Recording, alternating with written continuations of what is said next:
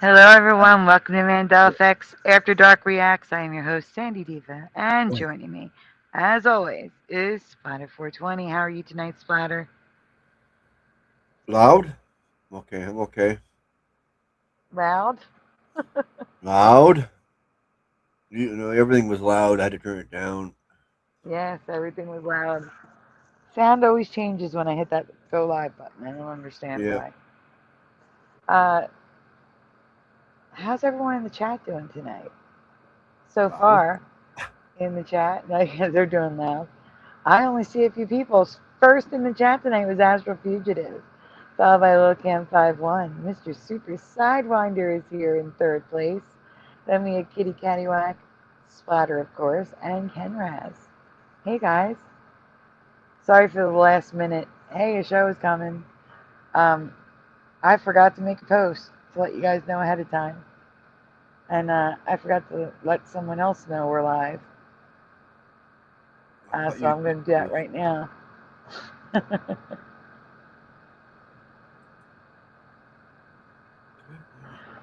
Oh my gosh. Alright, guys. I have some things I want to show you tonight.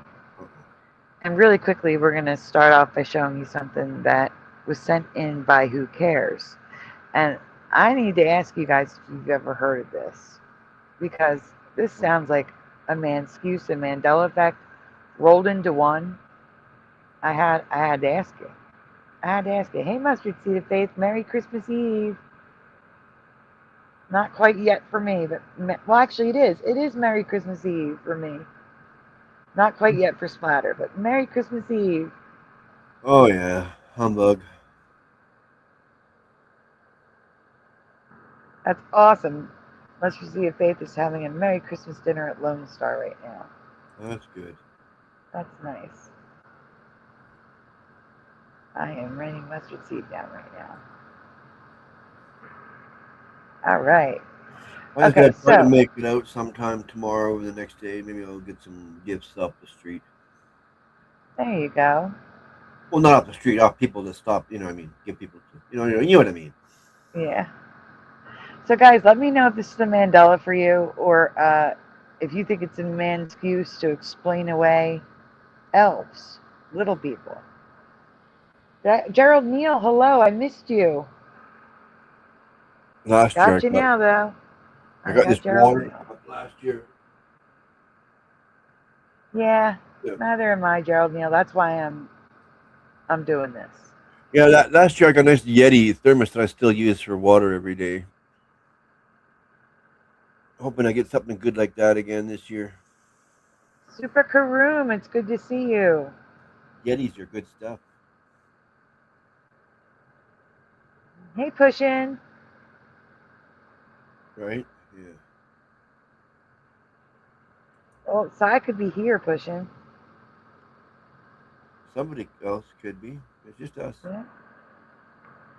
Well, Sai's on the phone with Pushin'. So. Oh, why is it pushing here? Because Pushin's on the phone with Sai. Okay. All right. So, like I said, guys, let me know in the chat if this is a Mandela for you, a man's excuse for you, or both. Okay? Hey, Astral. I saw you first tonight. I got you as first. Um, but yeah, this is crazy to me. I'm taking this down. I'm taking this thing down. You guys need to see this. This is insane to me. All right, hit play. Who's the creator? I don't know. Forage for knowledge. It's forage for knowledge. Forage for And knowledge, yeah. and WHOCAIRS sent this to me. So here we go. Hit play. Have you heard about the wild mushroom that makes you see tiny people after you've eaten it? And scientists have no idea why. Once you've finished having a munch on this particular mushroom, you'll start to see hundreds of tiny little people looking like elves, singing, jumping around and dancing, and generally just having some fun. People in Papua New Guinea have known all about the tiny people since the 1930s. 96% of the people that end up in hospital after eating this mushroom in China report seeing the tiny people. Indigenous people of the Philippines have long reported visions of the tiny people. Now try and explain that. Different cultures, continents, countries, languages, all experiencing the same visions. But it gets even stranger. Unlike Did you say pause? Yes, I did. So yeah, this mushroom, when you eat it, makes you see elves. Makes you see little people dancing around you and having a jolly old good time. And science has no idea why it happens because there's no toxins in it. There's no reason for it. It should be a perfectly safe to eat mushroom that does nothing to you, but somehow everybody who does, well, 96% of people who do see little people. Huh. Splatter? Yeah. Please get the StreamYard link off the screen. What? Remove the chat. There you go. Oh. Oops. I didn't know I was. Oh, sorry. I messed up. Okay. There you go. I'm a rookie at this here job. Remember who? A rookie. You're a professional. Yeah, but I forget sometimes. I'm a human. There we go. Yeah, there you go.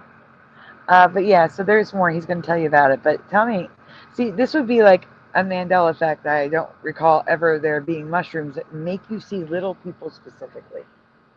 That sounds like a Mandela to me, a new type of mushroom. Number two, a new type of mushroom that's been around for centuries that they've known about.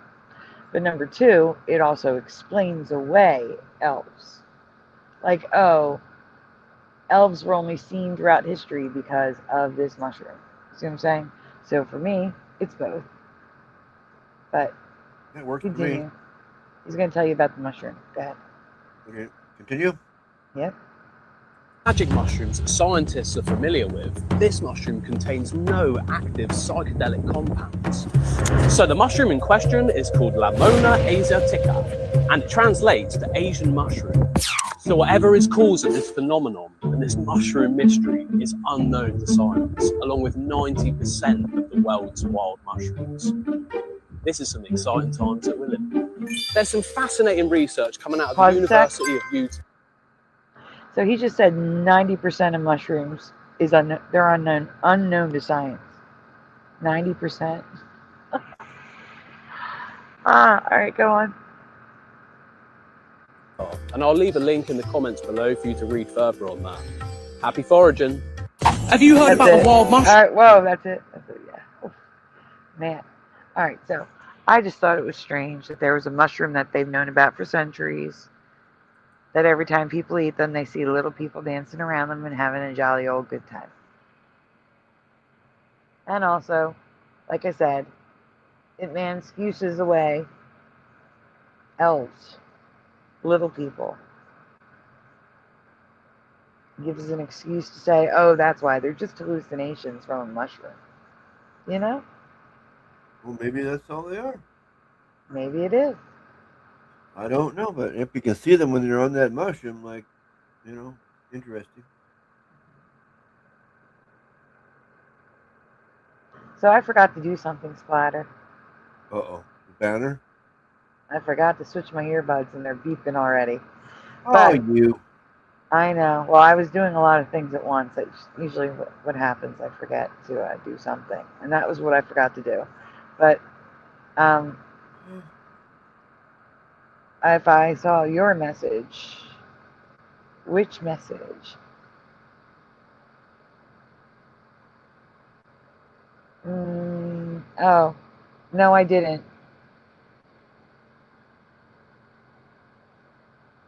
Yes, that's fine. That's fine, Pushing. What? I was answering a message Pushing sent. Oh, the one where they're gonna be on the phone. No, it's Sai's going to be coming up here in a minute, and let Pushkin sit back, relax, and watch the show.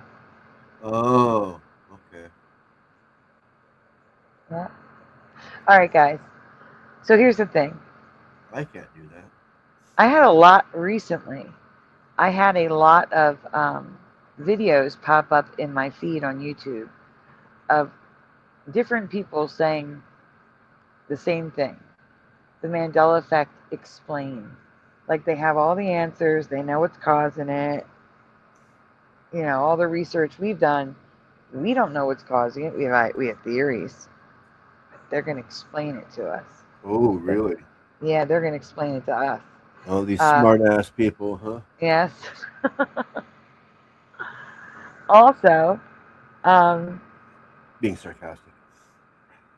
later on, I found 2 different channels sharing Mandela effects that they're not in the community. They're not even Mandela effect channels. But so one is a family. Second thought. Huh? So I'm just a second thought to these people. Which people? Chat. Oh, Gerald. It's Splatter too. Yeah, push the button. Everybody comes before me. He remembered you. Very end. Oh yeah, and Splatter. Like I'm a second thought. Makes you feel better. I'm second to last. Yeah, I guess, but at least you're in the list. Good to see you too, Gerald. So a Family Guy channel, every Family Guy Mandela effect, and a SpongeBob channel, every SpongeBob Mandela effect. I'm curious to see Sunsaw. what Mandela effects they've covered. What's a sunsaw? Sensei. Sensei? That's Sensei, not Sensaw. I don't know what you're saying. I don't know. You said, what's a Sensaw? I'm so confused right now. I thought you said sensaw, something like that. So I was saying, what did you say? Sensaw? Sensaw? Sensi? What? Oh, it said SpongeBob. Oh. I thought you were looking at one of the creators that we're going to be highlighting tonight is Sensei Productions. I thought you were reading it wrong. No. Okay, well. I was just listening to you trying to figure out what was coming out your mouth. Oh, yeah, no, SpongeBob. I didn't hear SpongeBob. Okay, well, that's what it was. So, we are going to you don't expect to hear SpongeBob. You don't hear SpongeBob. Very often, no, we don't talk about SpongeBob often. No, that's just yeah, that was foreign to my head. Okay, but now I'm ready. Okay, good. All right, Splatter, if you go into the private chat, can you please get the top one, Minutes of Horror? How did the Mandela Effect start? So we've watched Minutes of Horror before, everyone. But when we're usually watching Minutes of Horror, we're seeing ghosts and hearing about strange things in the news, like UFOs and reptilians and things like that. This is the first time I've seen Minutes of Horror really talk about the Mandela Effect. So that's who we're going to be checking out first. You might have to restart it because I watched a few minutes of it. No, it's the beginning. Okay, and please make it larger. 000. Full screen it, please. There we go. Okay. Let's get started. 125 probably. Yes, definitely. And the quality. Okay. We're set. Ready? Ahead. So D-Wave builds quantum computers. The way that they work, if you know how this works, is one of the interpretations is that you tap into these parallel universes and they do computations. Sounds really weird. But what's happened is this idea has been hijacked to describe something called the Mandela Effect, which is this thing where the past changes. So think about something you know to be true from the past. And then imagine you went out on the internet and you can't find it at all. It's not there. It doesn't match with your experience. So these people think that DOA is responsible and CERN. And of course, the quantum key to the abyss factors into it somehow. I'm not exactly sure how. You are now within minutes of horror, because in this video, I'm going to ask a question about the Mandela effect that is hardly ever asked. And that question is not what is the Mandela effect, or even if the Mandela effect is real or not, but why does this phenomenon even exist in the first place? And to a large population of people, this phenomenon is as real as UFOs and aliens. If you were to ask your grandparents or even your parents, have they ever heard of the Mandela effect? More than likely, they would tell you no, as the first known Mandela effect wasn't created until 2009, when paranormal researcher Fiona Broome coined the name in 2009. All right, I disagree that the first Mandela effect was created in 2009. No, it was not. And Mandela effects aren't created; they just are. They just happen. Yeah, exactly. Yeah, they just are.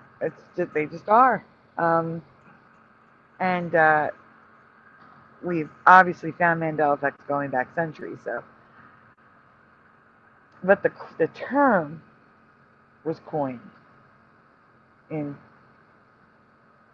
I don't remember 2009. That year is very shifty. The year that the Mandela effect was coined keeps changing on me. Poorly coined.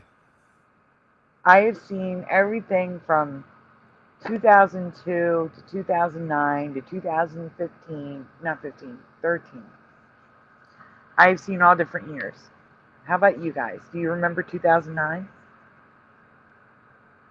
Let me know in the chat. Let me know in the comments. Do you remember 2009 being the year that Fiona Broome coined the term Mandela effect? Oh, okay. I don't got a clue.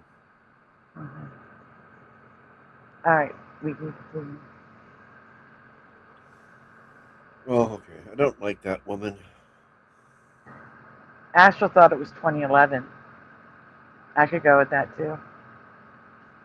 Hey, we riders. I thought it was earlier than that. I hope you are having a wonderful Christmas, Woo. Oh, really quickly, before we get started, let me write Woo Riders down. That's my daughter's birthday. What? September 18th. Where did that come up at? Oh, on the screen. Yeah. Really quickly, guys, this is Woo's fault. Please take a moment to hit like on the stream, subscribe if you haven't already, ring the bell so you're notified when we go live during the weekdays, because all of these shows are bonuses. Also, well, not the holiday. The holiday's always planned. But The holiday's a bonus. What? no, the weekday shows are bonuses. Also, donuts are very much appreciated, very much needed, never ever required. The apps are expiring. Here's a Feliz Navidad donut for you, Woo. And Splatter, there's your donuts, okay? Oh, Splatter? Yep. Okay. Where's my donut? There it is. Okay. There it is, yeah. I was All right. looking at something on my other computer. Hey, TG. Hello, Dr. Bob. Hello, Spiritual Ascension. My goodness, I got a lot of names to write. Oh, I have to do a quick thank you, too. But play it. I'll let you know when I'm set up for the thank you. Oh. What? Play the video. When I'm set up for the thank you, I'll tell you to pause again. Okay. Play it now? Yes, thank you. After becoming convinced that the then South African president Nelson Mandela had died in prison in the 1980s. But to the surprise of Fiona Broome and to many others, Nelson Mandela did not die in prison. He was released in 1990, went on to lead South Africa, and died in 2013. Instead of being beaten in prison, he would pass away due to a respiratory tract infection. But that does indeed beg the question, why all of a sudden in 2009 did people start questioning what they've always known to be true, and even reality itself? But going back to your grandparents, like I said, if you ask them if they ever heard of the Mandela effect during their time, they will say no. But if you ask them about a very popular TV show during their time, The Twilight Zone, who was the narrator, more than likely they will say Rod Serling. No, but it is and always has been Rod Serling. You may have some people that will say, no, it's always been Rod Serling. But why do we still have some people that still remember it to be a certain way? All right, everyone. Trophies up, please. We get to do a new donut video. Yay. Trophies up, please, Oh, everyone. this one, that drives me nuts. It's always been Serling. A huge thank you to Woo Riders DG. Thank you, Woo. It's never been anything else but Serling. Ladder. For you. Thank you, Woo Riders.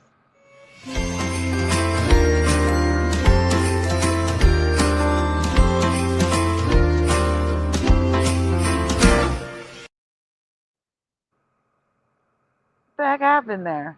That cut off. I don't Oh, I'll give him a different video. That got cut off. That's not right. Here we go.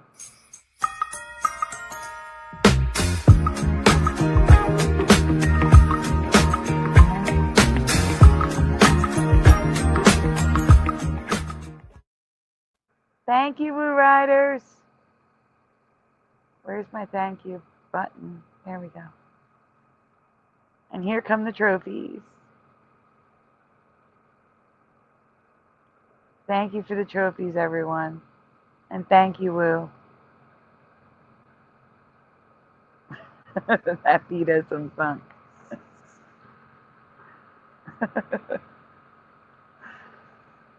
Sai's in the chat. There she is. Hey, Sai.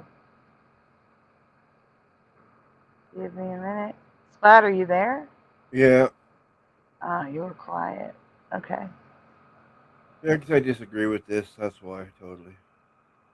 Oh, my. Well, I agree with it totally. So, It's always been just Serling. always been Sterling for me. Never been Sterling. Is that Sandy? What?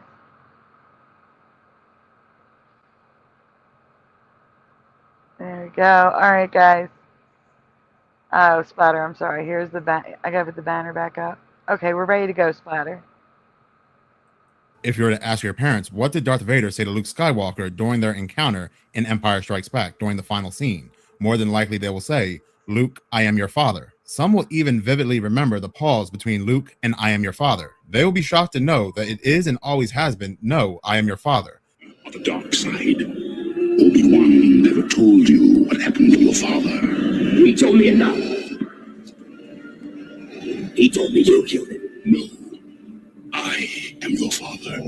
The name Luke is never mentioned during the scene. The phrase Luke, I am your father has been used in other media and very popular outside of Star Wars. Which makes it even the more odd is that prior to 2009, nobody argued or even corrected this phrase. One of the most popular Mandela effects, even more popular than Nelson Mandela himself, happens. The baby. Look at the baby. I can't. I'm sorry, I don't remember the baby.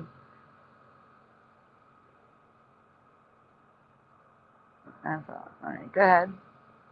To be the book Berenstain Bears. But Hey, the Berenstain Carnation. Bears is not the Berenstain Bears. It is and always has been the Berenstain Bears. There are many more examples of the Mandela effect outside of the three that I mentioned. But why do so many people happen to have this false memory? There could actually be multiple answers as to why people are suffering with false memories, even involving a certain... I just realized, I'm going to take this down so you can see it.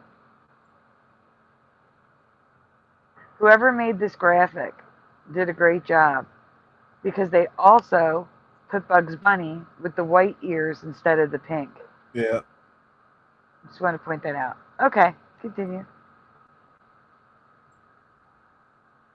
Location in Switzerland. Now, science actually happens to believe that the Mandela effect is real, but not in the way that you may think. They don't believe that there are some aliens that are controlling our memories, or there is an evil organization crossing over parallel universes. Scientists are proving that this phenomenon is caused by a human condition known as false memory syndrome. Researchers studying this topic stated it is important to remember how prone we can be to inaccuracy. Continuing to state, very often we are processing information.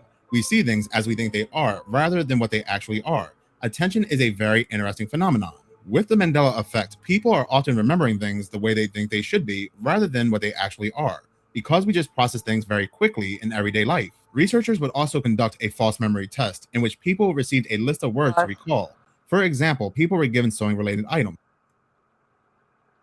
We did talk about this study. I don't like how it was conducted because they gave them, instead of giving them left and right like we saw with the Bugs Bunny Looney Tunes logo, um, they gave them the third option. And for people who are not familiar with the Mandela effect, sometimes the third option can be overwhelming. It can be confusing. And I thought that would skew the results a bit. In my opinion, hold on, Sai's here. Hey, Sai. Hi. Hi. Hi. How you doing? Hi, Good. Splatter. How are Hello. you? Um, I'm good. Oh, yeah, false memory syndrome. Isn't that kind of crazy that Ah, they're giving it a name? That's messed up. That's Yeah. really messed up. How you been, Splatter? I've Eh? been. Well, at least you've been. But I hope you be better.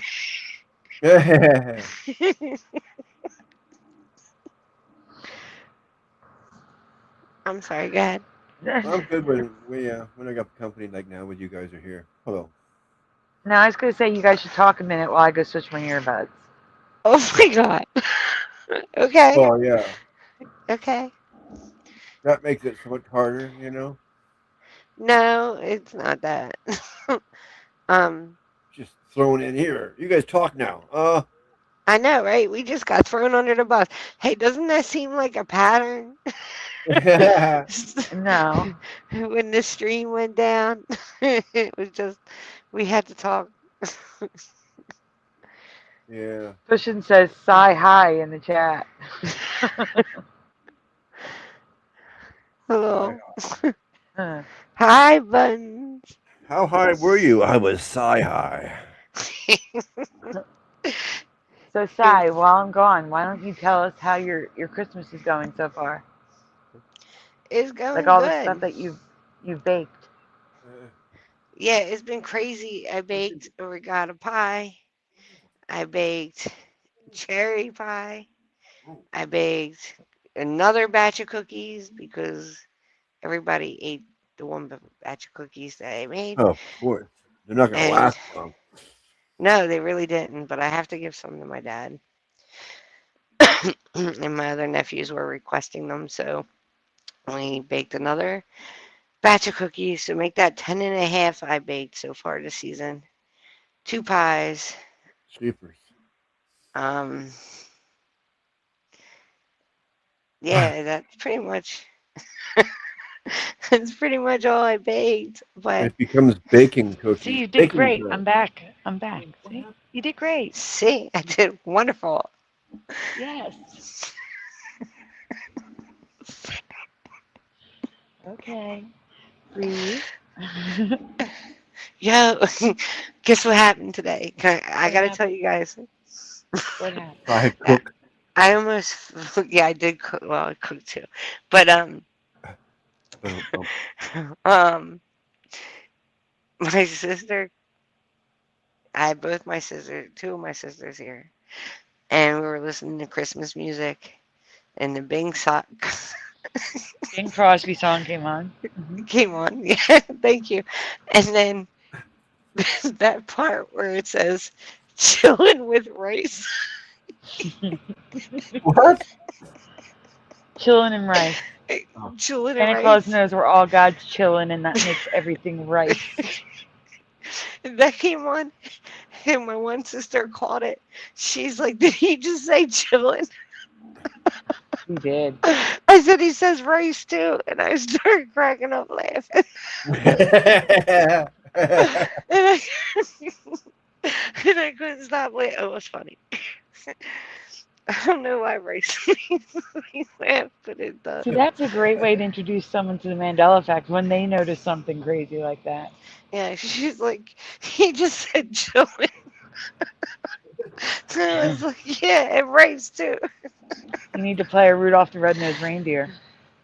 Uh, yeah, we'll have to do that. Chilling and rice. Chilling and rice, Hey, like chilling. Tobacco. And then he says, and that makes everything rice. Hmm.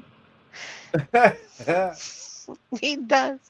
And so that's one of my funny. I think it's the funniest one of all of them, actually. But And it's no the funniest. editors caught that. Yeah, I like caught it. she Yeah, caught it. She yeah, caught but it too. Yeah, I my know, sister but caught nobody it. when it was being put out. You know what I mean? Those people, Yeah. you know. Well, That too. everything's got children, children. Everyone And knows that we're God's that's children, children. and that makes everything right. Mhm. Okay, we're Okay, gonna I'm go on sorry. now. It's okay. Okay. All the rice in China. Okay, well, we're gonna go on now. I just Are think we? they should have done this study with just a left and a right, not 1, 2, or 3. My Right. personal opinion, but we can continue. like a pin, cotton, or thread. When they were asked to recall them, they would also recall words that were not on the list. The words that were recalled that were not on the list were still associated with sewing, like a needle. Ken Drinkwater, a fellow researcher at Manchester Metropolitan, added that the effect might be connected to a condition known as false memory syndrome. In their individual identity and in the way they see the world, people are influenced by factually incorrect recollection. People could strongly believe in something or strongly believe that they've had this experience or memory, but in actual fact, it's all fantasy. Researchers several years ago got to look. Pause. Okay. So, yeah, I remembered that I had this to stop the video. I just want to mention again what Astral and Pushim were saying in the chat. How I've never heard it called false memory syndrome, and we've talked about this study before, and this study is talking about false memory syndrome, and that's an issue because again, we talked about the study before. I didn't see it mentioned anywhere. And that's weird. I've never heard false memory. So they're giving us a diagnosis now. Right. They're not just calling us crazy. They're not just saying that we're misremembering. They're saying you have a diagnosable illness, false memory syndrome. I don't like that. All right, continue. Wait till it hits them. Well, it already did. And whether Dr. people Bob could came up tell with a the good name, gaslight syndrome. Yeah, there you go. Good name. Hello, Denial. David A.K. Logan Freeman. Denial. That's another Merry one. Christmas to you too, David. Right? Denial. Merry Christmas. Happy Mandela Days. Okay, we can continue. Not just a river splatter. Yeah, exactly. It's in people's heads. Okay, ready? We're ready. difference between genuine and imagined memories. If you ask people questions about an air disaster, for example, when they recall the events, they wouldn't just recall what they saw on the news. They would also recall additional information. Because they aren't able to discriminate between what they've seen, their actual memory, and what they'd imagine. If you think about a plane crash, you can imagine many associated things because you've seen it in a film or TV. Guys, we're doing another thank you. Hi, Wendy. Oh my goodness. Trophies up, please, for pushing button 62. Thank you, pushing. I wish I could reach through the screen and hug people, you know? Like, I really do. I wish I could hug all of you. Like, seriously. Oh, you get that little guy on there giving a hug. People see that little guy. They know what he's giving a hug. Yes, I'm giving hugs all the time. Thank you, pushing. That's not it. Oh my goodness. No, you know I'm sticking with the Christmas for Christmas. So pushing, please excuse the non-pushing. Thank you. Here we go.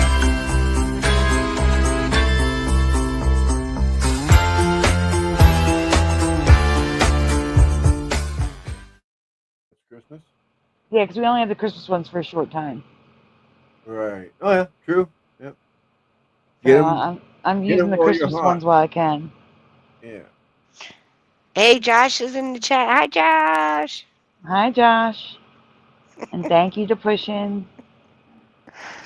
Oh, there he is. Okay, yeah. I'm doing all the thank yous. Hugs are overrated. Oh, Josh, get out. No, they're not. They're the best in the whole world. Pushing says you're welcome. He's giving me hugs back. Splatter's giving hugs. Hugs are overrated. Shush. You shush. I gave more. That's because he's a Hello, Richard slacker and he Minute. doesn't want to give hugs. Hugs are the best. I know. Hugs actually heal people. They lower your blood pressure. Roland Dietz says, this is my jam. Hey, Roland Dietz. I didn't know there was a Greg Biffle plane crash. Missing time. Merry Christmas. Happy Mandela Days.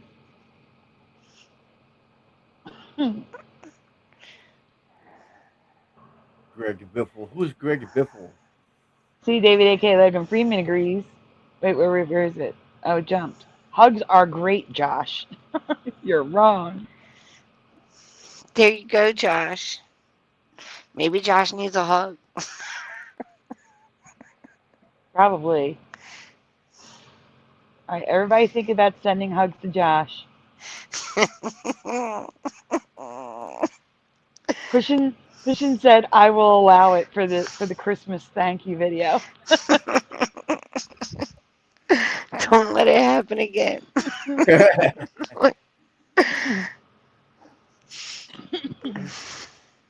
All right.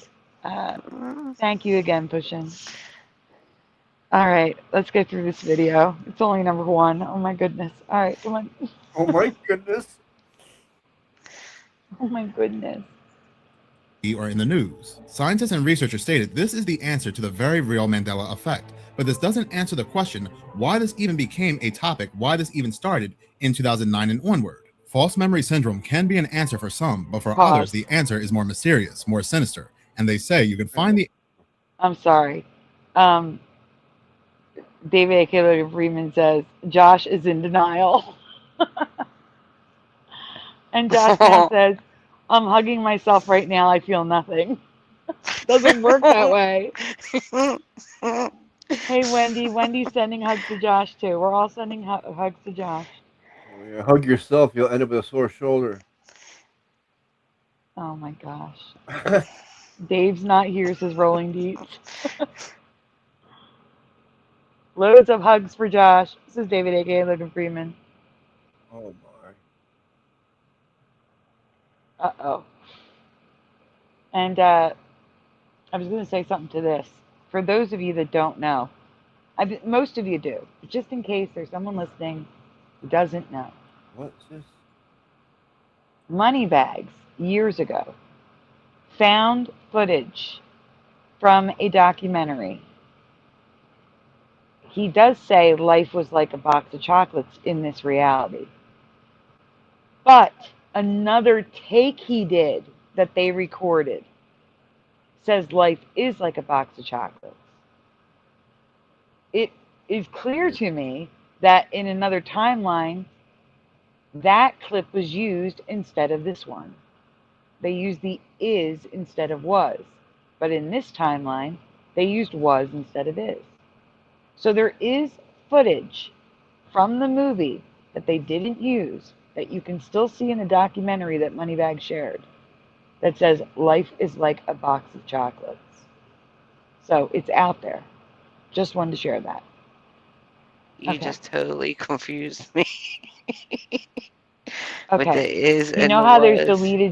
there's deleted scenes in a movie? Yeah. Okay. Yeah.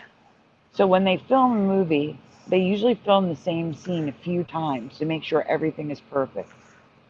Okay? Right. If they have to take a piece from one clip and a piece from another clip and put them together, they're able to, because they have like 4 different versions of the same scene. Okay? Right. There is video footage of Tom Hanks sitting on the bench holding the chocolates saying, life is like a box of chocolates. You never know what you're going to get. There's video footage of it. But in this reality, the director, the producer, they decided to go with a different take where he said life was like a box of chocolates. Mm.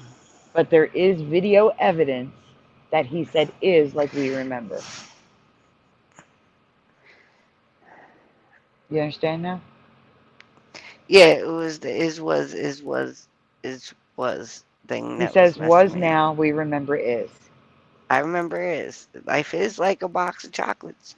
You never know what you're gonna get. Yep. David And found now one he says video. was. That doesn't even make sense. But his That's mother, past tense. in the film, where he learned the quote from, says is in her on her deathbed. Well, So I found one video. I gotta find it again. Lost my history with a bunch of residue. Gotta go hunting on the Tower of Babel, aka YouTube. Says David, aka Logan Freeman. Yep. All right, we can go on, please.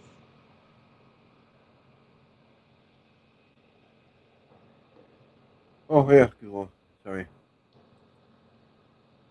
Answered just a year prior to 2009, even pinpointing to the exact day and time, September 10th, 2008, at around 10:28 in the morning. In Geneva, Switzerland, a beam of protons had successfully steered around the 27-kilometer large Hadron Collider, or also known as the LHC, for the first time. The machine was ready to embark on a new era of discovery at the high-energy frontier. The main purpose of the LHC experiments was to address questions such as what gives matter its mass, what the invisible 96% of the universe is made of, why nature prefers matter to antimatter, and how matter evolved from the first instance of the universe's existence. September 19th, 2008, there was an incident at the LHC. During powering tests of the main dipole circuit in Sector 3-4 of the LHC, a fault occurred in the electrical bus connection in the region between the dipole and the quadrupole, resulting in mechanical damage and release of helium from the magnet cold mass into the tunnel. Nobody was hurt, but multiple theories had risen from this incident, including a portal opening to even a parallel universe merging into ours. What many people don't seem to realize is that the organization known as CERN, those in charge of the Large Hadron Collider, have tested accelerators prior to 2008, even going all the way back to the 1950s. CERN's first accelerator, the sync-rock cyclotron, started up on May 11th, 1957. They would actually compete with Russia all the way up to the 1970s to see who had the more powerful proton accelerator. But unlike the other particle accelerators in the past, the Large Hadron Collider, which was initiated on September 2008, is the world's largest and most powerful particle accelerator. Splatter, are you able to rewind to that photo of the men around the machine, like 2 seconds ago? Men running. What? Men standing around the machine. A little bit after that. Hit play. 2008 is the world's largest and Oh most no, it's powerful after that. particle accelerator. It's before that. I mean, it is before that. Right there, right there. What the heck is synchrocyclotron? I've never heard it called the synchrocyclotron. Have you guys? No. The first accelerator was a Large Hadron Collider, I thought. yeah, that's what they said it was. They called it the God Particle Finder or whatever it is. But God particle finder. We'll find it for the God particle. that's what they said that it was. Wait. What? Do we see the year? May 11th, 1957? Oh. 57. Okay, they had a different name back 57, then. everyone. Never seen that term before, says Gerald. Rodney says nope. Pushin says nope. No, but they are just trying to sound cool. Probably. Make up a new word. Stop it. The CERN's first accelerator was 1957, called the synchrocyclotron. Sounds like a ride at some fairground. That still looks pretty big. It's nowhere near as big as the Large Hadron Collider, but that looks big.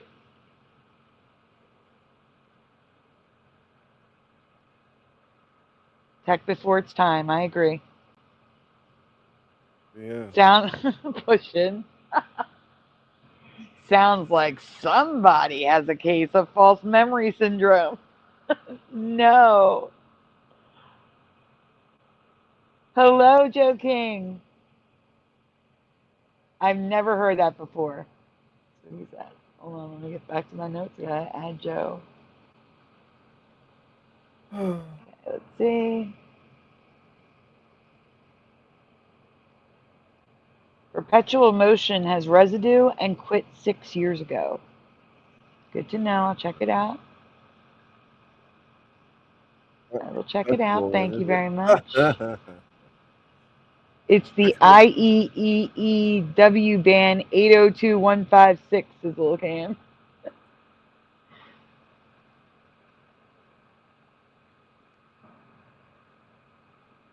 Astral says, I'm going to the hospital to get diagnosed officially with false memory syndrome just to see if they can actually diagnose me.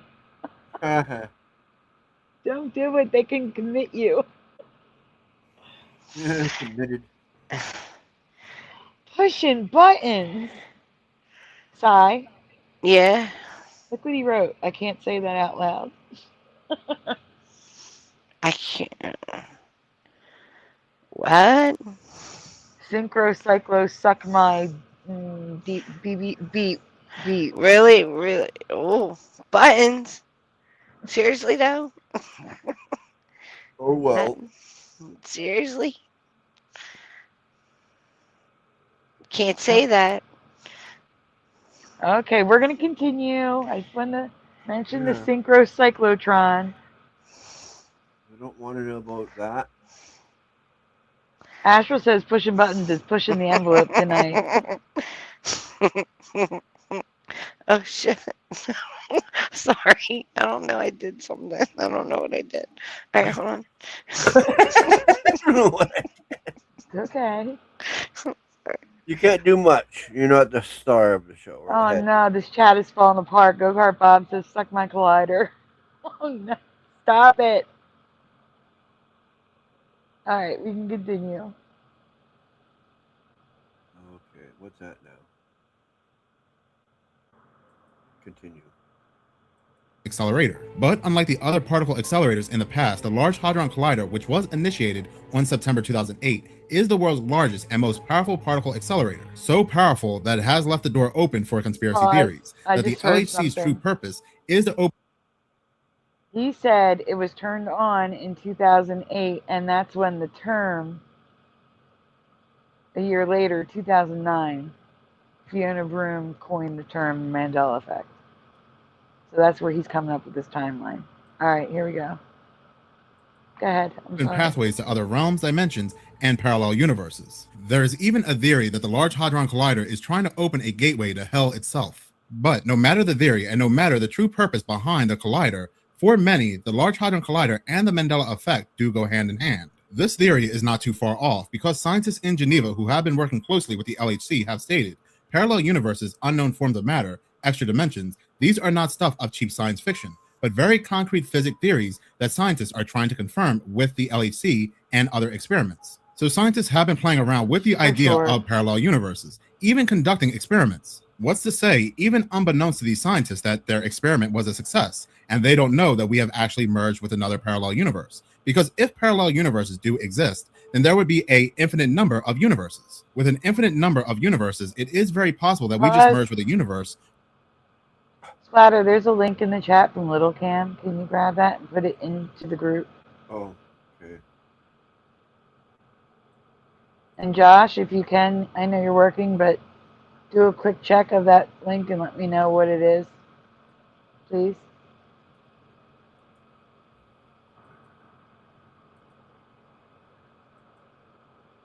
Did you get it, Splatter? Yep. Okay. There it is. It's in the bottom of the private chat.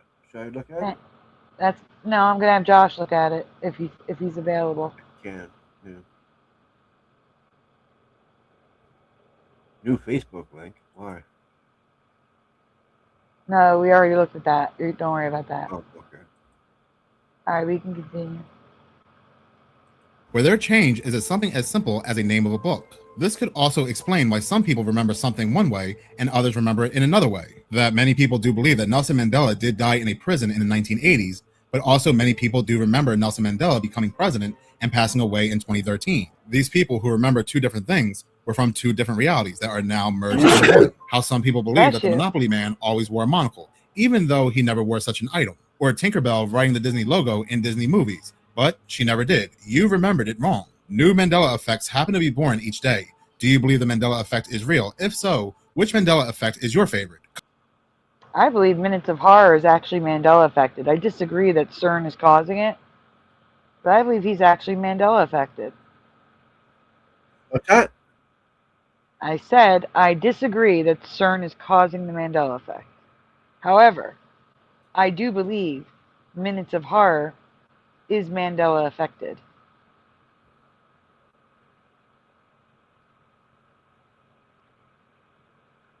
Splatter, Yeah. can you please pull up the second video Okay. by Morgue Official, please? This is the Mandela Effect Explained. We have 3 videos with the same title tonight from different people. And I'm curious what they all think, Who's this guy? Oh yeah, I've seen this guy before. how they're going to explain the Mandela Effect to us. Oh, okay, never mind. Sorry, I hesitated for a second. It's okay. Little Cam says it's a comedy link, but you'll find it funny. Hopefully. I agree. I agree, Gerald. That's why we're highlighting this stuff. All right. Morgue Official. Proof your memory. And Alice? Reality is, I don't know. I don't know. Let's The reality is wrong. Darth Vader never said, "Luke, I am your father." The Queen in Snow White never said, "Mirror, mirror on the wall." Oh, I'm going to have to and show Hannibal something. Lecter in Silence of the Lambs never said, "Hello, Clarice." These are some of the most quoted phrases, and you've probably said them yourself, except they never happened. Darth Vader actually said, "No, I am your father." No. I want everyone to notice that he The Queen shows the said clips for magic- everything. He's going to show the clips for everything except for Hannibal Lecter. Pay attention to what he says Hannibal Lecter says. Because what he says, he doesn't say. All right, go ahead, hit play. Mirror on the wall. Magic mirror on the wall. And in Silence of the Lambs, Hannibal says, "Good evening, Clarice." This is Pause. known as the Mandela He does not say good evening, Clarice. He says good evening. That's it. Just good evening. I thought it was hello, Clarice. It was hello, Clarice. Yes. But I'm saying he just said that in his timeline, what he remembers is good evening, Clarice. Yeah. All he says is good evening now. Just good evening. Dumbass. And Splatter, Yes. I'm going to send you a link to that. Hold on. What? I'm going to send you a link to that scene. Oh, to that scene. Yep. Play it? Well, I'm going to get it after I get you the link, yes. Oh no, but you want me to play this more and keep it going, or just wait? Just wait. No, I want you to wait because we're talking about this one section. Okay, we're waiting. Because there's a problem with that scene that I need to ask you about. So before, Splatter, take this down for a second. Glad they think that guy's grin is driving me nuts. Effect. Oops. It's okay. Just take it down for a second. I'm dropping the link in the Oh, just- private oh, chat. right. Okay, there we are. Okay, yeah. The link is in the private chat, Splatter. Not how Here's to my... do it. Oh, we lost Sai. Uh-oh. It must be the bottom one then, right? Yeah, I'm guessing. Yeah. All right, guys, here's the question. I want you to all to think about the scene where Clarice walks up to Hannibal Lecter's cell. What? Okay. Where Hannibal Lecter's cell is. Okay. Is it 1, the end of the hallway? 2, continues down? Does the hallway continue? Or 3, does it lead to castle-like dungeon steps? 1, 2, or 3 in the chat. Hello, tell him. So she's walking up the hallway past all the the worst of the worst. This dark hallway, walking towards the chair that the guard set out for her to sit on as she's interviewing Hannibal Lecter. Does the hallway end at Hannibal Lecter's cell? Does it continue down? Or 3, is it stone stairs like a dungeon in a castle? 1, 2, or 3 in the chat. Did I say hello? Hello, Talon, in case I didn't say it a second ago. My brain isn't working.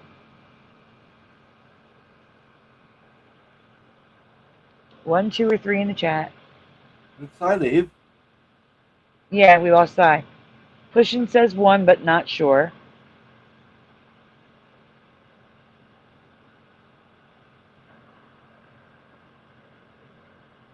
Guys, this is a new Mandela for me. That's why I'm curious what you guys remember. 1, 2, or 3. The hallway that Clarice walks down to interview Hannibal Lecter for that scene. That scene that we remember as Hello, Clarice. Do you remember 1, the end, like a wall, it's the end of the hallway. 2, the hallway continues. Or 3, there's stone steps like a dungeon in a castle. So Pushin's guessing 1, I think. And then Dr. Bob says 3, it's always 3. It's always 3.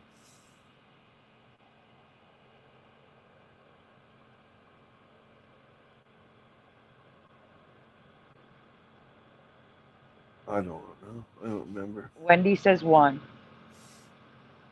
I'm going to guess 3. Spiritual Sensen says she walks down the hallway to his cell. Right. And past his cell is what? Is it a wall? Is it more hallway? Or is it stone steps like a dungeon in a castle? Wendy says 1. I'm going 2, says Missing Time. See you. Right. She walks the hallway. What's beyond his cell? That's what I'm asking. I know she walks to his cell. Yeah, they're not getting the question right. They're not getting the question. Past the cell, is it a wall? Is it more hallway? Or is it stone steps like a castle going to a dungeon? 1 for Little Cam. It's going to be 3, says Missing Time. Stone wall says Spiritual Ascension. I remember 1, but it's 3. Saw this movie a couple months ago, says Joe Bloor. Hey, Joe Bloor. He's the last cell, says Spiritual Ascension. Okay, so we're going to play the clip. I do remember 1. I remember it just being a stone wall there. He was the last cell. Yeah. And it is 3. There is a staircase that looks like it belongs in a castle instead of a prison. Let me get this thing up. I'm going to use yellow so it's brighter. All right, go ahead. It's number 3, guys. Go ahead, hit play. Go ahead, Splatter. Yeah. I'm going to tell you to pause it. Pause. Oh, rewind it. Yeah. Rewind it. You want me to get those stairs in full view, right? Yes. How's that? More so. More? That's good. The stairs are right there. I just want people to say. Look at that. Stop it. Never. Oh my God, I can't. This is a prison, people. Why? No. Never. It was just a stone wall. It was a stone wall in my past. That was the end of the line. You could not continue past there. Why does it look like she's in a castle?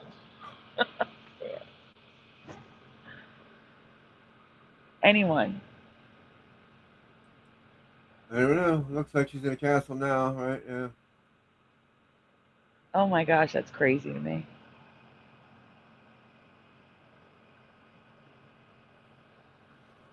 And look at that special door they have on there. Well, yeah, he had the special door. Because he might, kill you through the bars. Okay. Don't get too close. Please. Yeah, David's like, what? I can't. If you remember 3, that's fine. But I do not. There was never a staircase there for me. It was just a freaking wall. And I also remember it lit up differently. It was warmer where she was and cooler where he was. So there's more like a golden light at the end of the hallway. Like there was a light over her. Like she was you know, like when policemen question people in movies, there's like a light on them. I remember a light being on her. Like she was the Being interrogated. She's being interrogated by Hannibal Lecter. And it was like a subtle cue that she's actually the one being interrogated. You? Yeah, subtle cue. And that light is gone. There's no light there. So this whole scene has been Mandela'd for me. Does anyone else remember the little light over her?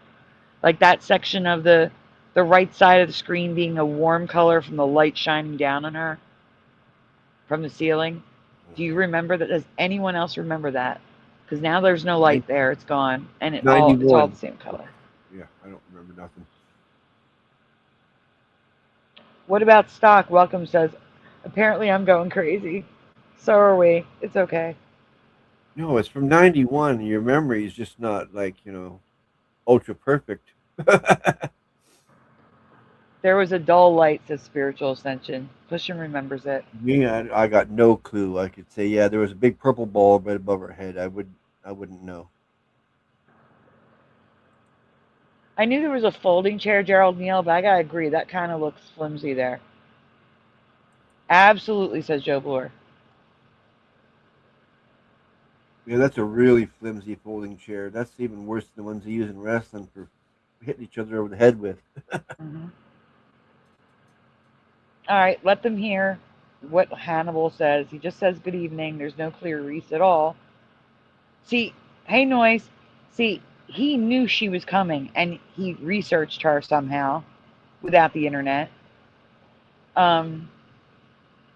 But in this reality, he did not. And he meets her and hears her name for the first time from her in this reality. Weird. Hit play, let them hear it.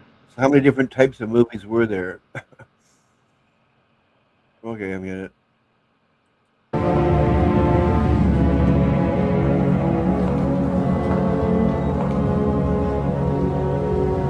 Morning. Dr. Lecter, my name is Clarice Starling. Stop, rewind that. Rewind that. Did he just say morning? Did I hear morning? Rewind that. Rewind that. I heard this earlier tonight. It said good evening. Hit play. Hit play. Oh my God. Are you serious? My name is Clarice Starling. I heard morning. Good morning. No way. Is anyone else hearing morning? Yeah. Good morning. Guys, I heard that today. It was good evening. Today I heard it. It was good evening. And now it says morning. I cannot. Oh my gosh. The guy even said good evening, Clarice, because it was good evening. Oh my God, it's morning now. Oh, I can't. The guy? What guy? I recorded the scene. Splatter, take this down. I'm getting the recording. I'm serious. I'm freaking out. I recorded this scene for you to show. Right. Good thing you I did. recorded it. I recorded it. And if it says good evening here, I'm freaking out even more. I don't even know what to do right now. I don't even know what to do right now. I can't. Guys, it was good evening. It was good evening just a couple hours ago. Just a couple hours ago, it was good evening.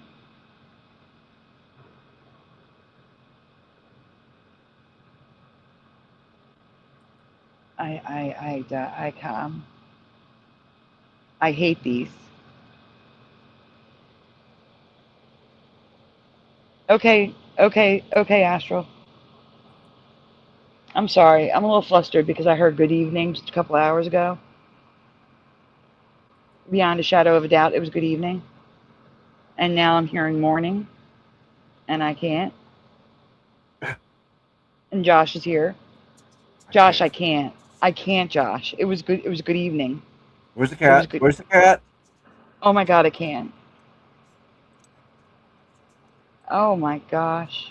I'm going to play again, but I'm going to play the clip I recorded, Gerald Neal. I'm going to play that clip. Soon as Someone pulls it up on screen. Where is it? I sent it to you in Messenger. Messenger. He mumbled good. They would have reshot that, said Gerald Neal. Which one? I didn't hear him say good at all this time. Like I remember when it first changed from "Hello, Clarice" to "Good evening" or "Good morning," but now You he just remember says morning? Yeah. I don't. It was good evening. Yeah, I heard. And the I guy heard you just saying said good good evening, and I was Oh my gonna. God, it was good evening today. It was good evening today. Oh my God. Can someone please present that clip? Where is it? It's in Messenger. Yeah, I it's don't not find in a group that I'm in, Not Messenger. in the group that I'm in either. It's not in After Dark. God, It's what the not heck? It Big should be in Ben. After Dark. Oh, it's spinning. Hold on. It's not here. It will. Did it send now? No. Not yet. We still There it oh, goes. okay, there we go. Oh, thank goodness.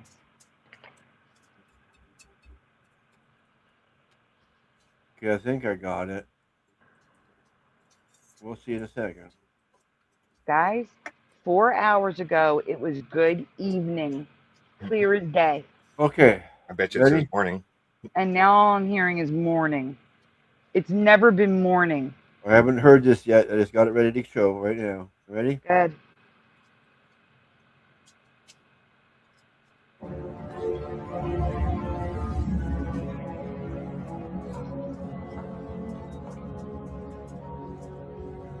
Morning.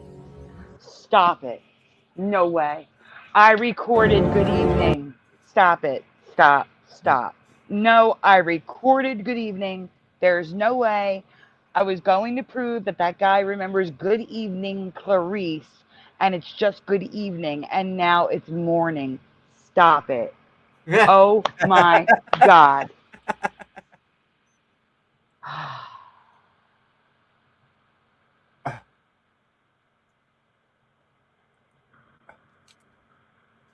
I don't even know what to say. Wow. Well, hold on. Hello, Clarice is a famous line often misquoted from the movie The Silence of the Lambs, which was Silence of the Lambs, not the, where Hannibal Lecter actually says good morning when he first meets Clarice Starling. And now in the movie, it went from hello, Clarice, to good evening. I guess Clarice, I missed that one. To good evening, to morning. not even good morning, just morning. No, it was good morning. I've never heard it as morning. It's always been good evening. Yeah, but now it's just morning. So it's lost the good since the last time I heard it. Yeah. It lost its goods. Cushion says hello, Sandy. I can't. You'd be I canning too if you heard good evening tonight. Tonight I heard good evening. Like literally tonight.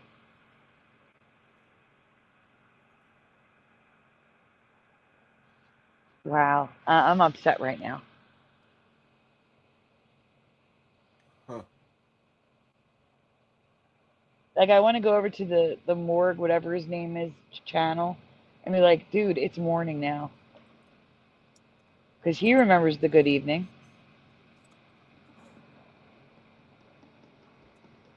Does anyone in the chat remember him saying good evening?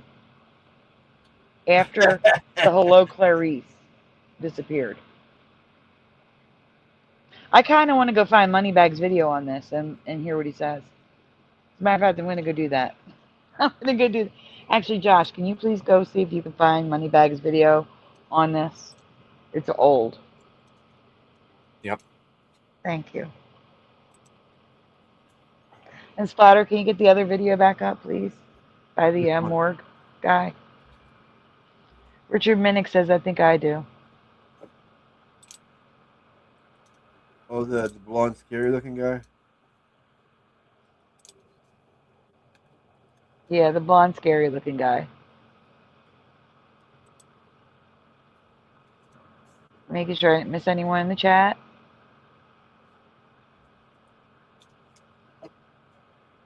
Hey, Jennifer.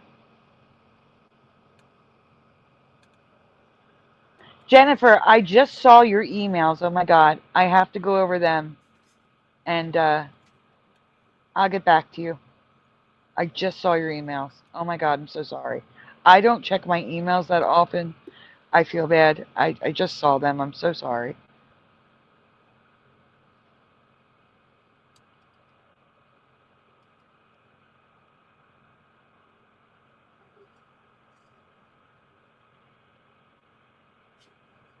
It's the wrong something. Yes, it is wrong. It's wrong. All right, let's. While Josh looks, we're gonna go back to this guy's video. Yeah, he's got like 6 videos on the Hello Clarice from 2 years ago to 7 years ago. Well, let's do them all. Just grab them all, please. We'll skip through them.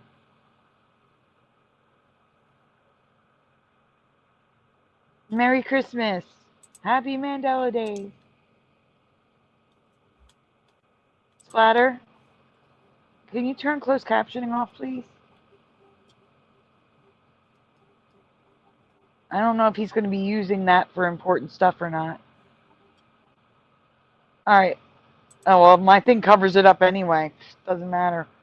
All right. Let me see if I can change how it looks. I know I can. I can do this.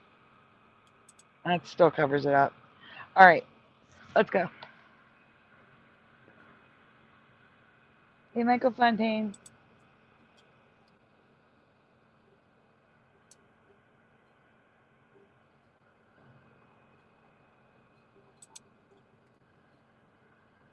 Splatter? Okay, yeah, play. Yeah. Okay. Mm-hmm. It's a phenomenon of shared false memories where people clearly and vividly remember things that never happened. Now, many people are so sure that they have these memories that they believe the Mandela effect is proof of alternate timelines or glitches in a simulated reality. But could that really be true, or is it something else entirely? In this video, I'm going to finally show you the truth about the Mandela effect and how it's led to hundreds of innocent people being locked in prison, the altering of history, and how it's used to manipulate. I don't like this guy. What's he talking about? I It's don't caused like- how many people to be locked, innocent people to be locked in prison? What is he talking about? I don't know. But No this guy's clue. a whack-a-mole. That's insanity. All right, let's see what he says. There are many examples of the Mandela effect. Remember the rich guy in Monopoly? He actually doesn't have a monocle.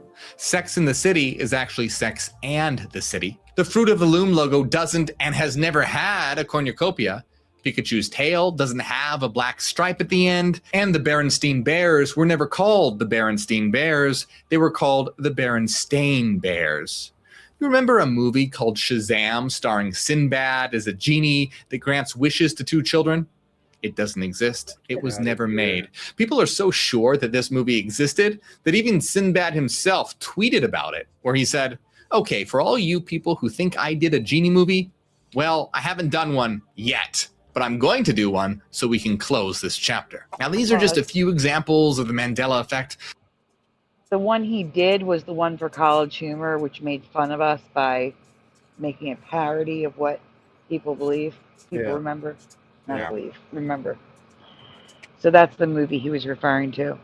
Yeah, they made like a clip of the movie that never was. Mm-hmm. All right, we can continue. But there are so many more. People are utterly convinced that what they remember actually happened, and this has led to mass confusion and theories about alternate timelines, reality glitches, or elaborate conspiracies. And I get a question about the Mandela effect almost every time I live stream. So what's actually going on?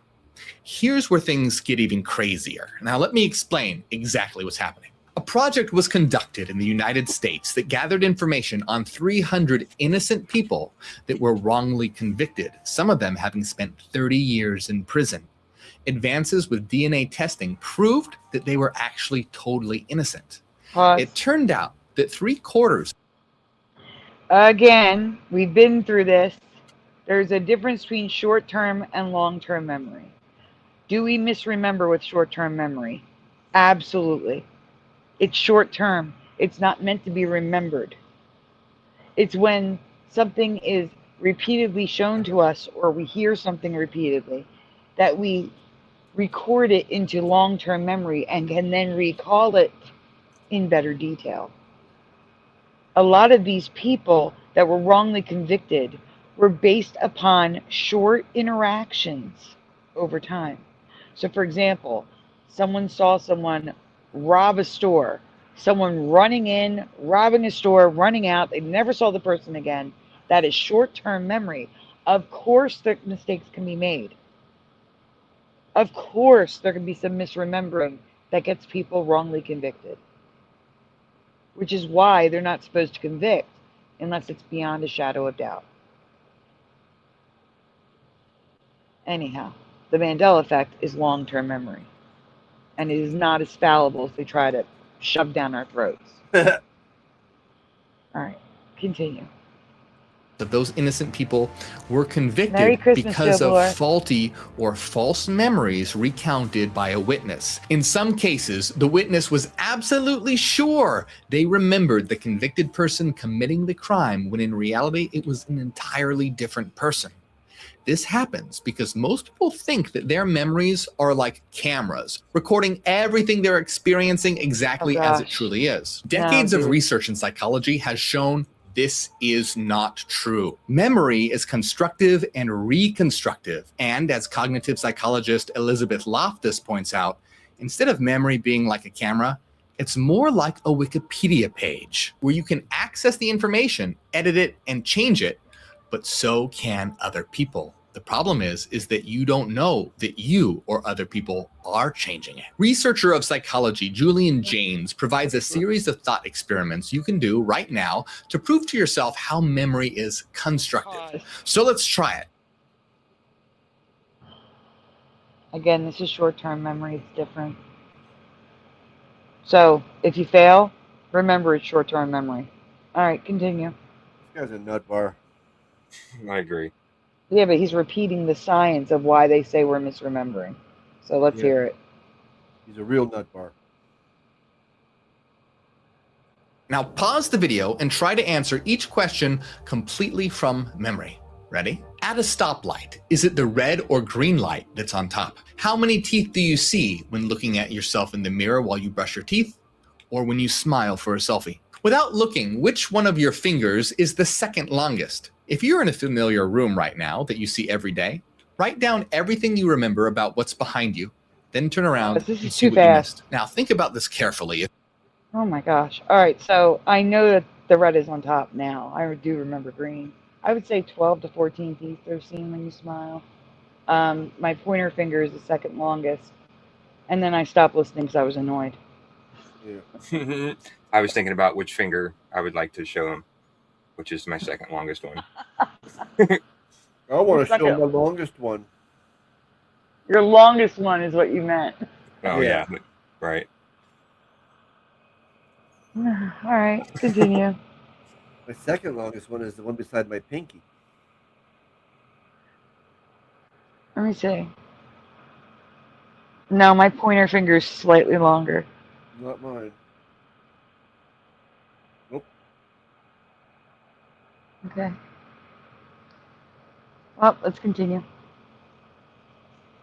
If your memory behaved exactly like a camera, you would be able to remember every single detail in a familiar room and how many teeth you see in the mirror. You see these things every single day, and you'd be able to retrieve them just like looking at a video or pulling up a picture. But the fact is, he is incorrect. I do not look at myself in a mirror every day. No. And I'm sorry. I don't sit and like smile at myself in a mirror. And count your teeth you can see. I'm not counting the teeth either. Who knows? Who does anybody know how many teeth you show when you're smiling? Every smile is different. I mean, like, come on. And again, I just had to hold my hand up in front of my screen so there's light to see which finger is slightly longer than the other. Like, I don't know it off the top of my head. Yeah, that's true. I lifted up my hand to see him. Yeah, it's my middle finger is my biggest, and then the one beside, in between the pinky and that one is the next largest, and my pointing finger is third. The only question that was valid was, like, where is the stoplight? And it's like, well, I know it's red on top now, but I remember green on top. That's the only valid question. No, it was never green on top in Canada. Okay. All right, we can continue. His memory doesn't work like a camera.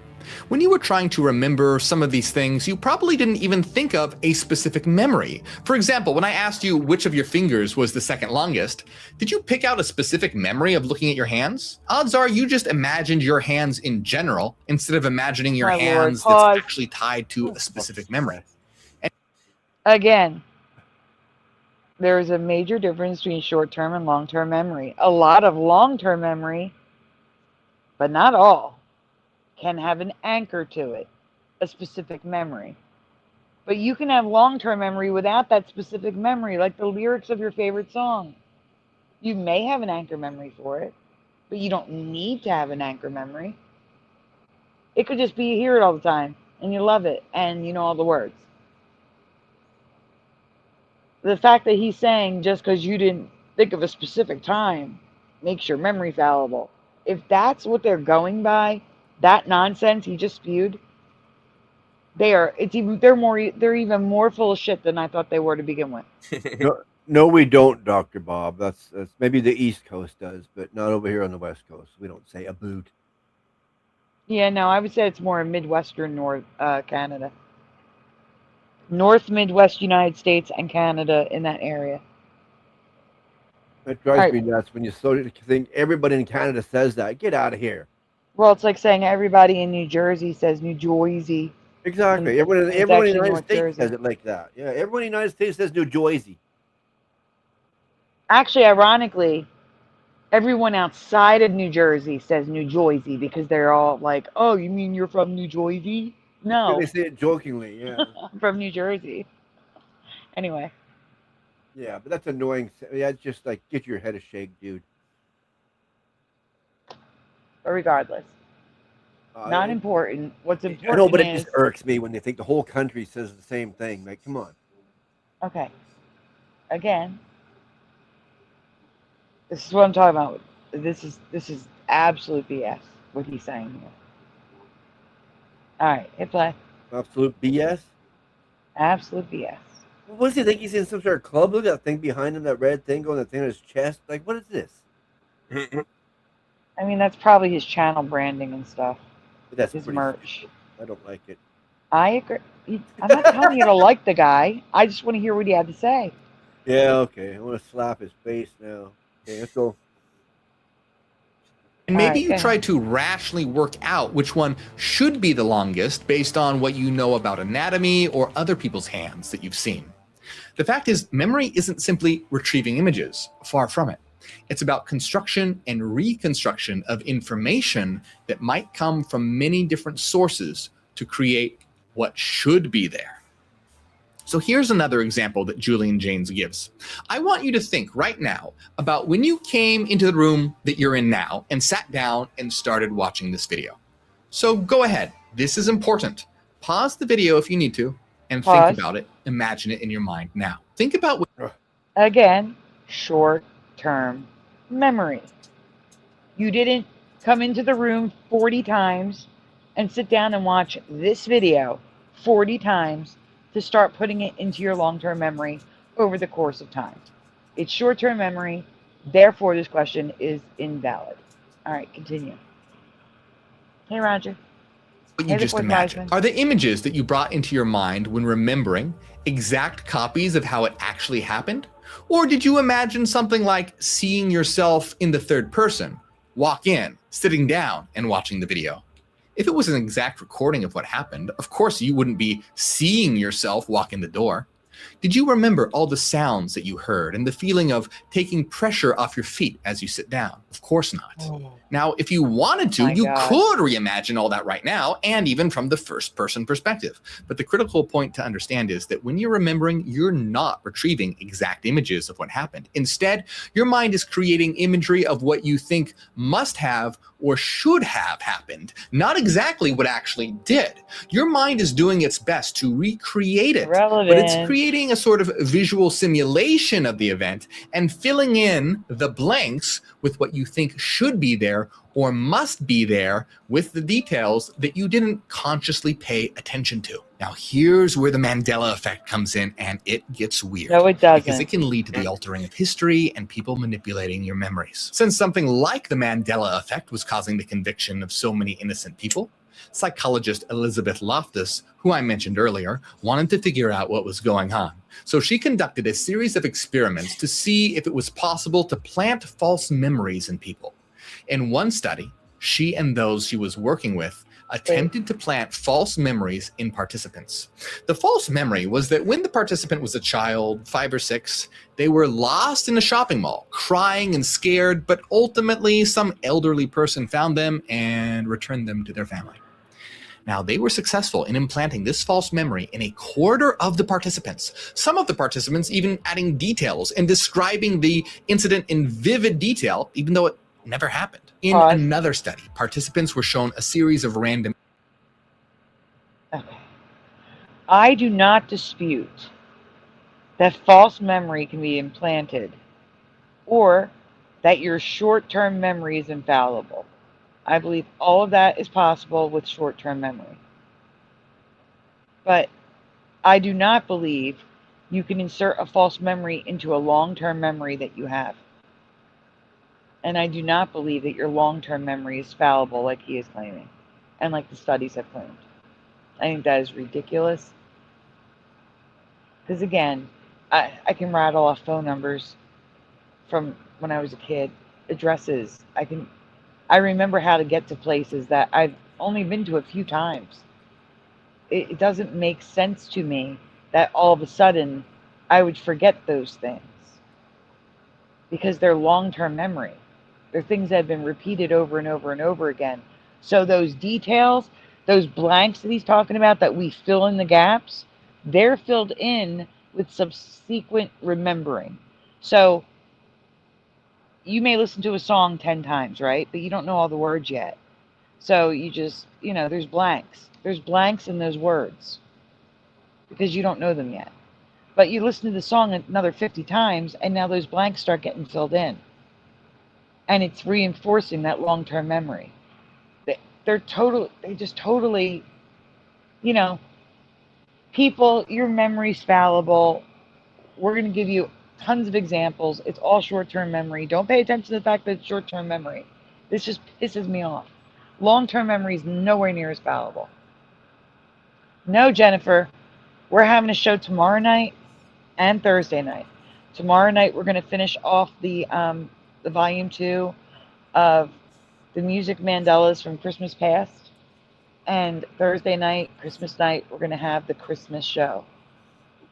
So no, with the new stuff. So we got shows coming up every night for the next 2 nights. Friday night, there will not be a show, and then normal schedule starting Saturday. Okay. All right, we can continue. I am just breaking it up. One of which was a college campus that they'd never been to. When shown the images again 3 weeks later, a majority of the participants said that they either probably or definitely visited the campus in the past. Multiple studies like this have been done across the world, implanting even extreme false memories into participants, like almost drowning, being attacked by a vicious animal, and witnessing demonic possession. So how do you implant a false memory?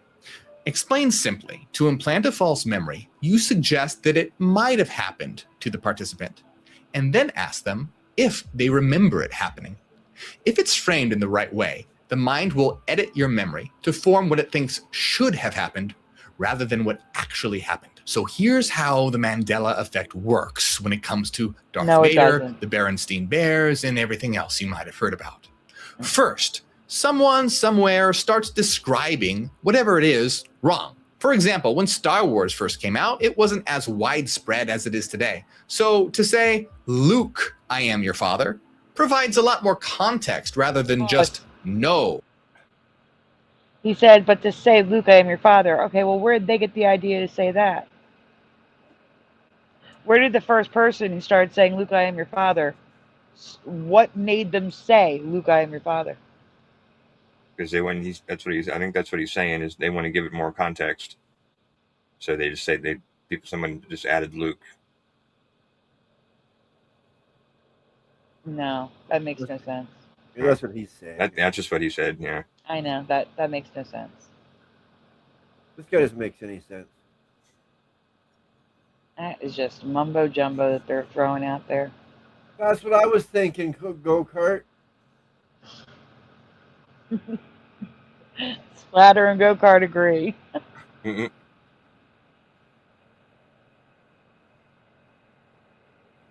All right, we can continue. Go ahead. I am your father. No, I am your father. In the Disney movie, it's magic mirror on the wall, but in the original book, it's the familiar mirror, mirror on the wall. Of course, The pause. Monopoly guy doesn't have a monocle. Of course, because you know, everyone who's ever remembered Mirror, Mirror on the Wall must have read the book. I never read no damn book. I know. Me neither. And that doesn't explain why Disney themselves throw Mirror, Mirror onto a ton of merch. Okay. But a lot of rich cartoon characters do, like Mr. Peanut. Stein Oh, yeah, is a very that's what we're common thinking last of. name and can easily be confused with the uncommon Stain.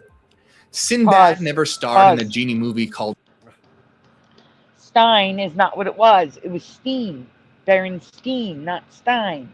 So while Stein may be a common last name, it has nothing to do with Berenstain. He's made a comparison that made no sense. All right, go on. Shazam, but Shaquille O'Neal starred in a genie movie called Kazam. These are all examples of how some people could have been confused or provided context or just made something up. If they tell their friends about it, this will Stop. start to spread. And because of the power of suggestion, they'll believe that it actually happened. They'll Stop start it. saying, Pause. Luke. I would love to hear what he has to say about the good evening Clarice being morning. Love to hear what he's got to say about that. All right, continue. I am your father, and all the rest.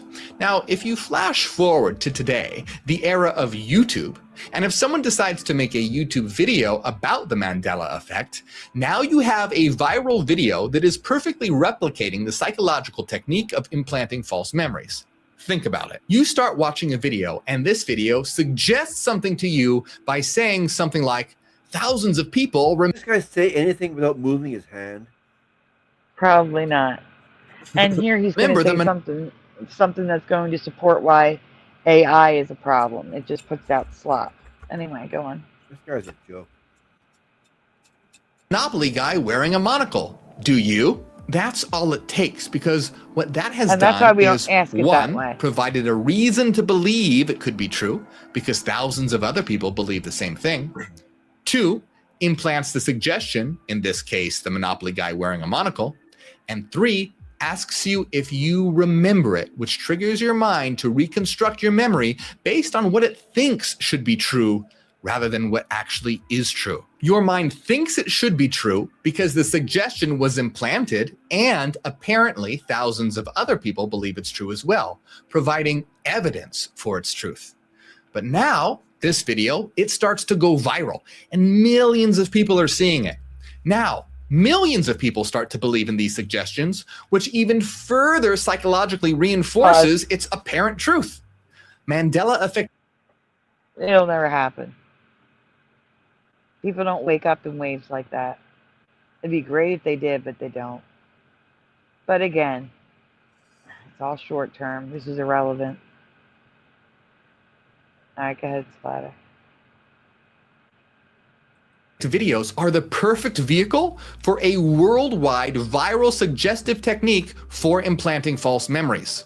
Of course, it doesn't work on everyone, but it spreads so massively across the internet that it could end up working on millions. Now, here's where it gets interesting, because some people are so sure that their memories are true, they believe that this is evidence for multiple timelines. Oh my God. A principle used in science and philosophy condescending known as one day. Occam's razor points out how incredibly unlikely this is. Let me explain. Psychological research has shown that it's very possible to implant false memories in people, even including extreme events like witnessing a demonic possession. Now, this was a false memory that was totally made up and selected by researchers, so obviously it doesn't have anything to do with multiple timelines. Now, things like Stein instead of Stain and wearing a monocle or not. No, it doesn't obviously have nothing to do with multiple timelines. There are different Mandela effects with different reasons for them, we'll say. That's why I believe we shift timelines and Earths, because there's things with the Earth that shifting timelines does not explain. But just because whatever the mumbo jumbo he said, that doesn't mean that we're not shifting timelines. So dumb, I can't. Yeah, this guy's a nut bar. Yeah, you can't believe anything those long-haired hippies say. Hey. Coming from a long-haired hippie. Coming from a long-haired hippie freak. All right, we can continue. No, it's just the blonde ones, right? Yeah, we'll go with that. Are incredibly subtle, and these are way easier to implant than something extreme like possession. Occam's razor is known as the law of parsimony, which, in the context of the natural world and used as the empirical version, means that the simplest explanation is usually the best. For example, if you're walking outside and you see a ball on the sidewalk and you're wondering how it got there, well, someone or something could have dropped it, or it could have been beamed there by aliens. Well, Occam's razor says it's much more likely the ball was just dropped there. When applied to the Mandela effect, maybe it was multiple timelines. Okay, it's more likely. That doesn't mean it's not possible. And just because something seems more likely, it doesn't mean that the less likely answer is wrong. That's all. All right, go on. Last minute. Or maybe it's the result of a known, studied, and researched psychological technique. Occam's razor says it's the latter. But with this in mind, you must be extremely careful, because the implantation of false memories can be used to manipulate you and have dramatic effects on the world when it comes to things like history. How much of history do you think is actually completely false because the historian was influenced by outside sources?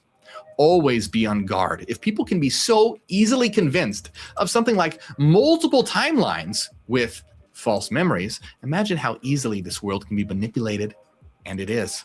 Make sure that you're constantly using logic and reason to determine if you should believe what someone is telling you.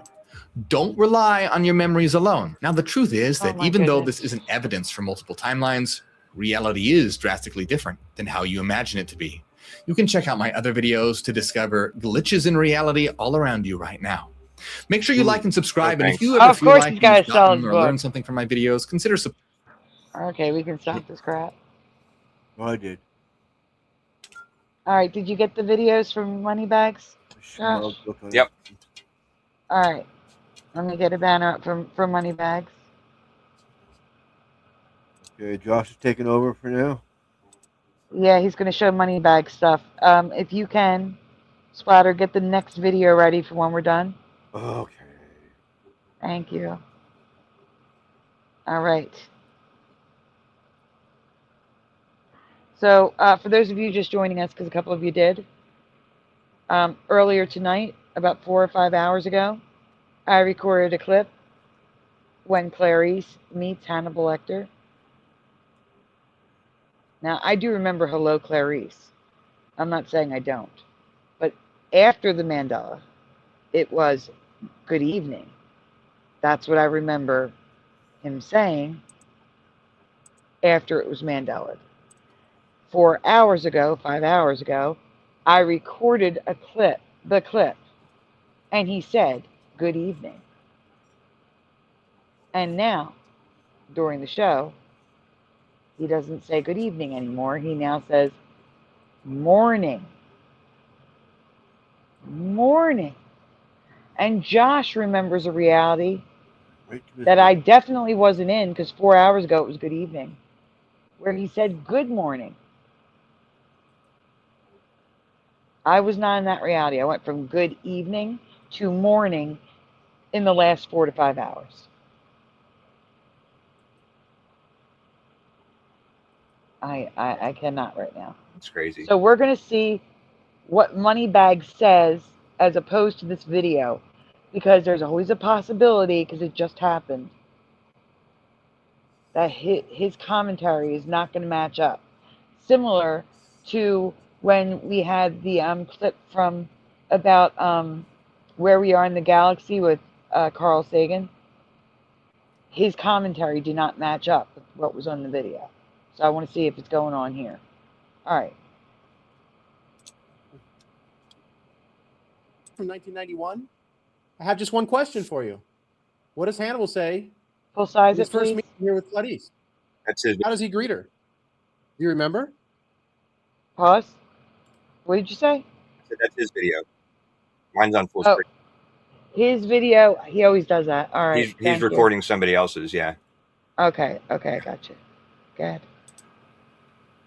Maybe we'll find out here. Wow, look, it looks like there's no staircase. Is it reenactment? It's a reenactment, no staircase, and the lights are hanging from above. Did we see that? No. Rewind that, Josh, please. See the lights hanging from above? Yeah. That is what I remember. The lights are gone now, and the wall at the end of the hallway is now a staircase. It looks like it belongs in a castle dungeon. Stop it. This whole thing's wrong. This whole thing is wrong for me. All right, I'm sorry. Continue. Looks like Maybe we'll find out here. Huh? Does it look like stairs at the end of the hallway, though? I didn't say, it looks like it could be that little yeah, castle dungeon stairs right there. I can't see it. It's too dark. Yeah. Maybe it's because I have the thing on top of it. Yeah, we're seeing it. It still looks too dark. Oh, yeah, see, there's stairs. There's a reenactment. Yeah, there's stairs. But she's turning in the corner. What the hell? Who's Clarice? Oh, this is it. Oh, that's what I remember. Is that what you remember? Here's a 2006. University of Pennsylvania bestows an honorary degree upon Jodie Foster. She's greeted warmly by the graduates, including 2 students holding signs that said, "Hello, Clarice." A line from The Silence of the Lambs, the 1991 film, for which she won an Oscar. Does this man recall the same as I do, and I'm sure many of you? Pause a second. Josh, there's another video. Spiritual Ascension says, "The Silence of the Lambs great scene published by Azzy Clark on YouTube has the stone wall like I remember." So when this video is done, can we look at that really quickly? You know what? I'm going to go find it. You just hit play. Okay. Sure seems like it. Hello, Clarice. 2002. If you think you've seen the last of Hannibal the Cannibal, think again. Announcing Hannibal, movie that came out 10 years afterwards. I'm sure many of you have seen this. I've seen this one, yeah. Silence of the Lambs. Hello, Clarice. It's good to see you again. So this is what it was, right? Hello, Clarice. Hello, Clarice. This, right here. This. Yeah, it was definitely Hello, Clarice. For me, at least. Yeah. Oh yeah. Well, yeah, I'm curious. I'm curious now what it's going to change to, like what it's going to say. I'm sure it's going to say morning, but yeah, I want to hear what he says. Yeah. It was Good good This evening. is it, right? This is what it was. Morning. This is what it was, right? In another reality, this is what it was, but apparently not in this one. I know this is what it was. This is what it was. There's no doubt in my mind that this is what it was. But this isn't what it is. Do these little kids know what it is? Oh, boys, it's nice to see you again. Yeah, guys, it's nice to see you again. Oh, boys, it's nice to see you again. This was uploaded May of last year. 3 weeks ago, someone pointed out that this was never said. Quote from Silence of the Lambs does not exist anymore. Hello, Clarice. It's nice to see you again. Can no longer be found. The person who uploaded the video said, "I know. Mandela Effect at play here." Here's a 2001 article around the time Hannibal came out. Hello, Clarice. If those words sent a chill up your spine, you're probably been looking forward to the sequel to the multiple Oscar winner, right? Silence of the Lambs. Well, I don't know why. Because it's not in the movie. Dr. Dolittle 2. Such as when Dolittle enters an animal pound and a caged boar whispers, hello, Clarice. Why would the writers of that movie put that in there? Oh, bad memories, right? Yeah. Everyone's just got such bad memories. We can't remember any movie from any time, right? No famous lines. We've just botched 50% of them, 80% of the famous lines. We just botched them all. That's what a lot of people would like you to believe. I want to know what he remembers it being now. Yeah. We're getting there. That. You ever see, whatever it is, they think of Sons of the Lambs. Hey, Josh, we could probably go to another one. So he's not going to show the clip. He's just showing residue. Oh, well, he shows the clip at the end usually. Oh, here it is. All right, there we go. Back. 2000 article, Sarasota Herald. So what does he say? Does anyone know what he actually says? Because it's like I've never seen the movie at this point here because I have no idea what he says. Do you know what he says? What's he going to say? We know he's not going to say everything we just covered because that was in another reality. So what's he going to say? Morning. If you haven't heard what he says, get ready. It's probably not going to match what you remember. Although I'm sure there's plenty of people watching this that will say, oh, yeah, that's what it always was, which that's probably correct. Not everyone has shifted. Maybe they'll shift. Maybe they won't. Maybe they won't. I don't know. I don't know what's going on. It's just so mind-blowing. 6 months down the road, and it's still mind-blowing. It's just incredible. Totally incredible. Here we go. Good morning. Dr. Lecter, my name is Clarice So Starling. wrong. Good morning. That's what... Oh, see, he said good morning. He said good morning. Yeah. Yeah. Rewind it. The whole- Let people hear it's just morning. Mind-blowing. 6 months down the road, and it's still mind-blowing. It's just incredible. Totally incredible. Here we go. Good morning. Dr. Lecter, my name is Clarice Starling. Good morning. That's what... He just heard it 2 seconds ago, and he said it wrong. That's all I heard was just morning. I didn't hear good. Well, right. Well, That's what we're saying. The commentary doesn't match. yeah, Moneybag says 2 seconds after he watched it, he says good morning, and he even imitated it a little bit, trying to do his voice. You know what I mean? So he heard good morning. Which is a quick mumble. Good morning. Yeah. Quick mumble. And I'm telling you, it was good evening earlier tonight. Crazy. All right, let's try the next one. Children. Did you go? Is that the oldest one or the newest one? I think that was the oldest one. That was like 9 years ago. So he didn't do the one 6 months earlier.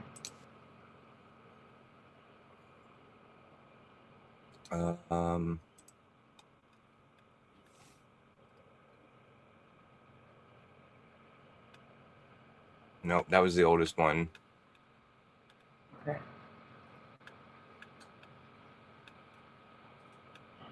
Splatter? What? Oh, no, I added. Oh, No. I added 2 links in the back. Azzy Clark 1 and number 2. Can you pull up Azzy Clark 1, please? After we're done looking at the Moneybags ones that Josh has, we'll look at the Azzy Clark ones. Okay. Ready? Okay. Go ahead, Josh. Silence of the Lambs was still cut on film. It was Silence, before not the. Avid or Final. Huh? He said Silence of the Lambs, not the Silence of the Lambs. That's residue. Cut Pro, or before I was using those tools. And we've got the first day's dailies up, and we turn it on, and it starts playing, and there's Lecter, and he turns and he goes, "Hello, Clarice," and we went, "Oh my God, he's got it." And from that moment on, through the end of the film, there was never any doubt about him or the power of the film. It's a very compelling piece. And so we knew we were on a ride, a very dark ride, you know. Well, the trick is, I guess, to play a man like. Huh? We can go on to the next one because I've listened to this clip. That's all we needed to hear.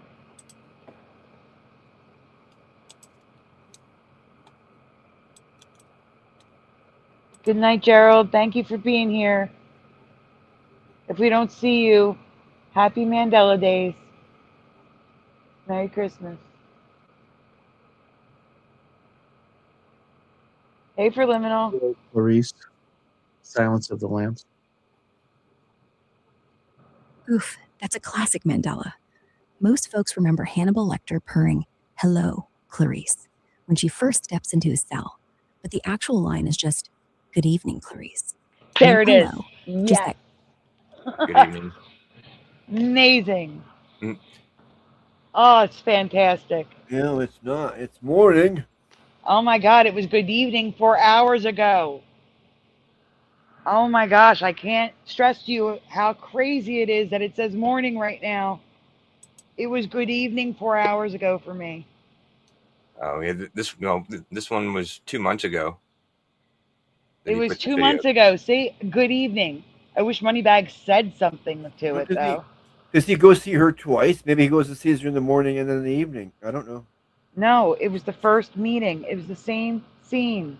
I recorded it. You played my recording that said good evening. I said morning.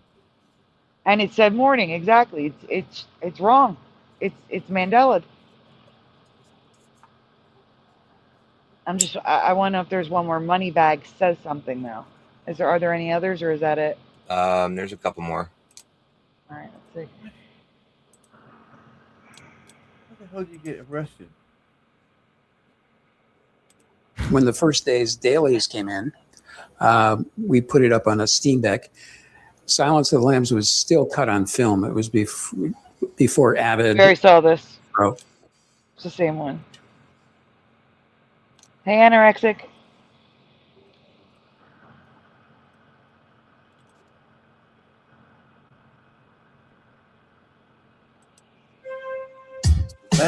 Oh no, music. No.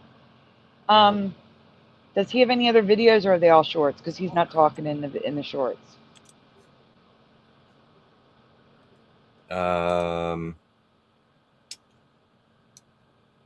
Yeah, just the one that we didn't finish. All right. Then we're going to switch over to Azzy Clark. So Splatter, I'm putting you on screen. Are you? I am. Is it full screen, please? Oh yeah, I was waiting for you. What is that? That's not it. That's not it? No, that's about Jake Paul. What? I don't know. The title of the video said Jake Paul. No, not my screen. Yes, it was. It was on the screen, Splatter.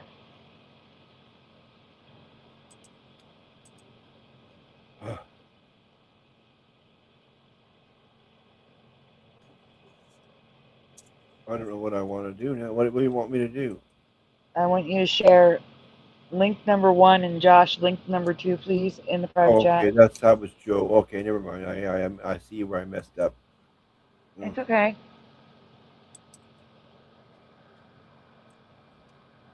I haven't. That's the problem, Spiritual Ascension. There's 2 of them. I don't know which one we're looking for, so I got both of them. Okay. Where the hell is that? Oh, no, I don't want to leave, do I? Maybe. All right. Josh has 2. I just need one up. You have to pick the first one, please. There we got one. Yeah. All right, here we go. I don't know which one is going to be the right one. But one of these has the wall that I remember. All right, here we go. Well, I got to put it back a bit because she's already talking to him here. Yep, start over, yep. Right there. Good. Yeah, there's the stairs. So this one has the stairs. Yep. So we'll play it anyway. Let's see if it's probably going to say morning.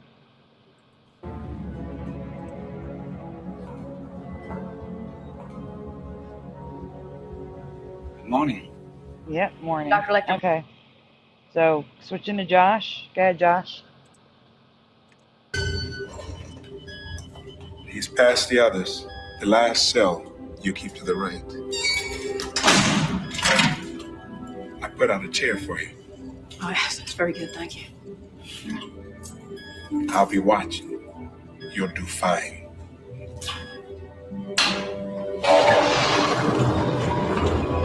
Guys trying to make it scary. You'll do fine. I don't know how this is going to have a different wall at the end. No, there's a staircase right there. There's a staircase, yeah. With the light right above So her. I'm confused. These are the only 2 videos Azzy Clark had. So I don't understand why I don't know what I'm missing, but Azzy Clark doesn't have one with a wall at the end. What is this, Azzy Clark Part 2? No, we looked at it. Yeah, They both have it. 1 and 2 both have the staircase. Oh, okay. But does he say good morning to everyone? Yeah, he does. Oh, Because that's the current reality. not good. I mean, just morning. Yeah. Because that's the current reality. Yes, that's what he says. The fact that this like literally shifted for me almost immediately after finding it, after saving it and recording it, and the staircase is there that was not there for me, and the warm light beaming down on her like she's the one being interrogated. That whole scene is Mandela for me. I'm it's upset. This is a huge Mandela for me. The whole thing's messed up. All right, Splatter. Yeah. You are pulling up the one by Help Journey. And if you order food, please let us know so we can switch to Josh. You read my mind. It's that time, right? That's why. It's getting to be that time. Yeah, you're right. I was thinking about it. What am I looking for? Health Journey? Health Journey. Oh, it's okay, Spiritual Ascension. I already had this one up and ready. I know, but we had to go get the other video.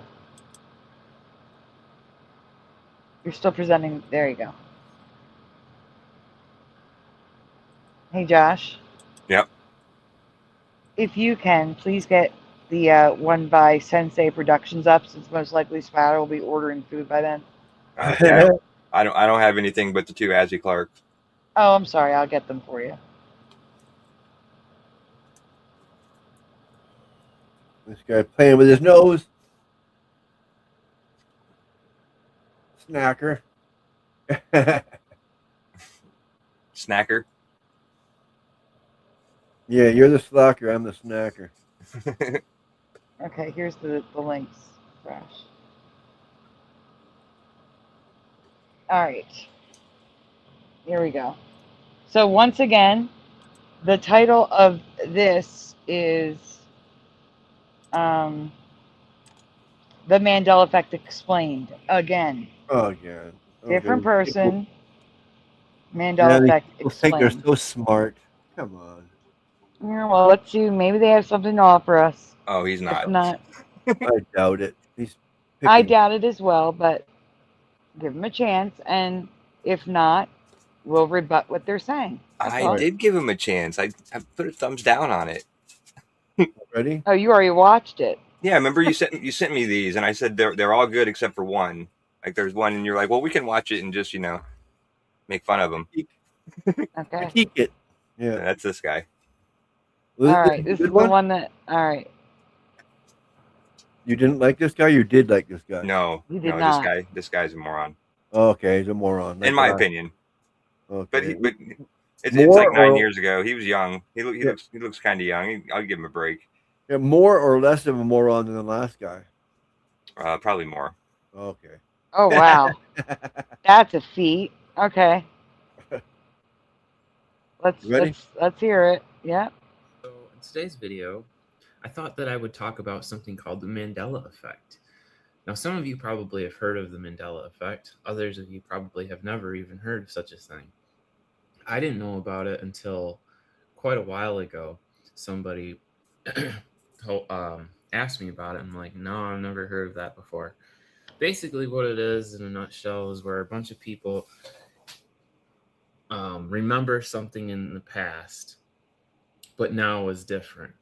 So it isn't actually what they thought it was. And so a lot of people come up with a lot of different explanations. Some of them are really wild, like we're switching in and out of parallel universes and things like that, while others are much more simpler explanations, such as it's just false memories. Our memory isn't as good as we think. And of course, there's always going to be, those conspiracy people that just love to hop on this and, come up with all. Christian says, I really hate this guy already, Josh. I agree. Yeah. Yeah. Is it at 1.5? I don't know if I can listen to him at regular speed again. No, I'm just kidding. 1.5 is fine. 0.5? He talks kind of slow. Okay, sped him up. Okay, ready? Yep. These wild ideas. So, anyways, one of the ones that really caught my attention was Curious George. I seem to recollect that Curious George had a tail. Although, to be honest, the more that I thought about it, I started to realize I'm not so sure what I actually remember. And with a lot of the Mandela Effects examples, I noticed myself trying to think back when I was a kid. But yet, even though I think that's what it was, if I'm humble enough, I'll be honest and say, no, I'm not quite sure actually if that was the case or not. And I think that is what actually a lot of people do with this Mandela Effect is instead of reevaluating their own memory and actually considering the possibility that maybe they didn't get it right, maybe their memory isn't as good as they thought, instead have this ego, they have this pride thing where, no, I can't be wrong. I know that it's this way. I know, and I just know that it was. It's not pride or ego. It's just knowing what we remember. This guy's a doofus. Yeah, that's where that's about where I lost him. He doesn't know his own memory, says Wendy. Yeah. My memory is fine, bitch, says Richard Minnick. I'm with Richard. He was like, play it at 5 times speed. I know, it's hilarious. Yeah. Yeah. Sorry. All right, I think we can skip him. And I found the guy universe up by accident anyway. It was supposed to be the health journey. Yeah. All right, we can skip him, Splatter. Yeah. Okay, goodbye, douchebag. Are you ready to? Do you want Josh to present so you can order food, or you good for the next one? Oh, go for Josh now, I guess. Why not? Okie dokie. Then I'll probably be able to come back because I'm still be waiting for it to be delivered. I don't know. Okay. This is also called The Mandela Effect Explained. This one is by SANSEI Productions. However, this one's slightly different. It's The Mandela Effect Explained, and in quotations, the real truth. So please, SANSEI Productions, please tell us the real truth. Let's hear it. 1918, in the Union of South Africa of the Thembu royal family, Nelson Rolihlahla Mandela was the country's first black head of state and the first elected in a fully representative democratic election. His government focused on dismantling the legacy of apartheid by fostering racial reconciliation. He served as the president of the African National. Did you say pause? It's apartheid. Oh. I've never heard it pronounced with the H. That's all. Sorry. Apartheid. Yeah, I've never heard it said that way. Yeah, me neither. Okay. Congress Party from 1991 to 1997. During his life, he was repeatedly arrested for seditious activities and was unsuccessfully prosecuted in 1956 for treason. Although initially committed to non-violent protests in association with the SACP, he led a sabotage campaign against the South African government. He was arrested and imprisoned in 1962, and following the Rivonia trial, was sentenced to life imprisonment for conspiring to overthrow the state. Mandela served 27 years in prison, where he eventually died from natural causes. Or did he? Pause. It turns out Nelson Mandela. I'm taking a screenshot. Thank you, Hammers Facts, and hello. Or did he? Says the Cable Guy movie has good Hello Clarice residue too. Okay. Yeah, that's we saw that clip earlier. That was where that was from? Yeah, that was from the cable guy where they were at that theme restaurant. Okay. And he put the stuff on his face and he was like, "Silence of the Lambs. Hello, Clarice." I got you. Yeah. Okay. Mandela did not die in the 1980s in a prison. He actually passed away in 2013 from a prolonged respiratory infection. But how can this be? How can an overwhelming majority of people misremember an event in history? This phenomenon has been occurring for Merry centuries, Christmas, but Mr. up until Super. 2008, there had not been a term for this glitch in the Matrix. That is when Fiona Broome, a paranormal research expert, first coined the Mandela Effect. 2. The Mandela Effect refers to a situation in which a large mass of people believes that an event occurred when it did not. Some notable examples of the Mandela Effect include Henry VIII eating a turkey leg, Star Wars Episode 5 The Empire Strikes Back, Mirror Mirror on the Wall from Snow White, the spelling of Oscar Mayer, the location of New Zealand, the Bernstein Bears, Shazam, the spelling of Fruit Loops, Jiffy Peanut Butter, quotes from the movie Forrest Gump, and many, many more. So what is the explanation for the Mandela Effect? There have been many theories, including the simulation or matrix theory, false memories. There have been many theories. False memories is not one of them. All right, go on. Deja vu, priming, confabulation, and even more. One theory about the basis for the Mandela Effect originates from quantum physics and relates to the idea that rather than one timeline of events, it's possible that alternate realities or universes are taking place and mixing with our timeline. In theory, this would result in groups of people having the same memories because the timeline had been altered as we shift between these different realities. This may sound a little unrealistic, but unfortunately, the idea of alternate realities is unfalsifiable, meaning there is no way to disprove that these universes don't exist. A more likely explanation for the Mandela Effect involves false memories. A notable example of this false memory theory can be traced back to Alexander Hamilton. Most Americans learned in school that he was a founding father of the United States, but he was not a president. However, when people are asked about the presidents of the United States, many people mistakenly believe that he was a president. Pause. Why is that? Maybe because in their reality he was. Not mine, but maybe in someone else's. Yeah, I don't remember that. I don't remember that either. Like that one's always interesting. Yeah, I don't remember Hamilton being the president. I remember him getting into the duel with Aaron Burr. That's the most thing I remember about him. And the reason why I remember him getting into the duel with Aaron Burr is because of the commercial where the guy wins a contest. Like he gets the right caller. He was like caller 100 on the radio show. And he's calling in and he's eating peanut butter and he can't understand him because his mouth is full. He's like, "Whoa, burr," like that. Mm-hmm. And the guy, and he loses the contest because of it. That commercial was played over and over and over again for years. I mean, you may have heard about it in school. You may have learned about it, but that commercial is in my long-term memory. What was it a commercial for? I don't remember what the commercial was for. All I know is that he was eating like peanut butter and crackers or something, and his mouth was full. Oh. And he didn't have any. Oh, it was a milk commercial. It was a Got Milk commercial. He didn't have milk. I was going to say, that's a terrible ad campaign. You can't even remember what it's advertising.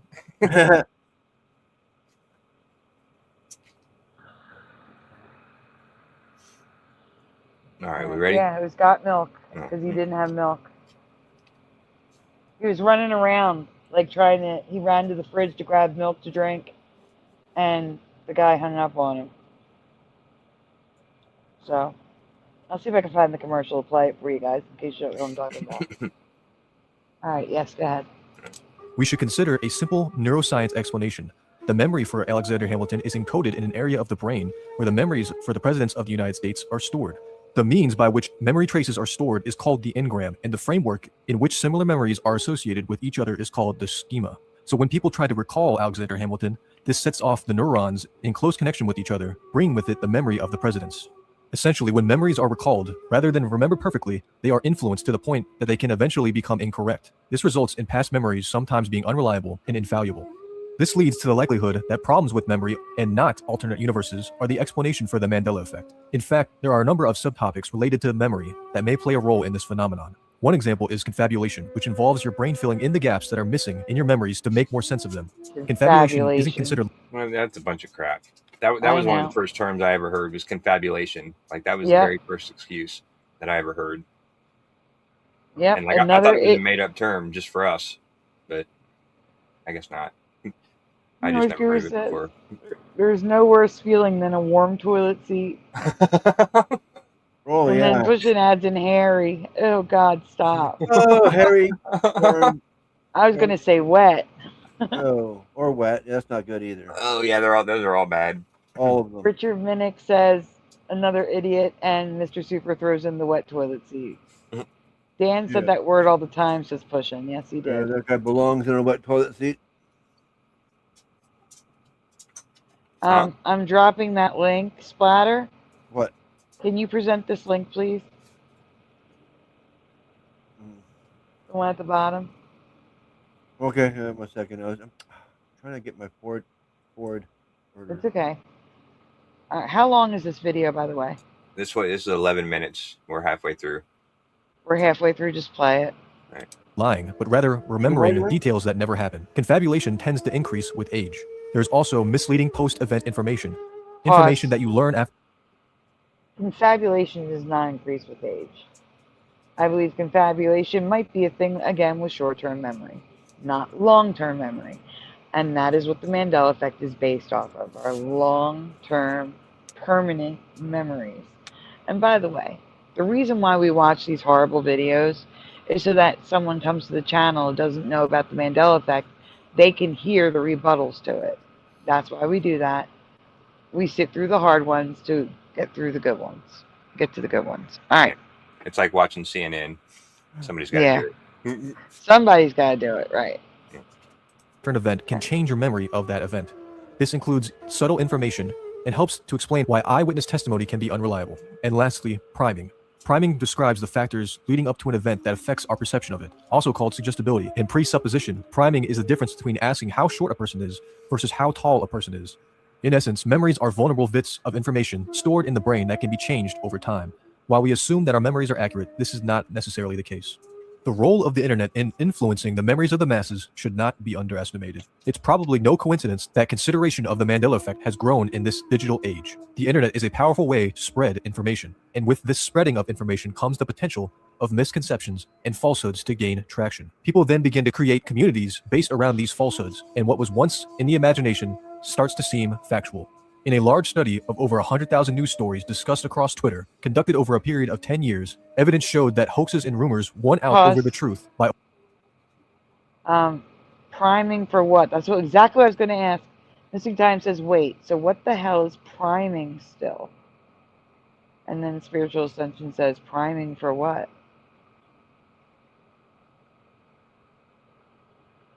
Yeah, I'm curious, priming for what?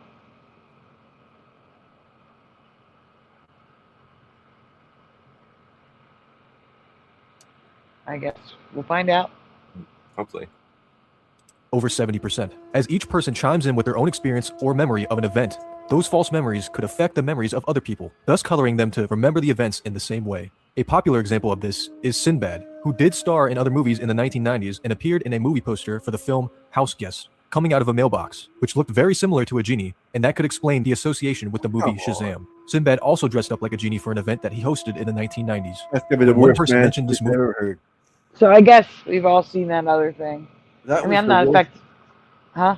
That was the worst man excuse I've ever heard about. Yeah, that's horrible. I'm not affected by Shazam. I believe you guys. I'm not affected by it though. And yeah, I agree with you, Splatter. Those were the worst man excuses ever.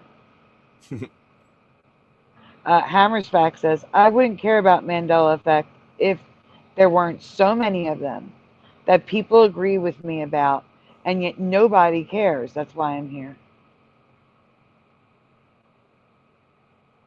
Yes, we're glad you found us. Let's see. This girl says house party was kid and play.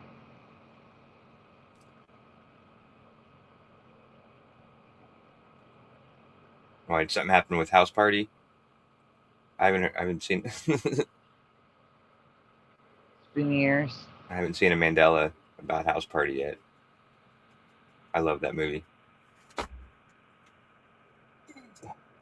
All right, we can continue. Shazam, likely on the internet, it altered the memories of other people who tried to recall the movies that Sinbad made from the 1990s. This spread online and in communities until the information appeared to be factual. This supports evidence that remembering something repeatedly builds your confidence in the memory, even if it grows more inaccurate over time. Essentially like a giant game of telephone, where information spread from one person to the next becomes less and less accurate over time, until it doesn't even resemble the original idea. As more and more people provide incorrect details, it becomes incorporated into other people's memories as facts and strengthens their conviction that they were correct. There is, of course, another spiritual explanation for these false memories to be occurring.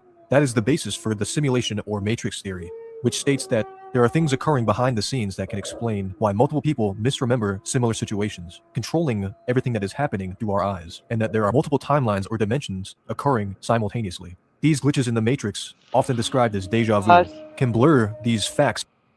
Well, no, they're not often described as deja vu.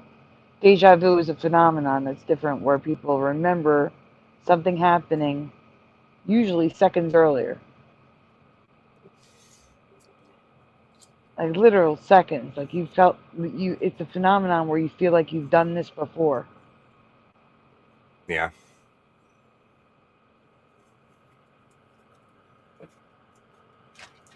I don't know.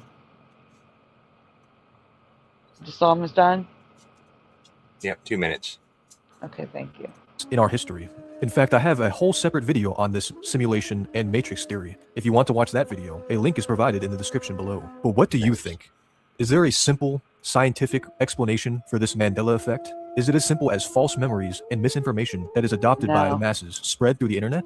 Or is there a more esoteric explanation for these coincidences? Let me know in the comments down below. And that is it. All right. Now, let's look at those clips. What? Look, the clip at the bottom, Spotter. Oh, not you. I'm talking. You talk to myself.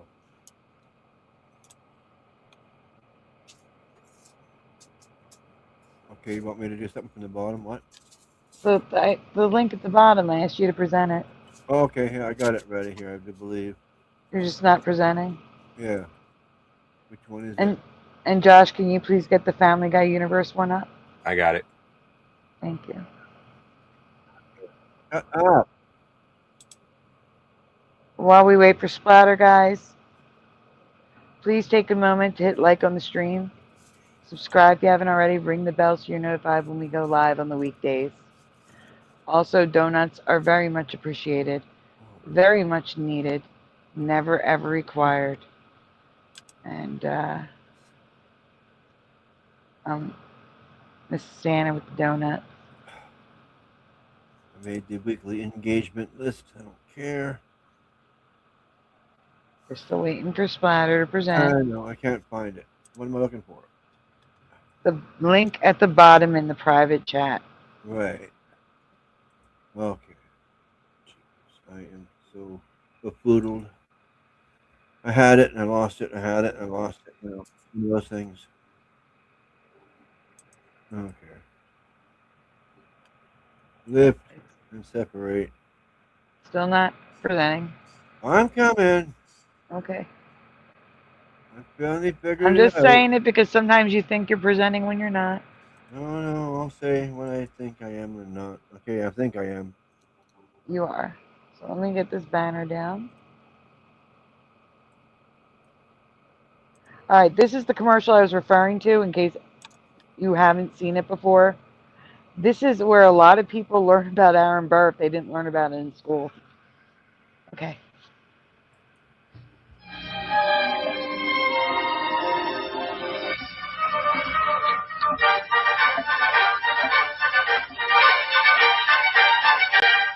And that was the Vienna Wood Dance in B, one of my all-time favorites. And now let's make that random call with today's $10,000 question. It's a tough one. Who shot Alexander Hamilton in that famous duel? All right, let's go to the phones and see who's out there. Hello, for $10,000. Who should... Excuse me?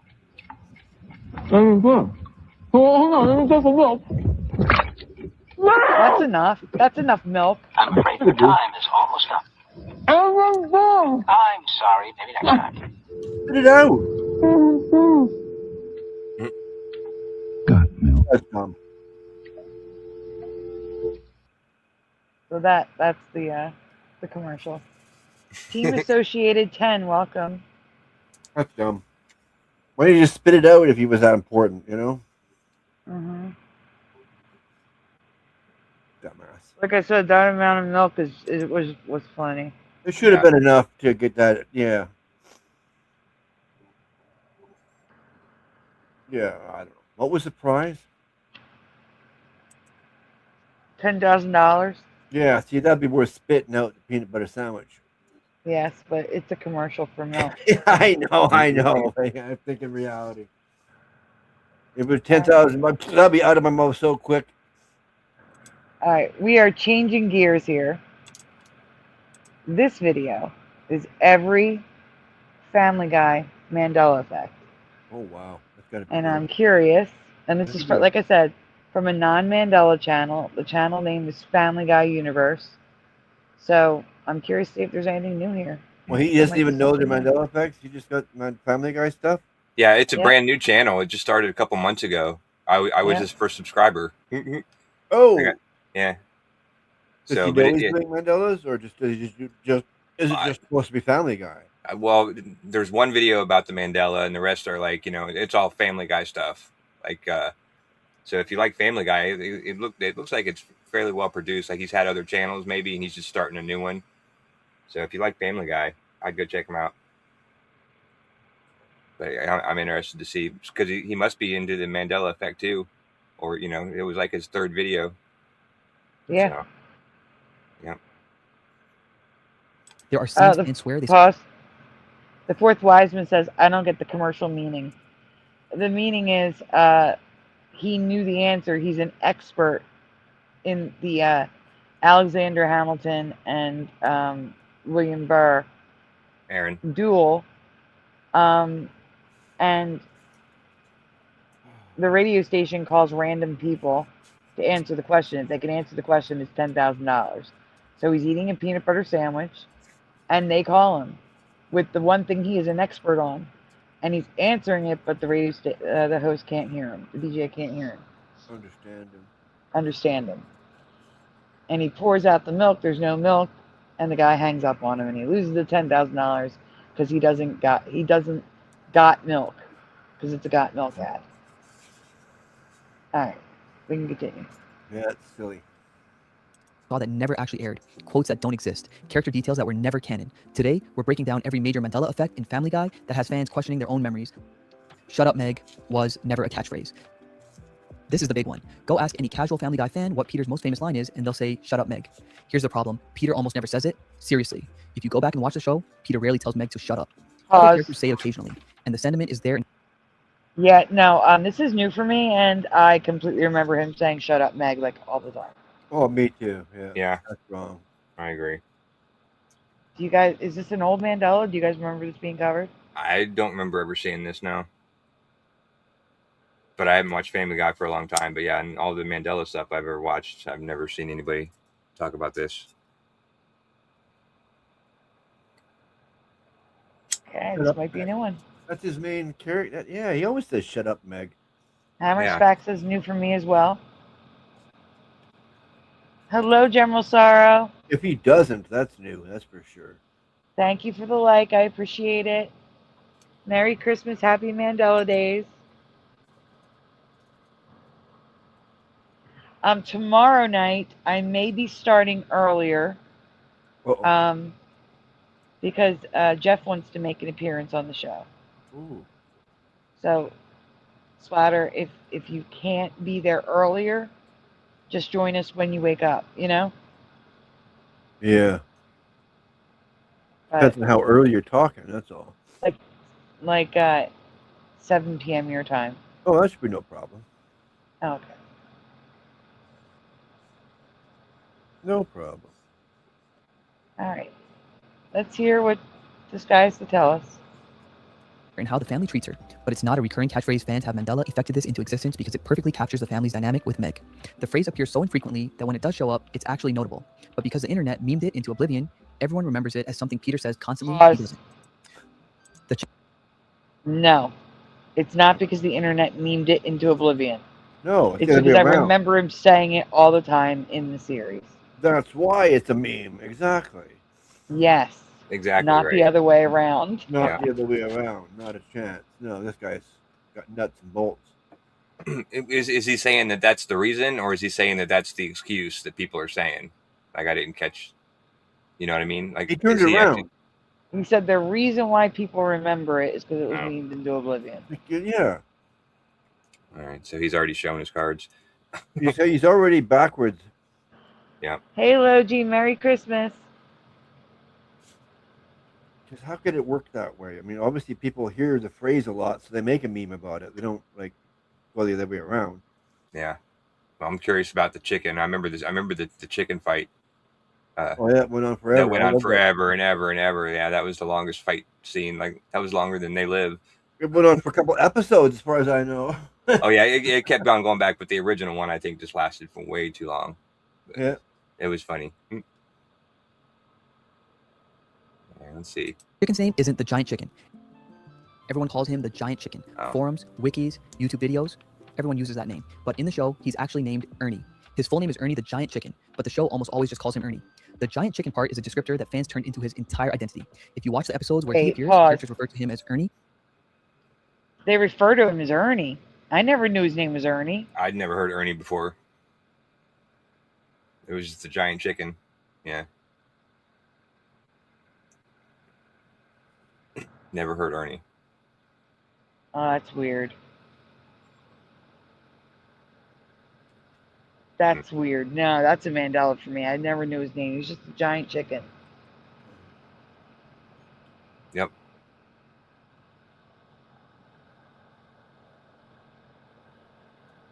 Ernie is new to me, says Pushin.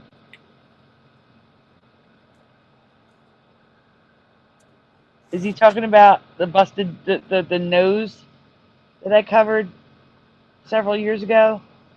The little circular thumbprint in the nose? Like a busted nose.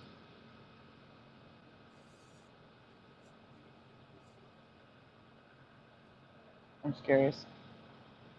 Alright, let's see. Oh, I don't know, just got the notification, okay.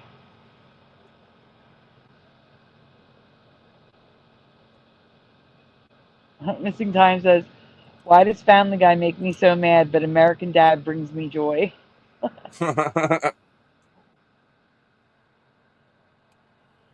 Spiritual Ascension. Funny you should ask that. There's a TV series that Noise Guru sent me that talks about the Mandela Effect without calling it the Mandela Effect in 2002. And then I found out that TV series that Noise Guru sent me was based off a TV series that aired in the 60s that had multiple seasons that describes the Mandela Effect without calling it the Mandela Effect. So, and we found Mandela Effects going back centuries, but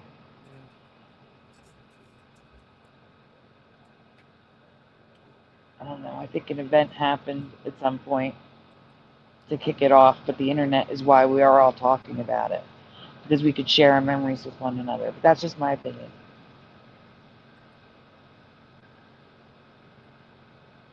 Yeah, I'd agree with that. What are they what the done about? And blow mind emojis. What are you guys doing? I don't understand what that's about. Oh, the series, the TV series I was telling them about. Yeah. No, I was telling them about the TV series. I'm like, what the hell? No, I don't know. No, it was its own series called The Time Tunnel. Oh, I never heard of it. Never heard of it. Yeah, it had multiple seasons. Oh, you're the '60s version. Yeah, the 2002 version only had that one, the pilot that aired, right? And Yeah, unaired pilot. or unaired pilot. Oh wow. But it was based off of the '60s series, and supposedly the pilot episodes are the same. Yeah, you're gonna have to resend me that link of the playlist, because that playlist that you sent had a lot of the '60s episodes, and I wanted to watch one of them and see how it Yeah. compared to the current one. We can watch it later. Not here, because we can't air it, 'cause it's an actual Yeah. TV series. But you know what I mean. Right. All right, we can continue. Not the giant chicken. This Mandela effect happened because Giant Chicken is more memorable and descriptive, so fans collectively forgot his actual name and replaced it with the nickname. Freaking sweet was never that common. Peter says freaking sweet sometimes, but not nearly as often as people think. Fans remember this as his main catchphrase from early seasons, something he said every episode, but if you go back and count, it appears way less frequently than you'd expect. The line became associated with Peter through memes and compilations, which made it seem more prevalent than it actually was. Similar to Shut Up, Meg, this is a case where the fanbase amplified a line into something bigger than it was in the actual show. Meg's hair color confusion. Quick, what color is Meg's hair? Most people immediately... I would say brown. I would say brown.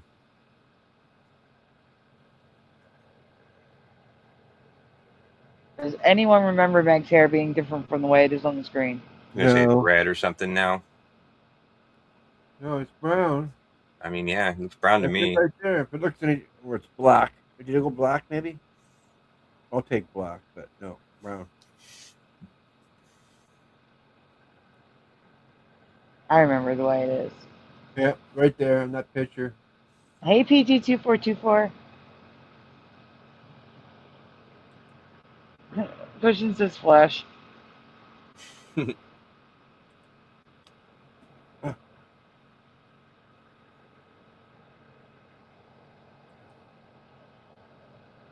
All right, we can continue. No one's answering. say brown or brunette, except Meg's hair is officially pink. It's been pink since day one. The animators use a Pink. pinkish brown color that reads different. Pink? Pink. What? A pinkish brown color. No, that's her toque. Her toque is pink. Her hair is brown, you idiot. Hold up. I'm going to find out. Give me a second. Is that what that hat's called? A toque? Give me a second. Give me a In Canada, second. it's called a toque in Canada. Give me, Okay, give yeah. me a second. I'd never heard that. I was just clarifying. Give me a second. Hold you up. guys, you guys didn't know what to call it, so you called it a beanie. Yeah, or toboggan. Toboggan, that's close to toque. Stop it. All right. I'm going to show you the color of her hair. Give me a second.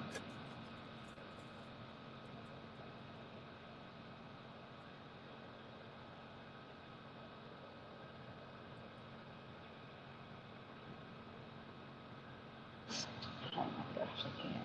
I really can't right now. All right, Josh, send me a picture. Cold hats. Or Splatter, can you present a picture that's a messenger? I can do it. Josh does... Oh, okay. All right, I'll just send it right to you then. Because I don't have to type anything and find it.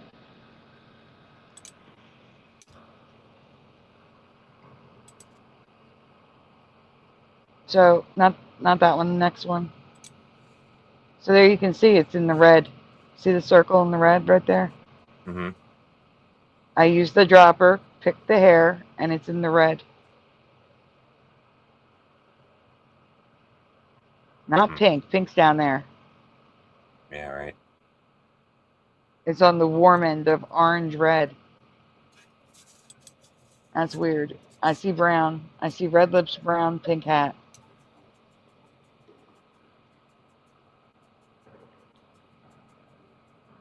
All right, we can go on. Differently, depending on the lighting and your screen settings, which causes the confusion. Fans argue about this constantly. Some swear it's brown, others insist it's pink. The official character sheets list it as pink, but the way it's rendered in the show makes it ambiguous enough that people genuinely can't agree on what they're seeing.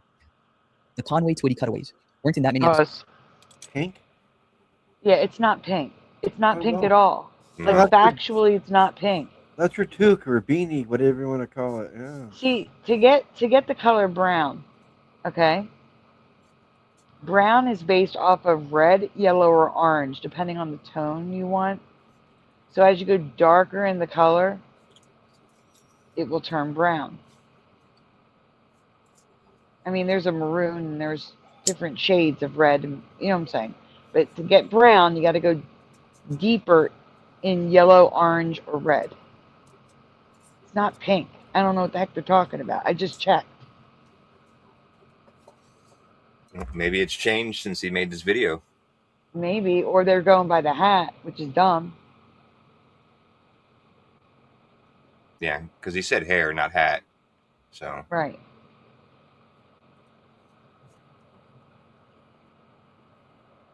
All right, we can continue. yeah, I remember the Conway Twitty gags maybe twice. I don't remember a ton, but yeah. Everyone remembers Family Guy doing endless Conway Twitty musical cutaways. Fans complain about them constantly, saying the show relied on them way too much. In reality, Conway Twitty only appeared in 4 episodes. 4. That's it. But because those cutaways were so long and disruptive, they left a massive impression. People remember them as happening constantly, but the show actually used them sparingly. The Mandela Effect here All right, is I'm not confusing the affected by intensity of this one. Like I don't remember a ton of Conway Twitty cutaways. Yeah, me neither. Like I said, I remember seeing it maybe twice. bit with the frequency of it. Giggity wasn't always Quagmire's thing. I Quagmire's remember a giggity couple Conway catchphrase is Twitty iconic. cutouts, but not a lot. Yeah, right. Yeah, so yeah, you're like us. You're from our universe. Yeah, there's a couple of them for sure. Yeah, right. Yeah, just a couple of them. And I remember thinking they did go kind of long. I'm like, man, this is weird. Yeah, I played the whole song. It seemed like on one of them. Like, what the hell? Yeah, right. Yeah, it was I weird. remember that. I do. Now, but fans often misremember when it started. Many people think Quagmire was saying giggity from episode 1. He wasn't. The catchphrase didn't become a regular thing until around season 2 or 3, and it didn't fully take over his character until even later. Early Quagmire had different speech patterns and jokes. Giggity evolved into his defining trait over time, but fans have retroactively applied it to his entire run, remembering it as always being there. Pause. The road to episode... Yeah, I'm affected by that one. He said giggity all the time. Giggity. All the time. Yeah, I think so. Yeah, that one I don't know. I watched it from the beginning, and I don't really remember one way or another. What, giggity? I mean, I remember the giggity, but I don't remember whether or not he started from episode 1. Oh, I see. Started in episode 2 or 3. Yeah. Yeah. Giggity. All right. Episodes aren't all Stewie and Brian. When you think Road to episodes, you think Stewie and Brian adventures. That's the formula, right? Except Road to Rhode Island, the first one, is actually a Brian solo episode. Stewie appears, but it's primarily Brian's story about dealing with his past and his mother. Fans misremember the entire series as being Stewie and Brian duo. Adventures from the start, but the format evolved over time.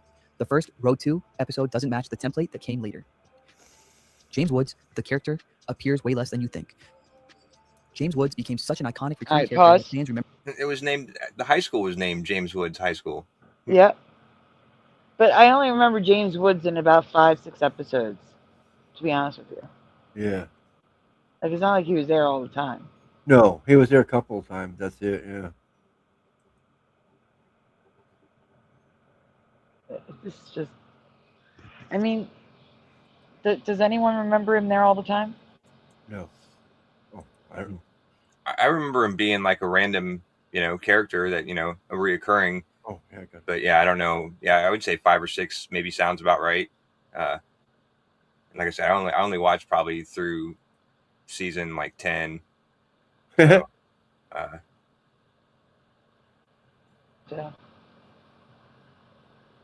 Yeah, it keeps pausing because I keep pausing it. I have to keep pausing it. I can't just play. Right. If I just play, they'll take our stream down. Okay, hey, I got it ordered. Okay, they're cooking it now. All right. They're firing it up. Domino's? Yeah. Oh, how'd I know? I'm sorry. I must be psychic. Well, I get a free pizza, so what the hell, right? Oh, yeah, why not? Yeah, that's a good deal. Yeah. Yeah. Even Domino's is good when it's free. Oh, yeah. They've improved. Being in dozens of... What's that? I said they've improved. They have. They're way better now than they were 20 years ago. For I sure. don't remember them that long ago, no. That's a new thing for me, so. Oh. Yeah. episodes. In reality, he appears in maybe 6 to 7 episodes total across the entire series. He's memorable and I impactful, remember. but his actual Yep. Yeah, you were right on with that one. Yep. Yeah, I got a free pizza, so I was able to order dessert. Pushing at Domino's for his birthday. That's nice. Good. So I'm having part of your birthday dinner. Yeah, we'll have to fix that for next year and get you a better birthday dinner than Domino's. Domino's is so good. It's better than nothing. It's better than nothing for sure. screen time is minimal compared to what people remember. This is classic Mandela Effect. A character makes such a strong impression that your brain inflates how often they appeared. James Woods is so associated with Family Guy that fans think he's a regular recurring character when he's really just an occasional guest. Evil Monkey Not for never me, said at least. anything. I'm just saying, not for me at least. That's all. Yeah. Yeah, I always get the hot and spicy chicken nuggets with pineapple and what do you call it? Those things, jalapenos. All right, yeah, you guys stop talking about food. You're gonna make me hungry, and then you're gonna have to take over presenting because then I'm gonna have to go eat. I'm sorry. I'm just kidding. They're prepping my food at the moment. Prepping it. Yeah. The evil monkey is famous for pointing menacingly at Chris from the closet. Fans remember him making threatening noises, growling, or even speaking. He never did. The evil monkey never makes a sound in his early appearances. He just points. That's the joke. He's completely silent, and Chris is terrified of him anyway. When the evil monkey's backstory is revealed and he starts All talking, right, pause. fans were shocked. Chat. Do you remember the evil monkey making any noises? Because I do not. I am not affected by this one, so I'm trying to see if it's a Mandela. Do you guys remember it making any noises?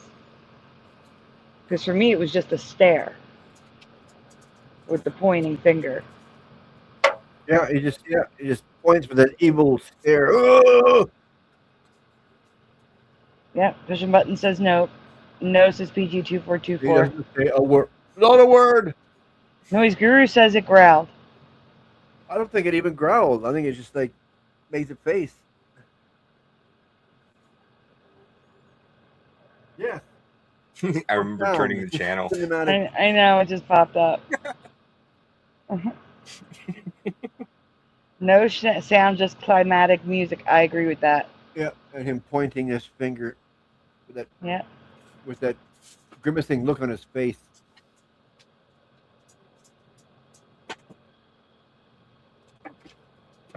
But I've never seen the show.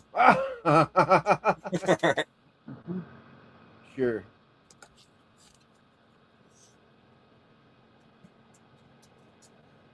Well, yeah, he keeps the evil monkey in his closet.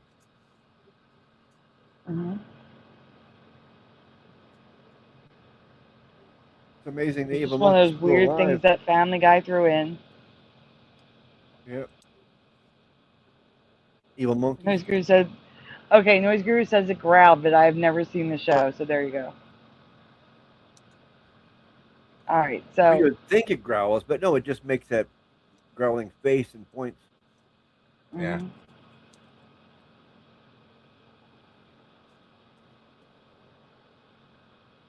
All right, go on. Yes. Because they remembered him making noise gonna before. show him? But go back and watch. He's silent the entire time until his origin episode. The vomit scene isn't in every episode. There's a popular belief that Family Guy had a phase where someone vomited in almost every episode. Fans remember it as a constant overused gag. The actual number? It happened occasionally, maybe once every few episodes during certain seasons. But because vomiting is so gross and memorable, it felt more frequent than it was. This is your brain playing tricks on you. Disgusting moments stick in your memory more than normal jokes, so you overestimate how often they happened. Not me. This guy's Bruce, a the performance clown. artist's voice. It's like he's making a man excuse for every single one of them. Yeah, he is. I mean, I don't remember them puking more than once. I just remember that one whole big puking episode. That's it. Yeah, right. Yeah, I was kind of making fun of Stand By Me. Yeah. Yeah. Yes, I remember that. That's all Yeah, I I mean, remember yeah, is one shows the episode clip. where they puked. Everyone was puking all over the living room. That's it. Yeah. Mhm. I remember that. Bruce, the effeminate performance artist character, has a very distinctive voice, but fans constantly misremember what his catchphrase sounds like. People swear he says, "oh no," in a specific way in every episode. The reality is his vocal inflections vary, and he doesn't have one consistent catchphrase. His voice actor improvises different line deliveries, but fans have mentally consolidated them into one definitive version that doesn't actually exist. Death didn't change actors. Many fans remember Death's voice changing between his first appearance and later episodes, with some claiming the character was recast. The truth is more complicated. Death was always voiced by Norm Macdonald in Death is a Bitch, but later appearances featured Adam Carolla. However, the character was essentially rebooted with a different personality, not just recast. Fans misremember this as a simple voice change when it was actually a complete character redesign that happened to involve a different actor. The Mandela Effect makes people think it was just a casting swap. I always remember it being Norm Macdonald. But like Yes, I said, it was Norm Macdonald. Yeah. But I could have quit watching by the time they, what do you say, rebranded the Death character, not recasted. So, who knows? Okay. Yeah, I don't remember even Adam Carolla doing it. Okay, so Pusher remembers both of them. Noise Guru said because Norm Macdonald. But I know but right. I still don't remember. It's probably because I haven't seen the newer ones. Adam Carolla. Yeah. Well, how often do they use that thing anyway? Not that often.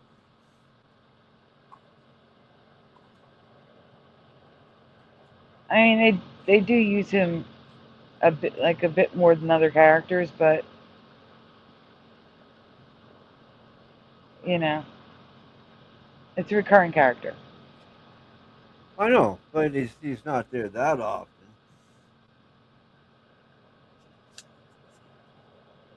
Yeah, probably a couple times a season or something. If that, maybe once. They can't be killing everybody off every season. There'll be nobody left. Well, I mean, they can kill off all the extras or just random normal people. Like not main characters in the show. Yeah, like the red shirt people on Star Trek. Yeah, right. Exactly. Oh, hi, Louie. I don't know what he wants. Alright, we can continue. Meg wasn't always voiced by Mila Kunis. This one's actually true, but the Mandela effect is in how fans remember the transition. Many fans think Mila Kunis has voiced Meg since season 1. She hasn't. Lacey Chabert voiced Meg in the first season. But because Kunis has been Meg for 20 plus years, fans retroactively forget Chabert ever existed. When people go back and rewatch season 1, they're shocked by how different Meg sounds. They think something's wrong with the audio or that it's a different character, not realizing there was actually a voice actress change. The Peter Copter scene. Fans swear there's an episode where Peter turns into a Oh. I was just laughing at the Peter helicopter. Oh, yeah. I think I remember this one. Yeah. Helicopter by spinning his arms. They remember him flying around, making helicopter noises, causing destruction. This scene doesn't exist, at least not in the way people remember it. There are scenes where Peter does ridiculous physical gags, and there might be a brief moment where he spins his arms, but the full Peter Copter scene fans describe isn't in any episode. It's either a combination of multiple scenes merged in people's memories, or it's confusion with a different show entirely. Peter's only laugh. Peter's laugh is iconic, but fans remember it as being exactly the same every single time. In reality, Peter has multiple laughs. Sometimes it's higher pitched, sometimes it's shorter, sometimes he adds extra syllables. Seth MacFarlane varies the delivery constantly, but fans have mentally standardized. I don't know. I kind of remember him just laughing the same. I could be wrong. Can't remember it even. What does it not sound like? You go, heh, and then you do the, it's just like the same. Oh, yeah. Yeah, that's right. it. Yeah. Yeah. Yeah, I remember it being pretty consistent. Mm-hmm.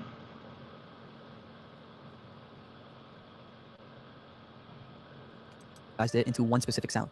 When you go back and listen, you realize Peter's laugh is way more varied than you thought. Your brain just compressed all those variations into one definitive version. The show didn't get canceled 3 times. This is a widely believed myth. Everyone knows Family Guy was canceled 3 times before finally being brought back permanently. The truth, Family Guy was canceled twice. Once after season 2, then brought back, then canceled again after season 3. It returned in 2005 and has been on continuously since. Fans remember it as 3. So that's different from my memory. I remember it being canceled after the first season. And then they brought it back. And I don't remember a second cancellation. I just remember them canceling it after the first season. And that's when my brother-in-law at the time introduced it to me. And it was already canceled. And then we were all like, oh my God, why was this canceled? This is so good. We were laughing. And then they brought it back. And it was just brought back. It wasn't canceled again. I don't know what this is. This Yeah, is not natural memory. I don't remember that either. I remember the first one, and that's it again. Same as you. But now it's been canceled after the second season and after the third season. Yeah. And then brought back. That's weird. That becomes a show that won't quit. Yeah, be the next Simpsons. It could be. Yeah, have to keep up with good writing and good storylines and stuff like that. Yeah. Yep. Because Simpsons has been on so long now, I can just like be fail of a show and still keep going. Oh yeah, The Simpsons has been on ridiculously long. Oh yeah, Bart should be 30 years old by now at least. Yeah. Or 30 something. Yeah. Yep. Possibly confusing it with other shows or exaggerating the story over time, but the actual number is 2. Consuela doesn't say no as much as you think. No is Consuela's catchphrase, right? She says it constantly. No. Actually, she varies her dialogue a lot more than people remember. No is her most famous line, but she has full conversations and other repeated phrases like no. Right? I don't know. I thought it was no. Like no. Oh, I just remember just one string. No. Maybe, or yeah, maybe it's both now or something. I don't know, but just all she says is no, nothing else. But no. But no, yeah, I can see that. I can go with that. Unless I'm wrong, but I think that's all she says is no. Let's see. I stay, and we need more Lemon Pledge.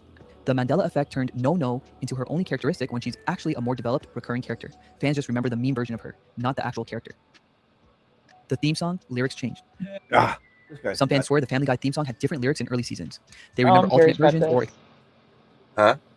I'm curious what they're going to say here. Extended verses. The theme song has remained mostly consistent, but there's one real change people forget. The original pilot had a slightly different arrangement.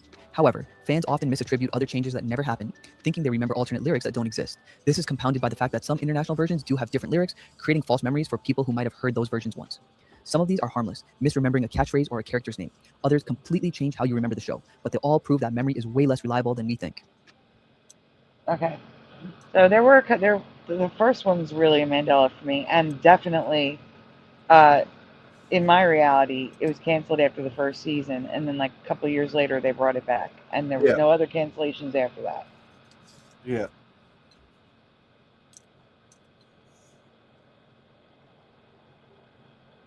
All right. You already have the second one up? No, it's the same one. No, yeah, I'm still.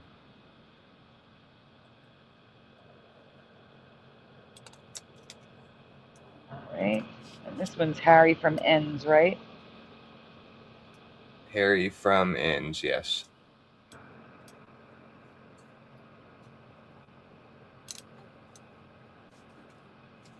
All right. All right, here we go. All right, so this one is every Mandela Effect in SpongeBob. Different creator, Harry from Ends. Here we go. This is every crazy Mandela Effect in SpongeBob. Starting off with the season 12 episode SpongeBob in Random Land, which sees SpongeBob and Squidward being sent into the wacky, wild, and somewhat dangerous environment of Random Land just so that they can deliver a Krabby Patty. What is it? Oh, it's those lost delivery boys! And once the duo have navigated through numerous obstacles, they're almost ready to deliver the Krabby Patty when all of a sudden a block of doors traps Squidward in and forces him to confront incredibly bizarre versions of himself.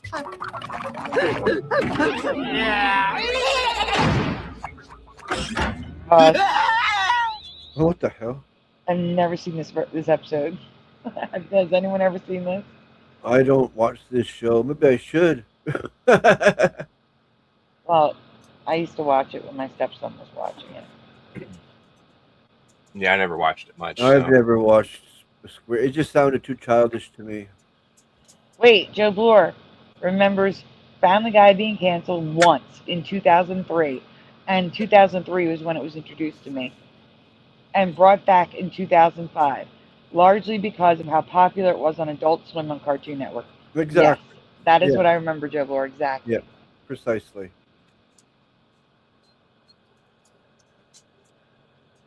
And they haven't looked back since.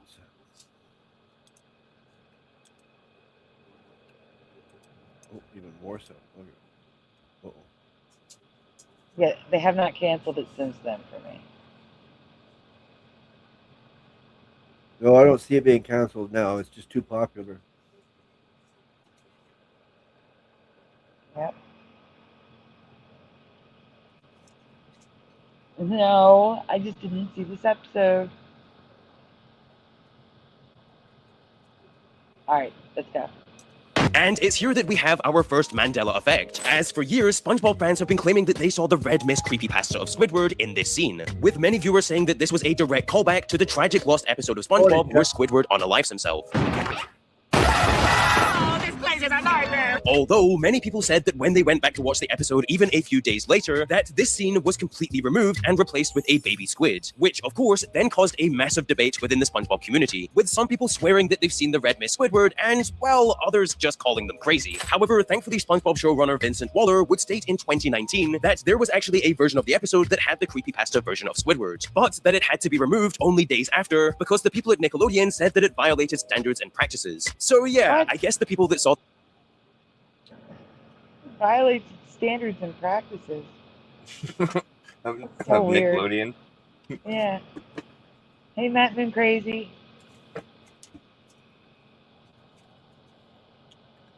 Yeah, that's weird. I didn't know Nickelodeon had standards and policies. Well, it has to. Yeah. Not nowadays. I don't think anybody has, standards and policies in big corporate world. But practices. Anyway, the Red Mist Squidward weren't lying after all. However, our next SpongeBob Mandela Effect is a lot more up in the air, with this being Squidward's snail transformation in Season 1's I Was a Teenage Gary. You see, at the start of this episode, SpongeBob and Patrick I go on a have seen three-day this one. I have seen this one. All right, go on. Let's hear what trip it to a is. jellyfishing convention, with SpongeBob leaving his pet Gary in the not-so-loving arms of Squidward. Well, time to go. Don't really Now, you won't forget my instructions, will you? I have the memory of an elephant. I'll take good care of Fred. Gary! Right, yes, sir. And as you may expect, this is an absolutely horrible idea, as Squidward then neglects Gary so badly that a doctor has to come and provide them with snail serum. And it's here that we get our second SpongeBob Mandela Effect, as of course, we all remember SpongeBob taking the serum and turning into a snail. I mean, how couldn't you, as this was one of the most disturbing scenes ever. I take it back, Gary. Something is wrong with me. Ow. However, there's a large group of SpongeBob fans, including myself, who believe that there was also a scene where Squidward transforms into a snail as well, which, in my view, would make complete sense, as the original storyline for I Was a Teenage Gary did. I don't remember Squidward becoming a snail. Yeah, Okay. I remember seeing the one where SpongeBob turns to a snail, but yeah, not Squidward. Okay. Include a Squidward transformation scene, and we literally see Squidward taking the serum before the episode just randomly cuts. Meow, meow, meow, meow, meow. Meow, meow, meow, meow, meow. And this is by far one of the most universally shared Mandela effects in all of SpongeBob, with Reddit posts, articles, and even a fan-made animation of what Squidward's snail transformation would really look like. And despite SpongeBob writer Stephen Fonte saying that the Squidward transformation scene was never animated, well, there are still many fans of SpongeBob who vividly remember seeing this scene. And swiftly moving on, our next SpongeBob Mandela Effect comes from Season 2's The Secret Box. However, before we get into that, today's video is sponsored by Aura. You see Asta as well as my... Okay, can you fast forward it, please? All right, here we go. However, in my view, the best thing that Aura offers is absolute peace of Oh my mind. god, still are. Huh? There you go. Sense of his mysterious box, all whilst keeping SpongeBob in the dark the entire time. Don't, SpongeBob! If only you could see inside my secret box, it would change your life. And yeah, this really starts to get to SpongeBob, as SpongeBob then becomes so annoyed that he even breaks into Patrick's house in order to try and see what's in Patrick's secret box. Although all of this effort would be completely meaningless for SpongeBob, as well Patrick then simply opens the box simply to reveal a piece of string. Well, didn't I tell you? Isn't it great? It's just a string. A secret string! However, of course, this is all merely deception from Patrick, as the box really contains an embarrassing picture of SpongeBob at the Christmas party, with this being where the Mandela effect kicks in, as many fans of SpongeBob, including myself, vividly remember seeing this embarrassing photo of SpongeBob, despite the fact that, well, this photo never existed. Although, I have found a great explanation as to why there's confusion. You see, in Season 2's Christmas Who, after Santa Claus doesn't show up to Bikini Bottom, well, here we go. Oh, then Squidward snaps a picture of SpongeBob. What's that? He's like, there's a simple explanation for this. Oh, yeah, you know that's a bad sign. Yeah. On the verge of tears, which, if you ask me, is a rather embarrassing Christmas photo. Oh, I see a great Christmas photo. Can you move it a little? Say Santa Claus. Santa Claus. Aww. And thus, why I think fans have gotten mixed up. However, despite this glaring similarity, this hasn't stopped fans of SpongeBob from making their own versions of the embarrassing Christmas party photo. And honestly, some of these are pretty hilarious. However, carrying on, our next Mandela effect. I don't remember an embarrassing Christmas photo. I don't remember that. No. Pushing is reminding everybody to hit that like button, please. Alright, let's continue. Effect in SpongeBob is actually a rather fun one, which comes from Season 1's Muscle Bob Buff Pants, where SpongeBob is attempting to get himself into tip-top shape, and thus decides that he's going to start lifting weights. Although, the only problem with this is that SpongeBob literally is lifting 0 kg. And it's right at this very moment that we see the Mandela effect, as when SpongeBob shows off his arms, do you remember seeing A, SpongeBob's skinny arms with a bump in the middle of them, or B, SpongeBob's arms with no bump whatsoever? Well, if you answered A, you're absolutely wrong, as contrary to popular belief, there was never any bump on SpongeBob's arm. That's wrong. I do remember the little muscle. I do remember that. And it's kind of like Shaggy's Adam's apple, kept on his arm. Yeah, I don't know on this one. Okay. I'll be alone on it. It's fine. Howdy, SpongeBob. How's it going? Not too close, Sandy. I tend to get smelly when I'm bumping iron. Check it out. Well, you're smelly. And if you're anything like me, this probably blew your mind. However, I believe that I found out where this Mandela effect comes from. You see, during both this episode and throughout Season 3's No Weenies Allowed, we see multiple examples of SpongeBob and other sea creatures doing incredibly weird things with their muscles, with SpongeBob using his anchor arms to point, flex, and even write entire messages. Dude, you're ripped. Thank you. I've been working out. And in the episode No Weenies Allowed, when patrons are trying to prove their toughness to get into the Salty Spittoon, well, let's just say there's a lot of muscle flexing going on there as well. You need to have muscles. You need to have muscles on your muscles. You need to have muscles on your eyeballs. And this, in my view, explains why so many people believe that SpongeBob's arm had a bump. As for practically the rest of the episode, it did. However, swiftly moving on, our next Mandela effect in SpongeBob comes from the iconic SpongeBob movie, where, as we all know by now, Plankton frames Mr. Krabs for stealing King Neptune's crown, which then forces SpongeBob and Patrick on an incredibly treacherous mission in order to try and get it back. With the toughest part of this mission, of course, being to not sing along to the Goofy Goober song. We're all Goofy Goobers, yeah!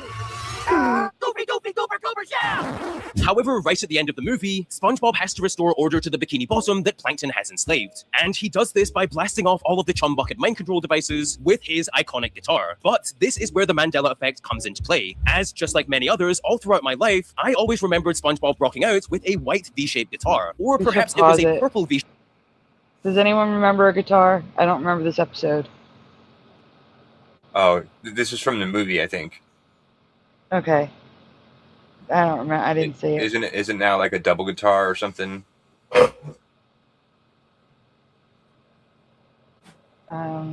I've never seen the movie, but I've seen clips. I've seen clips of the movie, and you know when I say double guitar, like the double, you know, the arm, like, you know, that might be something different, but I don't know. I guess we'll see. shaped guitar with white GG lettering on the top. Although, boy, what if I told you that both of these options are wrong and that the guitar that SpongeBob plays is actually a brown peanut? Oh, brother, this guy stinks! And That's right. yeah, this Mandela effect has caused absolute shockwaves in the SpongeBob community, with people in absolute disbelief that SpongeBob wasn't rocking either a purple or Brown peanut.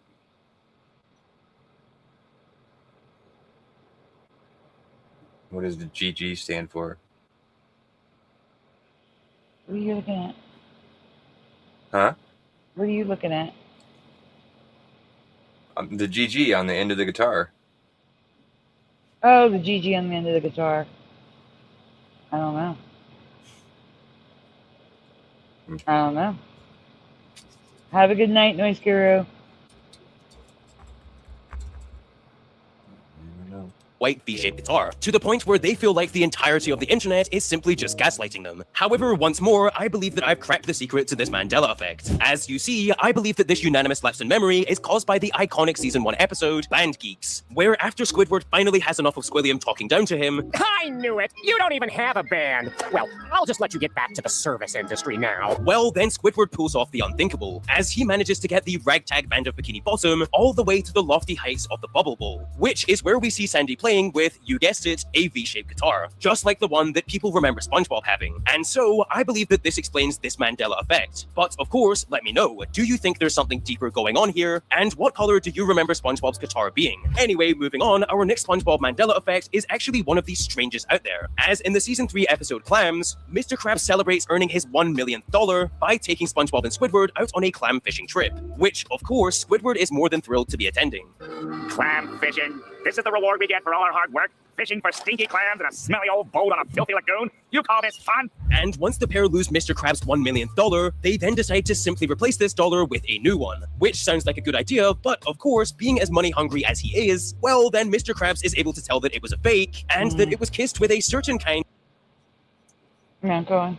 I don't remember this one, yeah. Yeah, I don't either. Of coral blue lipstick. This isn't the millionth dollar. This is an ordinary dollar that's been crumpled up, torn slightly, soaked in a lagoon, and kissed with coral blue #2 semi-gloss lipstick. Actually, it's coral blue #2. And it's here that the Mandela effect appears, as many people believe that they've heard SpongeBob correcting Mr. Krabs by saying that it's actually coral blue lipstick #3, with others being adamant that SpongeBob actually said coral blue #5, with this only being made more confusing by having contrasting numbers on the episode subtitles and various different language dubs that all say different numbers as well. However, after many, many years of hotly debated discussions online, the official answer to this question would be confirmed in the SpongeGuard on Duty DVD, which includes the entire storyboard for the episode, with this storyboard revealing that SpongeBob really says coral blue #4. This isn't the millionth dollar. So the reality is one that nobody remembers. They remember 3 and 5, but the reality is 4. Yeah. Nice. Mm-hmm. This is an ordinary dollar that's been crumpled up, torn slightly, soaked in a lagoon, and kissed with coral blue #2 semi-gloss lipstick.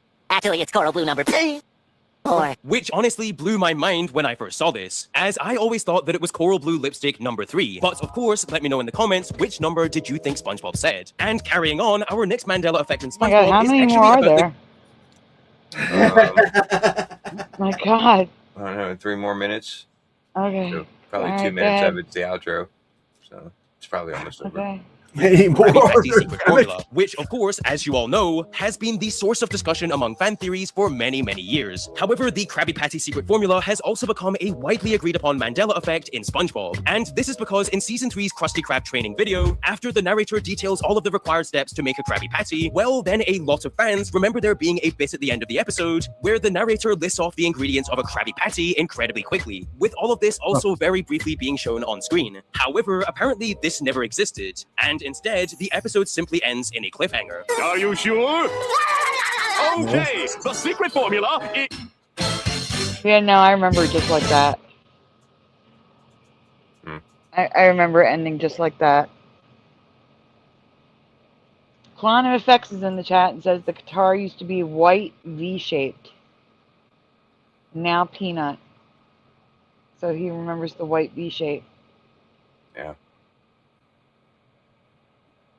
Now it's a No, peanut it's shape. not. No, it's not, Quantum. Now it's a peanut. Yeah. No, Maybe not the guitar. What I have on screen that I can't say. Oh, yeah.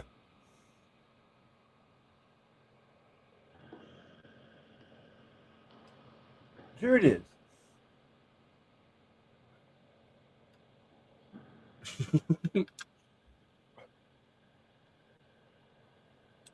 And for me, this is completely baffling, as I for a fact remember seeing a very quick ingredients list in this very episode. Right there. Although, of course, feel free to let me know.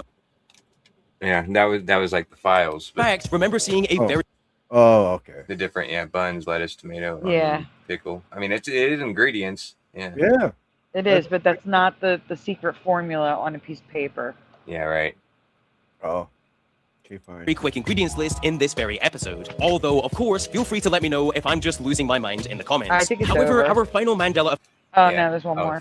Final Effect in SpongeBob is actually about the entire Season 3 special, Party Pooper Pants, or as it's sometimes referred to as, SpongeBob's House Party, which many fans of the show say that they can only recall certain moments of, such as Patchy the Pirate writing SpongeBob a birthday invitation, and SpongeBob then breaking the fourth wall by delivering a joke on the limitations of life underwater. Whoever said this obviously has no idea about the physical limitations of life underwater. Well, might as well throw these in the fire.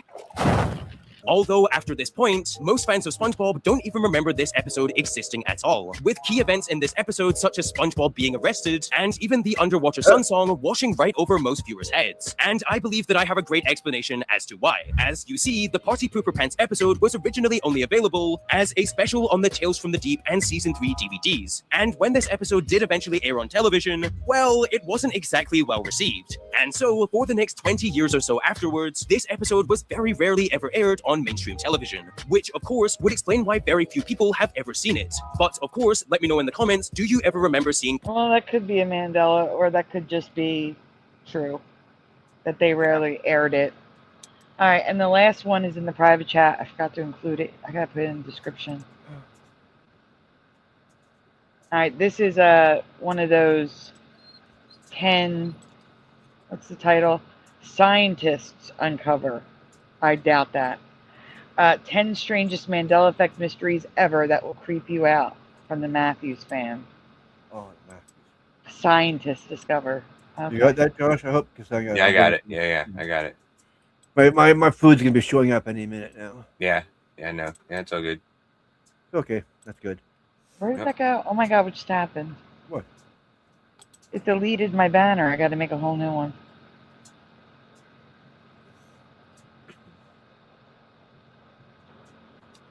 I hate it when the driver doesn't have the thing so you can see where he is. Tracker. Yeah. It's a guessing game. All right. Slacker without a tracker. Yeah, slacker without a tracker. There you go. I highly doubt that scientists have discovered anything having to do with the Mandela Effect, but make it full screen, please. All right. Yeah, give me 1 second. Oh, well. I'll just sit here until he buzzes, I guess. I hate doing that. But... Guys, while we're waiting, please take a moment to hit like on the stream. Subscribe if you haven't already. Ring the bell so you're notified when we go live on the weekdays. Once again, donuts are appreciated. Very much needed. Never ever required. If you'd like the donut, links are in the description. Let me see. Which one? Here, Josh, you weren't here when we used your favorite donut earlier. I did hear you say the Feliz Navidad donut. Oh, you did hear it? Earlier. Yeah, I didn't get to see it, but I heard it, so I know you used it at least once. Okay. Oh, okay. All right. Here we go. I almost stopped at Kroger's on the way home and got some Entenmann's.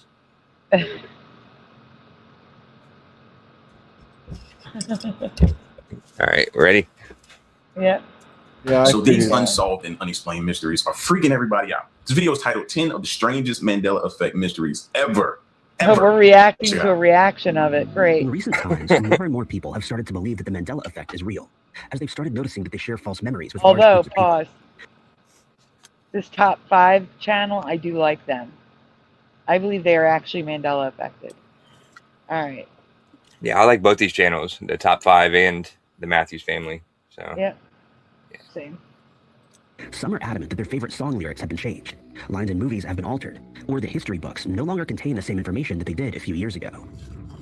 Number 10, Full House, an American sitcom that was popular in the late 80s and early 90s, quickly became a favorite in most households after it first aired. But not many people know that the plot has a rather sad beginning. The character Danny Tanner, played by Bob Saget, asks his brother-in-law Jesse and his best friend Joey to come live with him in San Francisco so that they can help raise his 3 daughters. And as can be predicted, hilarity. Okay, why would people not know the sad beginning? It was the pilot episode. Makes sense. All right, let's continue. Ensues. But many people were left wondering what happened to Danny's wife, Pam, since she never made an appearance in the show. And they're usually shocked when they learn that she passed away in a drunk driving accident, leaving Danny to care for their children. Missing time, we have covered Mandela iceberg videos. We have covered them in the past. They take a long time to get through. All right, let's continue. Wait a minute. It was drunk driving? Meaning, was she drunk? Yeah, actually, that was catching my died, attention too. Pause. I don't remember them saying how she died. It was just their mother died. I don't remember being a drunk driver. Do you?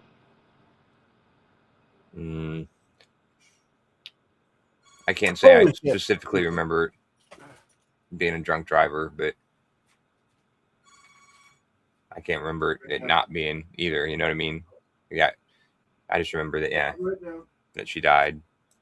I don't remember how. Kat, do you remember drunk driving? Yes or no? I think I do, says Pushin.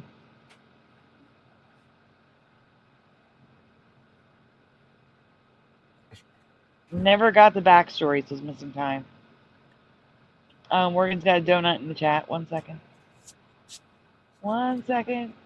Donut for Morgan. Why are they blurring out the kids' faces? Like, I mean, they're celebrities.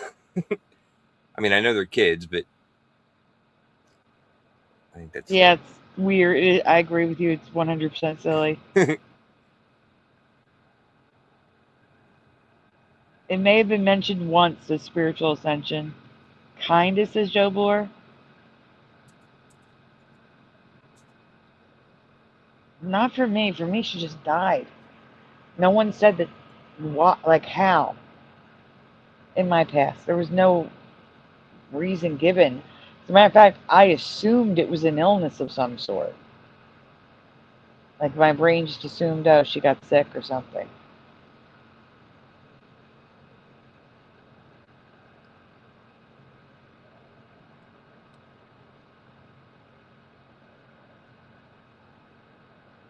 We can go on. I didn't hear what was the reasoning behind it, though. Hey, Rainwater. After Joey and Jesse move in, the plot follows the expected storylines of most sitcoms, with certain characters getting into trouble and others helping them with their situation. Or in other episodes, there's tension between 2 of the characters, but this is usually resolved by the time the episode ends. The show ran for a total of 8 years and spawned 182 episodes. Oh, I have to do a thank you. I'm going to get it set up and then I'll let you know. Let it play till I get it set up. Okay. Where it really was. Some fans of the show have watched each episode hundreds of times, which makes it all the more surprising that it's now the subject of a Mandela Effect mystery. The mystery surrounds the character of Joey and his actual role in the family.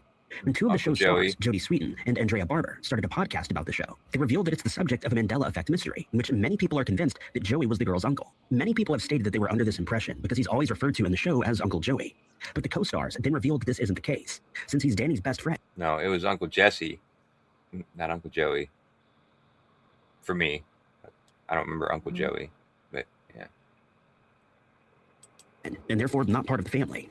They also explained that none of the girls ever referred to him as Uncle Joey, even though he was considered to be part of the family, since all the characters grew very close to each other as the show carried on. They believe the misconception came about due to the fact that Danny used to refer to him as Uncle Joey whenever he was talking about him to the children, and hence people just assumed he was either a relative or that the kids considered him to be their uncle, since he played a large role in taking care of them. The show is also mentioned in another Mandela Effect that was shared by a Reddit user, who stated that they're certain that they watched an episode when they were young in which Kimmy thinks she's pregnant, only for a pregnancy test to reveal that she isn't. They state that they remember the episode clearly, as if they watched it yesterday, but are now unable to find it again despite years of searching. Others have stated that they also remember the same episode, but have also had... yeah, I remember that episode. You do too? Yeah, hold on. 1 second. You can stop right there because I'm ready, okay? Okay. Guys, trophies up, please. I don't know how long ago this was. I just saw it now. Sorry. 3 days ago. No, it wasn't 3 days ago. Trophies up, please, everyone. Thank you, Matt Moon Crazy. At least I think it's Matt. It's Matt Z. If I messed up, let me know, please, in the chat. Thank you, Matt.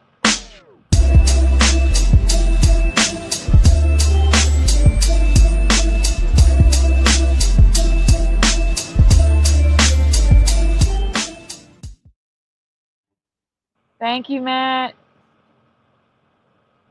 We got some trophies from Pushing.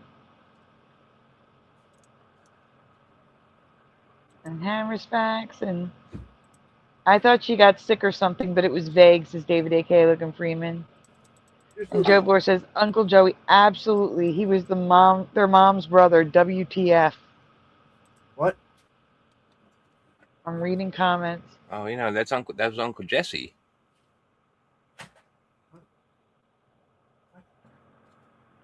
Yeah, I thought it was Uncle Jesse, too.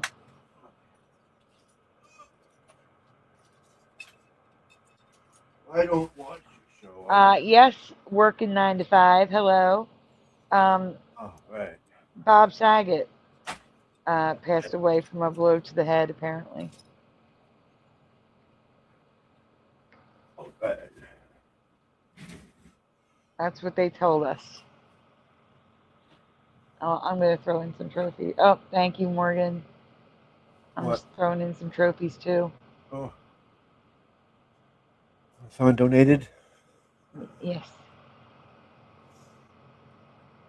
Donate my pizza?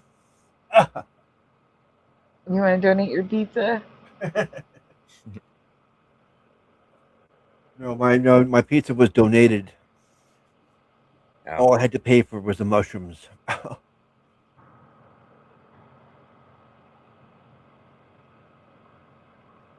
So No, I agree, Joe Bloor. I got a medium pizza for $2.50. Nice. That's awesome. Well, it should have been free, but I wanted mushrooms on it. Yeah. Did you tip your driver?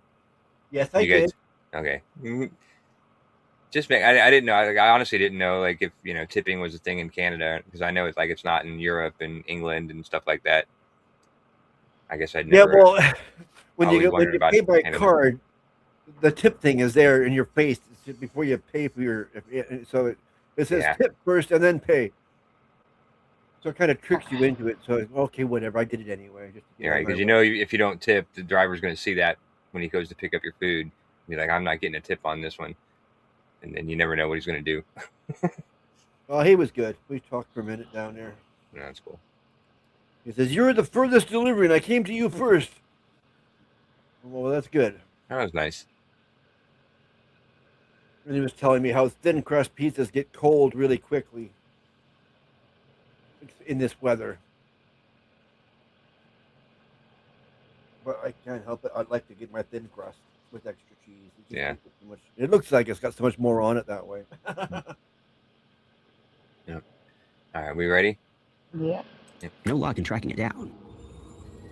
Number 9. When it comes to the Mandela effect, brand logos are among the most spoken about examples, since people either remember their spelling being different in the past, or now believe that their logos have changed. Some examples of this include the fact that many people were... Huh? Well, I don't see that. That logo didn't change to me. It wasn't about that logo. Oh, okay. He's saying logos in general. Oh, okay. I'm sorry. Okay. Refer to Febreze being spelled as Febreze, with 2 E's in the word breeze, but it's an error that's easy to understand. They also recall Oscar Mayer being spelled with an A instead of an E, or that this... Nah, Febreze had 2 E's, bro. Cause stop it, man. Y'all about to make me throw this computer across the room. Stop. Febreze had 2 E's, hence the breeze. It was a play on the breeze, right? Yeah. See, now I'm questioning myself. Oh my God, bro, come on, who's with me? Febreze had 2 E's, right? Put 2 E's in the comment section. Everybody who rocking with me, it had 2 E's. 2 E's. The Skechers brand spelling doesn't contain a T. I hear you. As far as logos are concerned, many people remember the sun on Raisin Bran cereal wearing sunglasses, when the truth is that he never has. That the Pillsbury Doughboy used to wear a blue neckerchief, when in fact it's always been white. Or that the popular drink 7-Up used to have a hyphen between the numbers and letters, but it also never has. Then there's the misconception that Target... What was the woot woot for? What did the woot woot? That was the woot woot guy. I mean, no, but 7-Up has always had a dash. Oh. That was the woot woot guy. Oh, I didn't know that. That was what that was. Yeah, it was instead of where that cherry is, because that's cherry 7-Up. There's a dash there. Well, no, that's not cherry 7-Up. That's just regular. That's Spot or Dot or whatever the little logo mascot was. It was the red dot. Not in my world.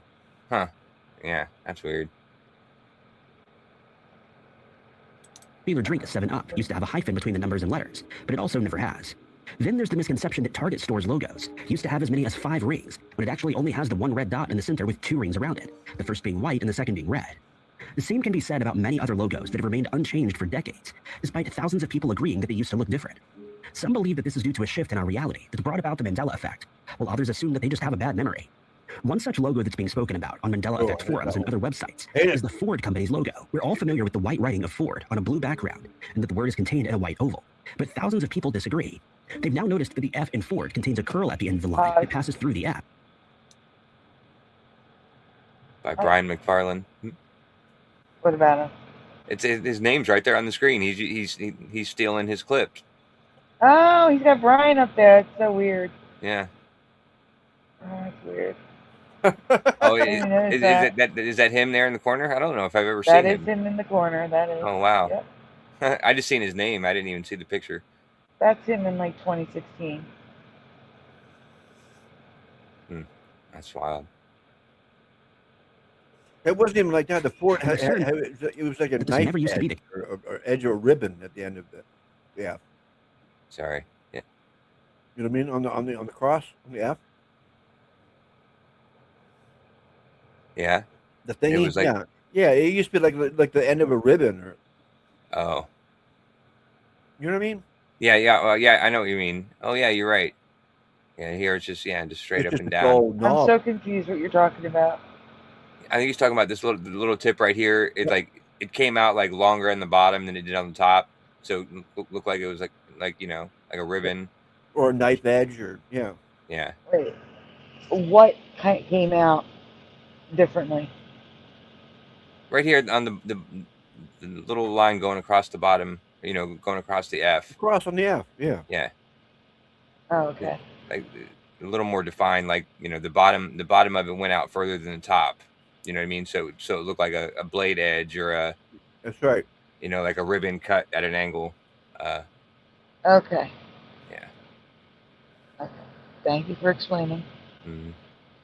Case, stating that it used to be a simple straight line. In a video uploaded to YouTube, a YouTuber has stated that the logo looks very strange to him, and at first he assumed that the brand merely redesigned it for a fresh look. But he was left baffled when he learned that it's remained unchanged since 1912. He then asked several people to identify the correct logo after presenting them with the real one and another. Listen, I know we in a simulation. I've acknowledged that a little bit. You know what I mean? Not fully committed to saying that, but I feel like we're in a simulation. Y'all not going to just switch up the simulation like that on us and expect us not to think that the Ford symbol logo was just a straight line. It was just a straight line. It didn't have that little squiggly. Yeah.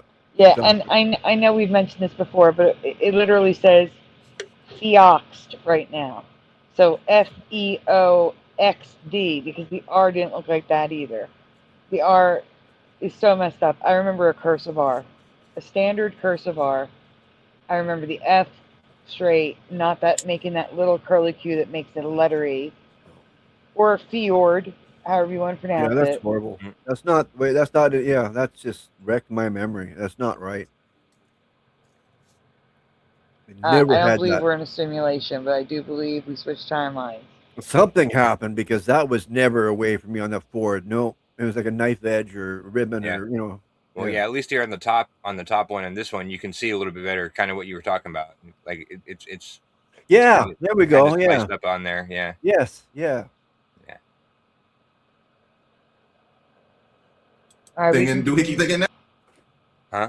What? I said we can continue. Okay. Another one with the straight line. Most people chose the wrong example and were just as confused to learn that they share the same false memory. One man suggested that Ford aftermarket parts sometimes contain the altered logo, and that this has caused people to remember the logo differently, but this is mere speculation as it's never been proven. To make matters worse, the YouTuber stated that his uncle used to work for a Ford dealership, and he often brought Ford badges with him when he visited, and yet the uploader has no memory of the curly line that's present today. In one part of the video, he interviews a man who's been working as a mechanic for many years, but he's also unable to pick out the correct logo. The uploader then provided several examples of the logo without the curl as evidence that it had been changed. Some of these can be seen on the side of engines, above entrances of Ford dealerships, and even on the Now backs he's of some using of the Esoteric Detective. Yep. Oh, yeah. Yeah, I didn't know. I noticed that on the last video we watched. It looked like he was just like stealing a bunch of clips from other people's videos for his images. Yep. Or whatever. Yeah, I just want to point out that image right there on the screen. I think that's Photoshop. Just to let you know, I think that one is Photoshopped.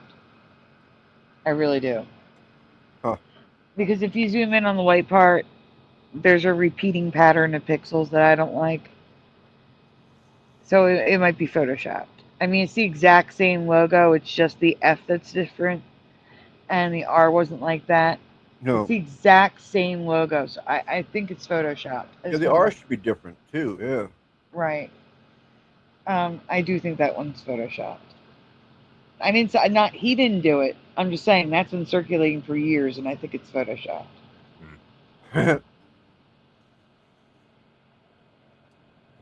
He then showed a few video clips, one of which is from the British show Top Gear, that shows a car with a plain logo on the back. But to be fair, the video's quality is a bit too blurry to be definitive. He then shows a clip from a show called Jay Leno's Garage, in which Leno can be Now seen that inspecting one's the accurate. 1967 Ford Fairlane. I don't like that. Fjord. No. I'm saying the Jay Leno's Garage, that was an actual logo. Oh. It was on TV.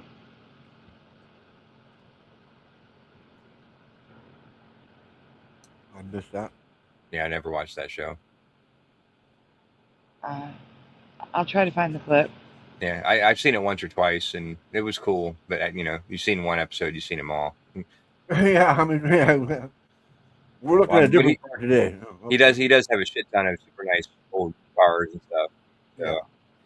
But yeah, they were all the same. Yep. And as the camera zooms in on the engine, we can see the plain logo displayed rather than the one containing the curly line. This time, the video quality is much higher, and he takes this as definitive proof that the Mandela effect. Okay, there we is go. responsible for Pause it. So that's from Jay Leno right there. Okay. And it looks like there's a really thick straight line on that logo. But also notice the O is closed. It's not open like on the Ford logo now. No curly Q. Yeah, it is. No, that curly thing on the F really drives me nuts. It drives me nuts too. I'm with you there, Splatter. Yep. What's that? What'd you say? Yeah, we've shown that clip before. I said I agree with you. Oh, okay. We've shown that clip before, Joe, of Joe Rogan. All right, we can continue. change, and this has a lot of people confused and doubting their own memories. Number 8. On the 8th of June, 1984, the world was introduced for the first time to the strange creatures known as gremlins. While these creatures may look cute and cuddly at first, they become vicious monsters if they're ever exposed to water, or if they're fed after midnight. They also didn't take kindly to being exposed to bright light. Quick, somebody put in the comment section, what's his name? Because I'm trying to, was it Gizmo? Gizmo. Pause. I think it was Gizmo. Yeah. All right. You see that big white around his eye? Yeah. Yeah, I don't remember it like that. Where it literally looks like an infinity symbol or a number 8 from the brown to the white. It was more subtle in my past. And there wasn't a white patch on top of his head. The only white was near his eye, but it was more, it wasn't puffed and rounded out like that. You see what I'm talking about by it being like puffy and round? It was sticking out. It was just more subtle than that. It's just wrong. Gizmo's wrong for me.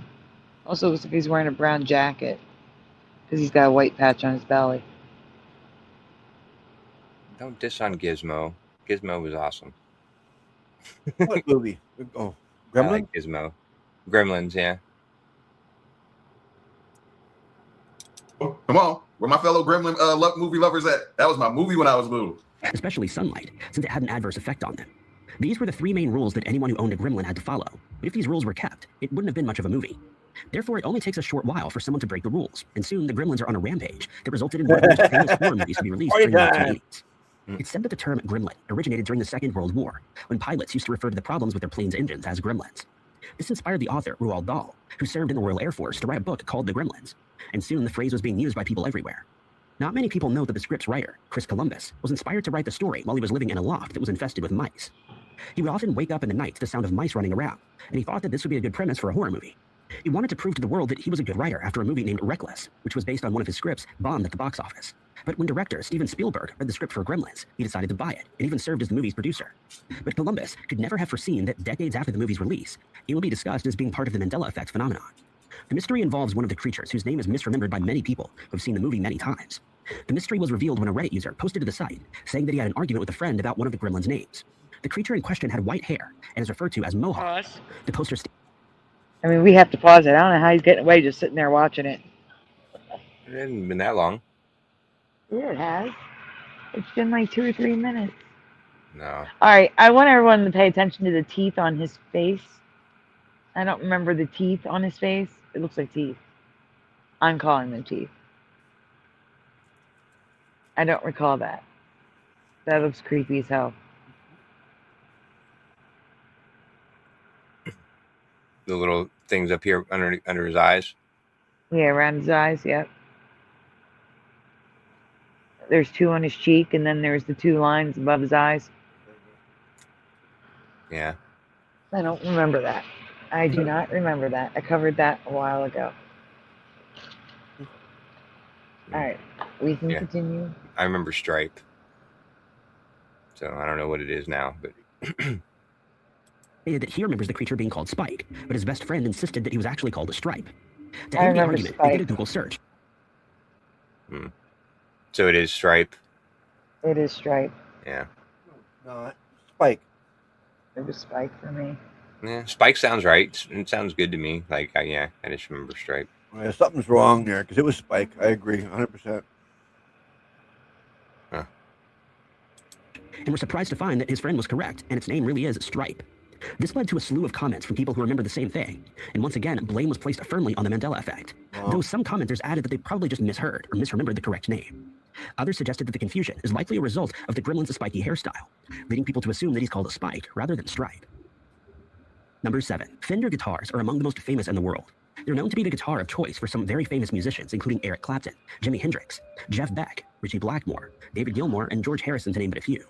Buddy Holly used to play a Fender Stratocaster, as did Rory Gallagher, who was a self-taught prodigy. Fender guitars have a distinctive sound that's favored by players in the blues and rock genre. All right, y'all outside of my wheelhouse right about now. So I'm gonna lean and rely on y'all to let me know if this Mandela Effect is real or not, you know? And they've been hailed as high-quality guitars for many decades. The brand was invented by a man named Leo Fender, and quite unbelievably, he never learned to play guitar, despite producing some of the best instruments ever made, and those guitars being used by world-renowned artists. Before the advent of the Great Depression, Fender worked as an accountant, but when he lost his position, he decided that his habit of tinkering with electronics would make a much better career choice. And before long, he opened a store called Fender Radio and Record Shop, which would eventually become the Fender Musical Instruments Corporation. Ironically, since his background was in engineering, and he never had any interest in playing an instrument, he had no idea how to play the guitar, and had to recruit musicians to test out the first few guitars he made. At one point, he sold the company to CBs for a massive $13 million, but it was then bought back by the company's employees, who renamed it Fender Musical Instruments Corporation. He sold it to NASA?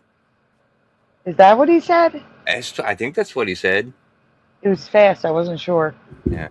And had to recruit Rewind musicians to it? test out the first few guitars he made. At one point, he sold the company to CBs for a massive $13 million. No. For CBs to NASA. Wait. All right, slow it, rewind it, and slow it down. Let's hear it normal. The first few guitars he made. At one point, he sold the company to CBs for a massive $13 million. Oh, for a massive. Okay. Yeah. All right.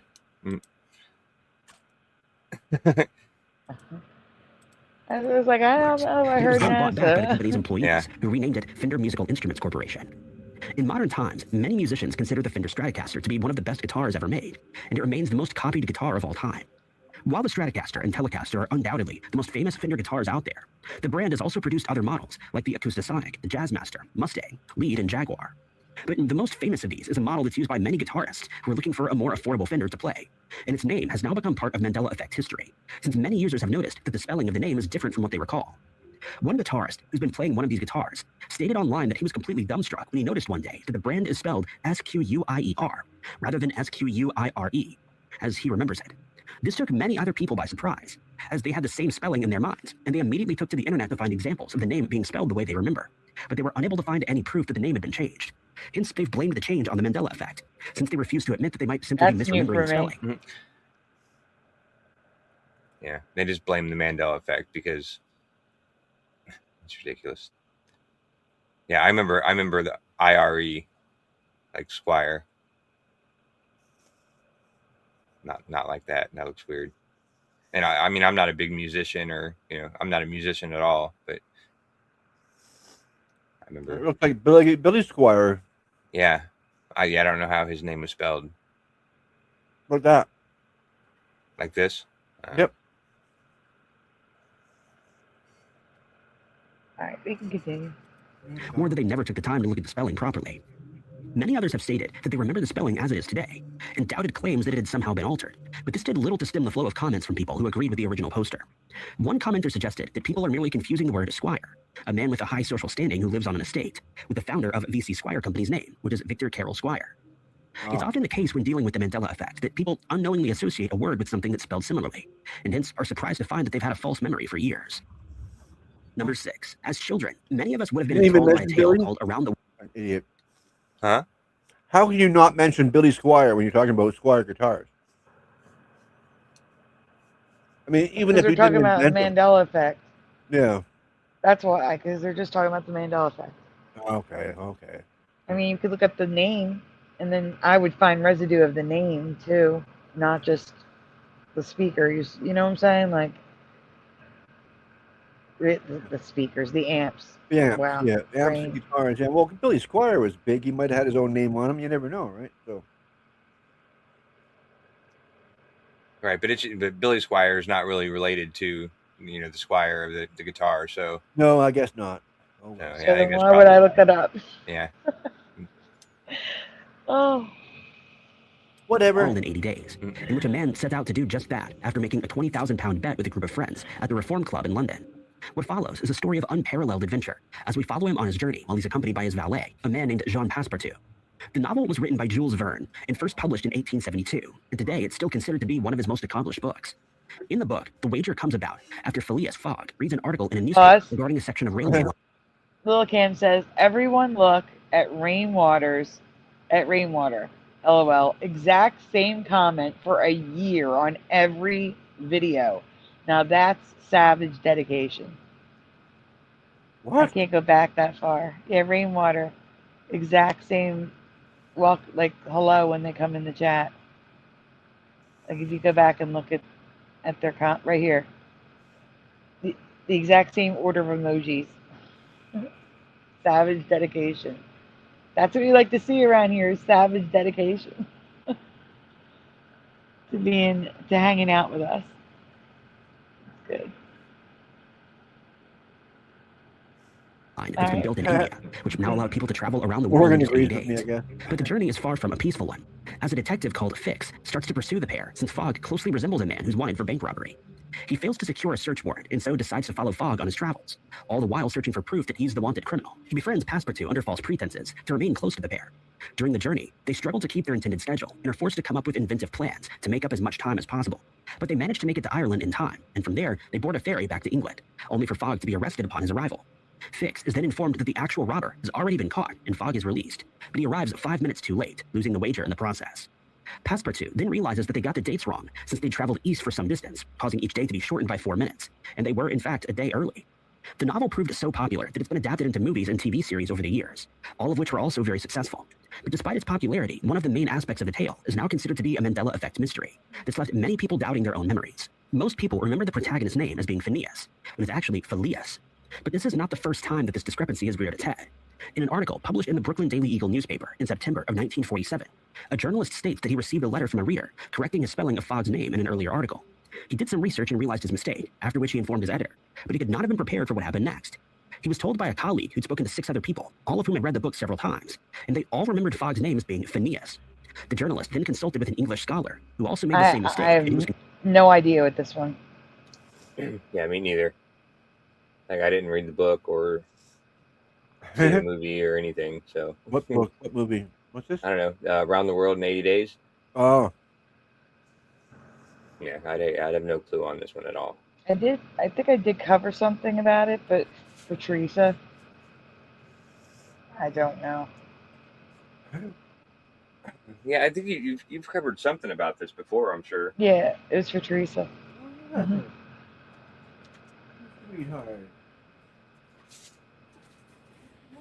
Convinced that there had been some strange error. But despite searching for evidence to the contrary, they were unable to find any reference to the hero being called Phineas.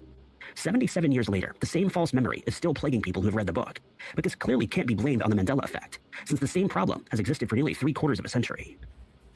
Number 5. While it's understandable that people blame the Mandela effect for false memories regarding song lyrics, misspelled words, and missing episodes from their favorite TV series, it's a little harder to understand how it could affect their perception of certain geographical areas. But this has happened on more than one occasion. In one instance, thousands of people came forward to state that they remember New Zealand being northeast of its closest neighbor, Australia, when in reality it lies to the southeast and always has. Some people went as far as to suggest that it had been moved somehow, or that thanks to the Mandela effect, all the atlases in the world had been altered to show it in a new location after our reality was also changed.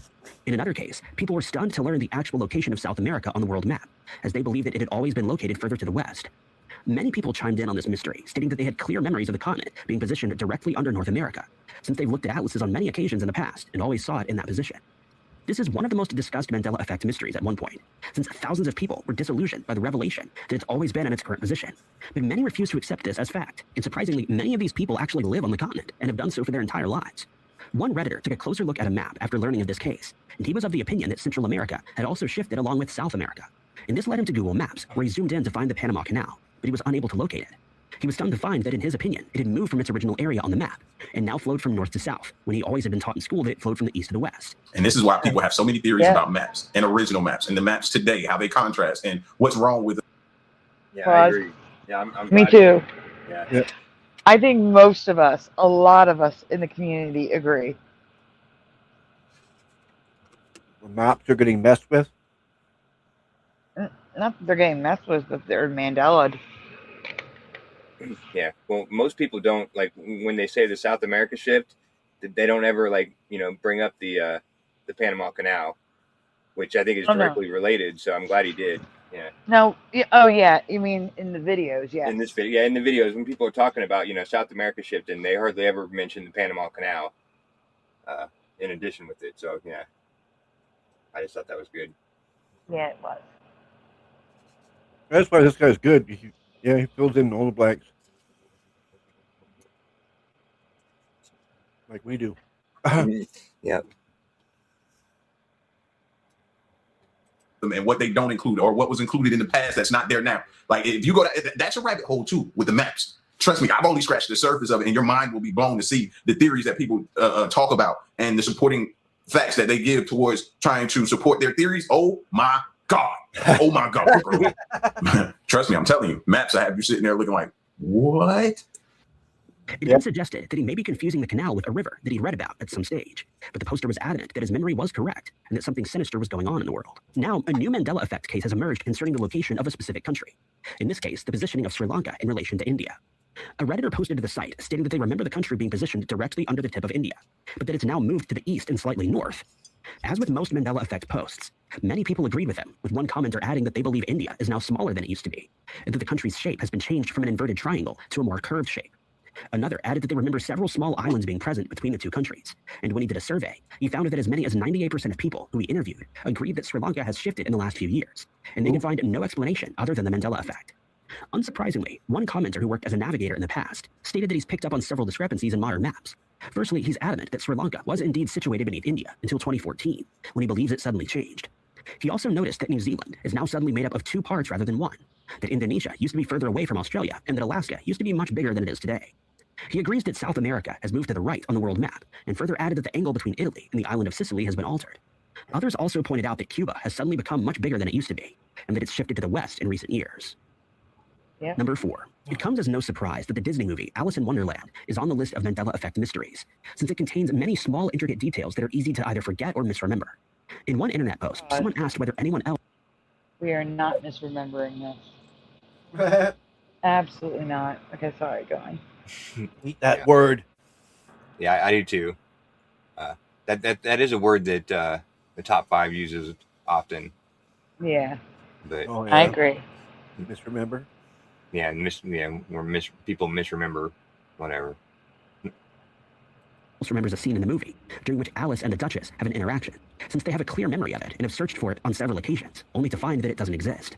But this was quickly explained by a commenter who stated that in the book, upon which the movie is based, the Duchess and Alice do interact at one point, and this may be what they were really remembering. Others suggested that the poster might be thinking of one of the other movies that were made, since they remember an interaction with that character. Not at all. Not thinking of another movie made. That's ridiculous. That's stupid. Right, Yep. because Alice in Wonderland is so confusable with, like, you know, a ton of other movies. Oh, yeah. Apollo 13 really confuses me with that one. Yep. Yeah, right, exactly. Exactly. Or that they might be thinking of a storyboard that never made it into the movie. Another of these mysteries involves one of the story's most beloved characters, the Cheshire Cat. Many people remember one of the most iconic lines from the movie being said while Alice is looking for the White Rabbit, and the cat suggests that she speak to the Mad Hatter, but Alice declines upon hearing his name. The cat then tells her to speak to the March Hare, but upon learning that he's also mad, she's heard saying, "But I don't want to go among mad people." And this is where the discrepancy takes place. Most people remember the cat replying, "We're all mad here." What'd you say? Oh, look. I remember him purple and blue. He's looking purple and blue there in the shadow, but when he gets in the color, he's pink and pink. Huh. But that's how I remember him right there. You can see the pink starting to come in. Yep. Yep. Okay, go on. But this simply isn't the case. The There he line is is there. actually delivered as, "You can't help that. Most Whoa, everyone's look at the mad here." colors And this is- changes. Oh my god. He's blue and pink. Oh, that's weird. That's weird, guys, because if you look at him now, Disney will say he's like pink and purple. And he's definitely blue and pink there. Huh. Oh, that's weird.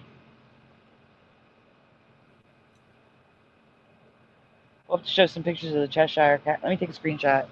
Can you actually rewind it with the keys a few seconds? All right, give me a second. I'm taking screenshots of this. Yep. I mean, I did shift today, definitely. So it's also possible this is just new in my reality. All right, hit play and then pause again. Oh, I wanted it a little bit further away, so I wanted you to hit play. Mad people. And this is where the discrepancy takes place. Most people remember the cat replying, "We're all mad here." But this simply isn't the case. Pause. The line Right there. And then pause again when it gets close up to it. is Again. actually delivered as, "You can't help that." Perfect. Thank you. Yep. All right, go ahead. Most everyone's mad here. And this has left many fans of the movie baffled. Once again, this was easily explained by those who have read the Lewis Carroll book, in which the line is indeed, "We're all mad here." But Oh some my god, commenters see, his head's firmly believe purple. Go back. I got a screenshot to show you. All right. His head's Let him put his head down, please. Huh? Let him put his head down, please. who have read the Lewis Carroll book, in which the line is indeed, "We're all mad." Perfect. All right. And I think his it was eyes better- are yellow. Stop it. Why are his eyes yellow? He's wasted. Smoking too much, yeah. Yep. That's He was pink, hanging. not He was hanging yellow. out with the caterpillar, the hookah smoking caterpillar. Yep. All right, I'm going to keep watching. Good. Here. But some commenters firmly believe that the line was the same as the one in the book, and that the movie has recently been altered. Lastly, two other favorite characters are mentioned in Mandela Effect He doesn't forums. even match. The His brother- head doesn't match his body. What the hell? And the movie has recently Oh, his head's dark and purple, and his body's not. Yeah, well, it was blue a second ago. Can't make up its mind. Second ago? been altered. Lastly, Bacon. I almost. Hold on. two other favorite characters are mentioned in Mandela I Effect. can't look. Hold on a minute. Something weird's going on. That's all I gotta say. Oh yeah, yeah, no, it's blue up here. Oh, now it's blue. Yep. Yeah, Yeah, I'm putting them side by. I was putting them side by side. I was making a slide. and then it's like the burgundy or something, or brownish. Purple. It's purple, and I know it's purple because he's purple and pink now. Lewis Carroll book, in which the line is indeed, "We're all mad here." But some commenters firmly believe that the line was the same as the one in the book, and that the movie has recently been altered.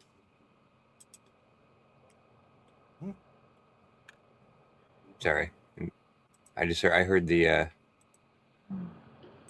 the ding. So Facebook dingle. yeah.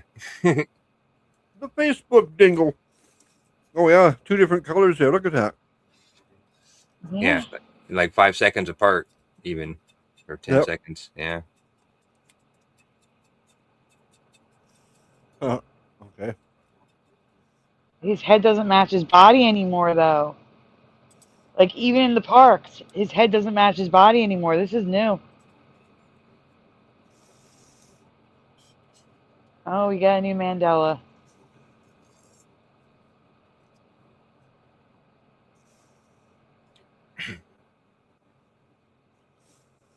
Interesting. Oh my gosh, stop it. I've got to listen to that. No, it's going to get more interesting. I'm making some slides. It's going to get more interesting. All right, you keep going. I'm making some slides. Last week, 2 other favorite characters are mentioned in Mandela Effect forums. The brothers Tweedledee and Tweedledum were featured in a poll asking whether they remember the duo wearing hats with propellers or flags on top, and the overwhelming majority selected the propeller option. The fact is that they had a small green flag on their hat, though it was also pointed out. He said small green flag, but yet this picture here, they're yellow flags. Yeah, because they were green at one point. Mm. They went from yellow to green, so they're back to yellow. Flags. They're propellers. They were propellers. Absolutely. 100%. They've been featured in many drawings with propellers instead. Many cartoons have featured characters with propeller hats throughout the years, and this has likely contributed to the collective false memory, though many people refuse to accept this as an We have a explanation. collective false memory. Yeah. He's gonna say it's because the picture in the book, the original book, which I never read or never picked up. Yeah. You know, the book of Alice in Wonderland. Never seen a picture from the book in my life, and I remember the propellers. But yeah, he's gonna say that's why we remember it. So, I bet. Chances are that many more of these mysteries will emerge in the years to come, since Alice in Wonderland is such a busy and detailed movie, with an array of characters and many strange lines that could easily be misremembered. Number 3, King Tut is surely one of the most famous pharaohs that ever lived. He reigned in Egypt from 1332 to 1323 BC, and first became known to the modern world when his tomb was discovered in 1922 by the British archaeologist Howard Carter. The discovery of his tomb was unprecedented, since it was the very first ever to be found virtually untouched by grave robbers. Along with the tomb, Carter also found several religious objects that had never been seen before, as well as works of art and inscriptions that had been made on the tomb.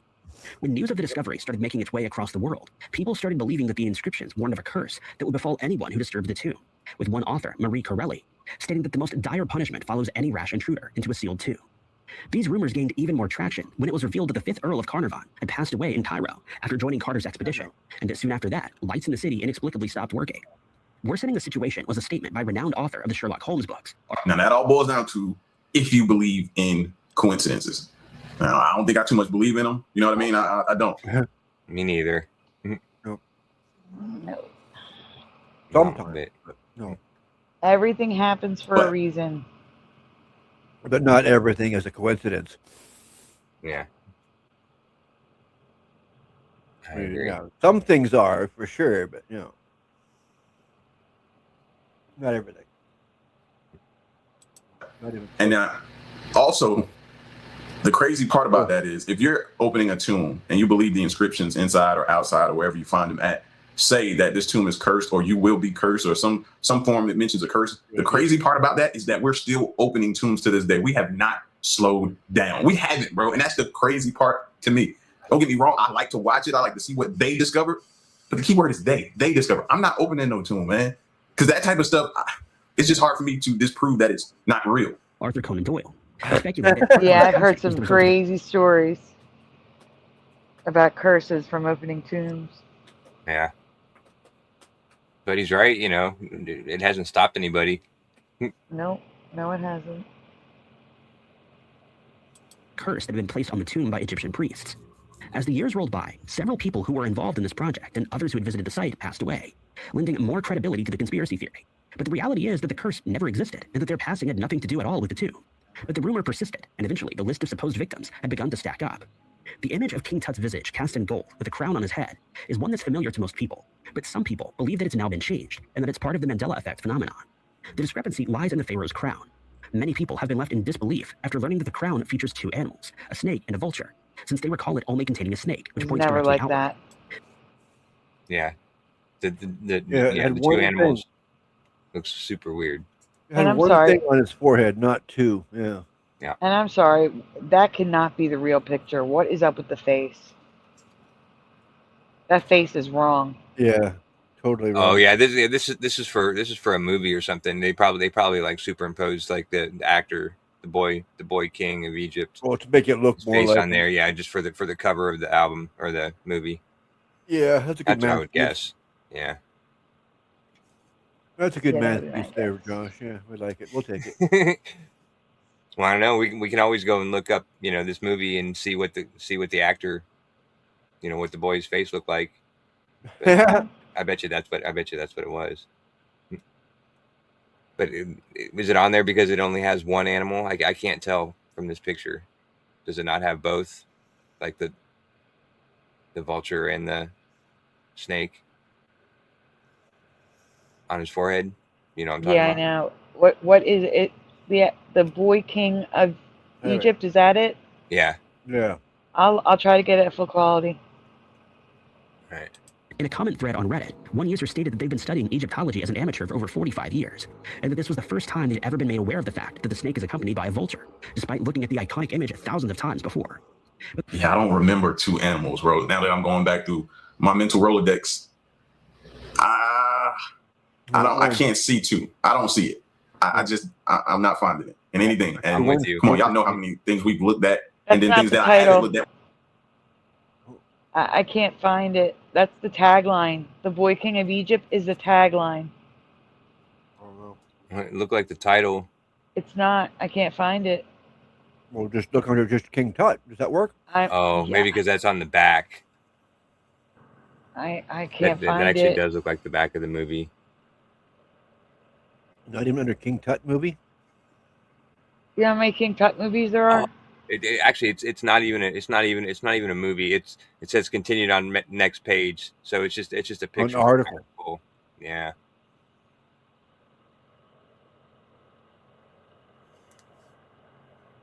I don't know. It looks like a VHS tape to me in this picture. That's the only reason I thought that.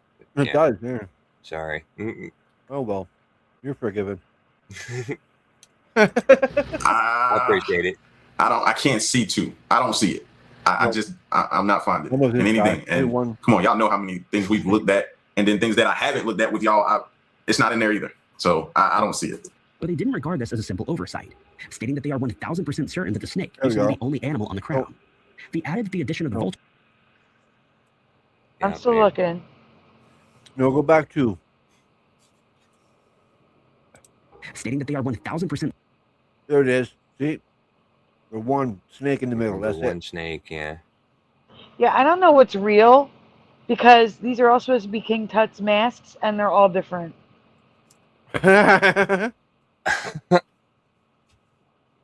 Well, maybe King Tut was the boy of many masks. Well, didn't they like make like multiple of them in like burial sites of them, and and so that way like nobody knew which one he was Real actually one? buried in at the time because they were afraid of grave robbers or people. It would just give him more to rob. Here, we rob this one, then rob that one. Oh, here's another Yeah, one I over guess here. maybe, but at least people would never know if they got the right one or not. You know what I mean?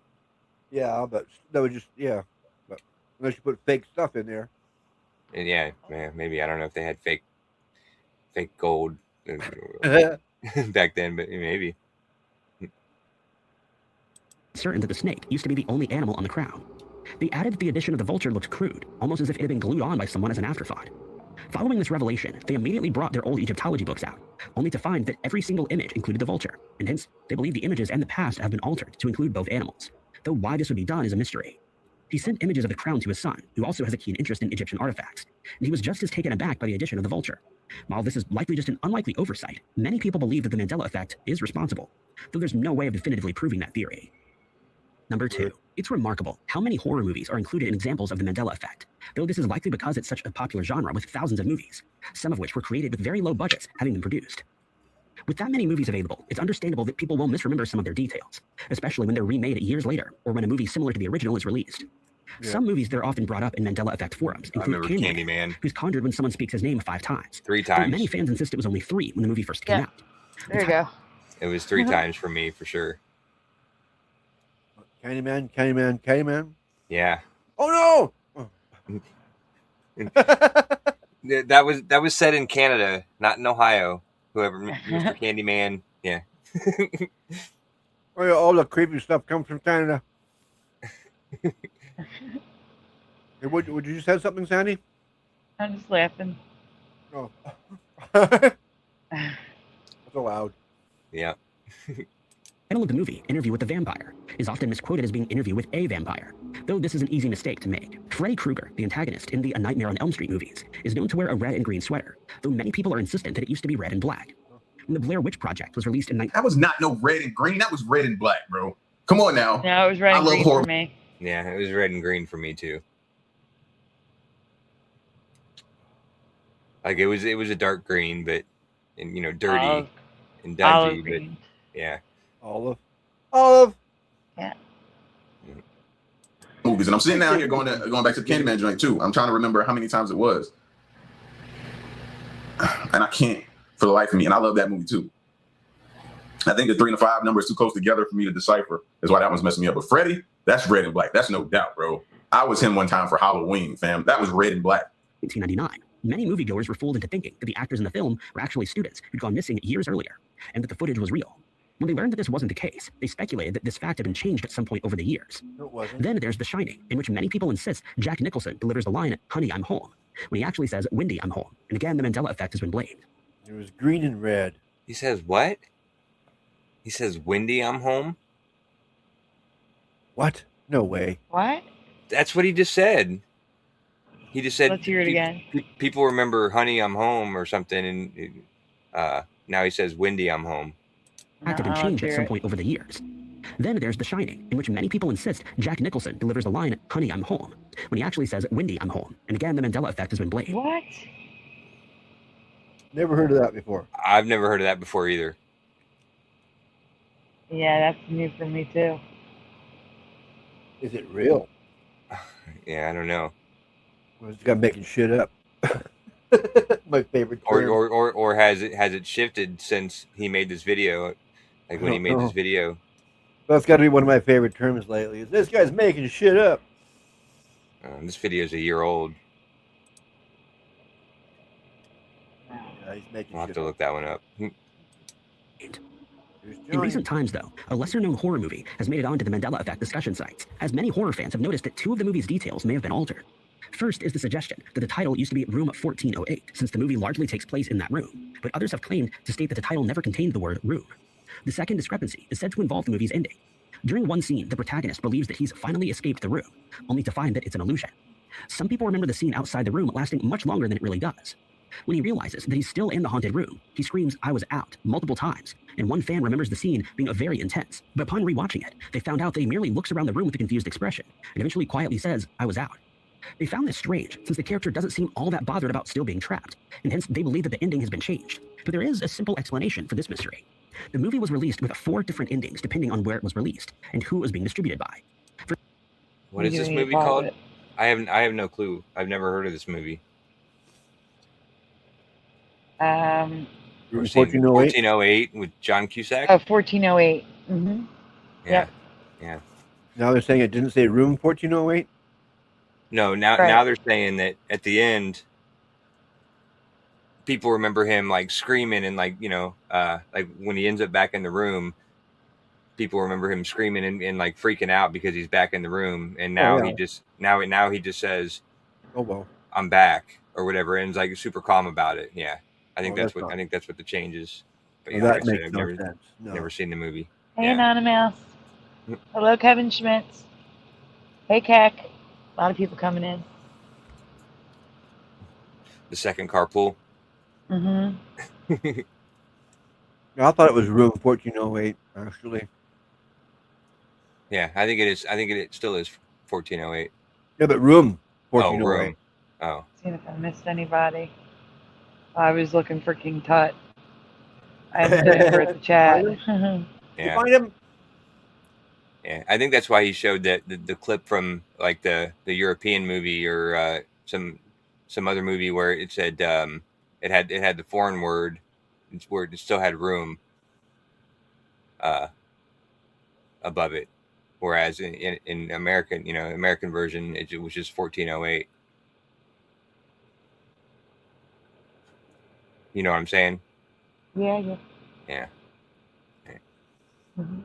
For example, Blockbuster is known to have distributed an exclusive version that contained one ending, while other distributors received copies with a different ending. Strangely, the poster on this forum entitled their post, "The Movie Room 1408," is different to how I remember, revealing that they also aren't aware that they remember the title wrong, which must have come as quite a surprise. While many commenters agree that the ending of this movie has been changed, many more are accepting of the fact that there are multiple endings, since this isn't unheard of, with one example being the movie The Butterfly Effect, which stars Ashton Kutcher, and also has 3 alternate endings that not everyone is aware of. Number 1. Between the late 1960s and the early to late 1970s, the band Carpenters enjoyed their most famous period, as they topped the Billboard 200 charts and wrote 3 #1 hit singles, making them one of the most famous vocal duos of their era. When they toured Japan in 1974, the reception was likened to those of the Beatles while they were at their most popular, and today their songs are still being played on radio stations and in homes around the world. The band was made up of Richard and Karen Carpenter, who were brother and sister. While they enjoyed a massive amount of success, their story isn't one without tragedy, as Karen developed anorexia in or around 1975. It's been suggested that this came about due to the stresses of constant touring, complicated relationships within their family, and anxiety brought about by a lack of fame started taking its toll on the singer. Do what? She starved herself to death. Yeah. She didn't eat. Yeah, that's what anorexia does to you. It's crazy. It makes you see yourself differently in the mirror. Yeah. She passed away in February of 1983 as a result of the disorder, an event that shocked the music world and the band's fans alike. But her passing has in part been contributed to a Mandela Effect mystery, though it has quickly been debunked. Many of the band's fans remember reading or hearing that Richard also passed away, but that this occurred several years later. They remember hearing that he struggled with cancer, and are then both relieved and confused when they learn that he's still very much alive today. Strangely, some people have no memory of Karen struggling with an eating disorder, and instead were under the impression that she had developed cancer, though this simply isn't the case. Then there's the Mandela Effect concerning the band's name. Many people refuse to accept that they were merely called Carpenters, since they remember the name being The Carpenters. And Yeah, right. They were the Carpenters. They were the Carpenters. Yep, 100%. Not Carpenters. Yeah. No.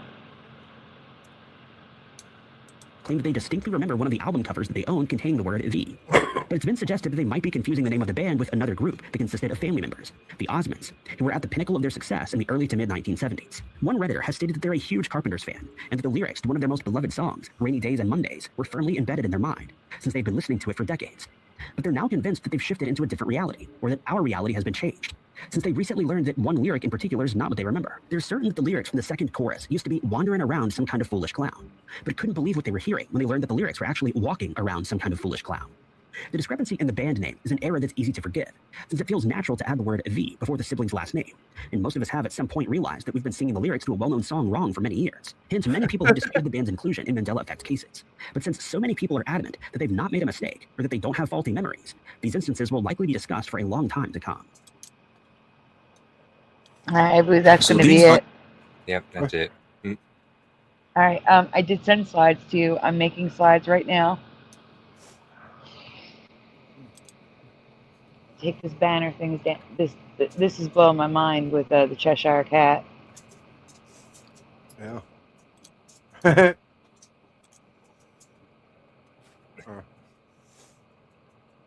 Look at this, guys. So I saw this when he was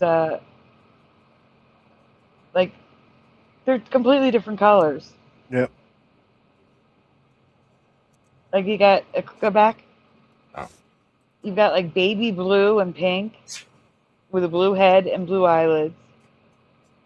And then you have pink and like a blue lavender with a dark purple head that doesn't match the body. Yeah. And like his face here is like a flesh color, and this is like a, he looks grayish. Baked. He looks baked. Lavenders. Yeah.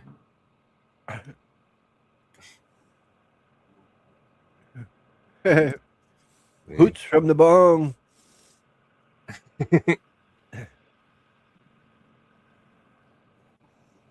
All right, so here's more. Look at the color variation. Do we see this? We have pink and pink, pink and blue.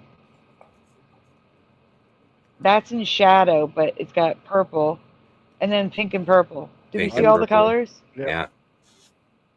I would say they had different working on this at the same time. No, because I have a whole presentation on the Cheshire Cat. This is new. Oh, okay. All right. So what two colors would you consider this one up in the top right? Just so that I know, like when you. Oh, that's just a darkened version of the one below it. next. Well, it's either it. I think it's the one below it, darkened in shadow. That's why I put it there. Well, they're both in the same tree branch. That's why I figured it was that one. Yeah. I know, but what would you call the colors? Pink and purple? Yeah, pink and purple to match the one Okay. below it. Yes. All right. And here you can see in the park the head is darker. It was never darker. It matched. Darker. Mm-hmm. Yeah, Oh, it's darker. definitely darker. Oh, it's definitely darker.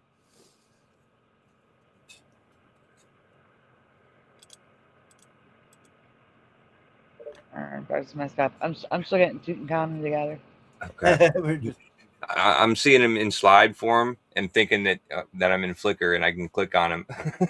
Oh, I sorry. can't. You know, like why isn't it zooming?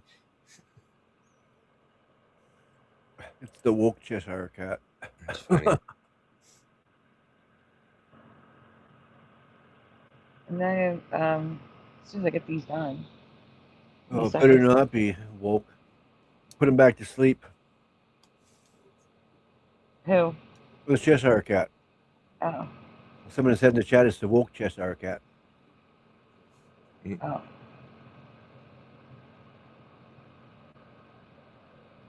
I'm trying to show us the different faces of King Tut here. This is kind of nuts.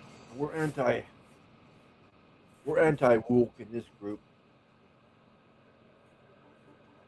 I don't understand this. What I'm looking at, I don't understand. They're all different. How many different King Tuts were there? That's what I'm saying. There's Yeah. Well, it's funny. I noticed tonight that the moon was the Cheshire Cat smile moon. I noticed it going into work and coming out of work. Cheshire Just Cat that real smiley thin moon. little, sliver. It was, I hate that. I'm almost there, guys. You better be.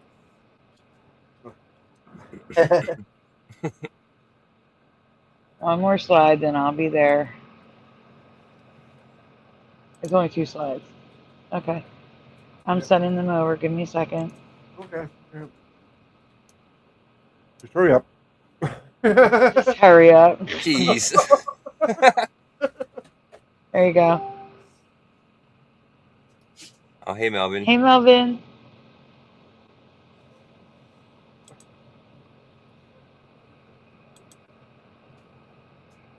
There is no way. I cannot believe the head's totally different color.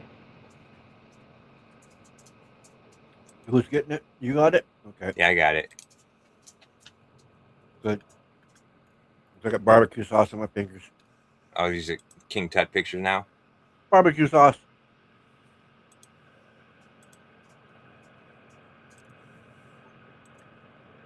Here it comes.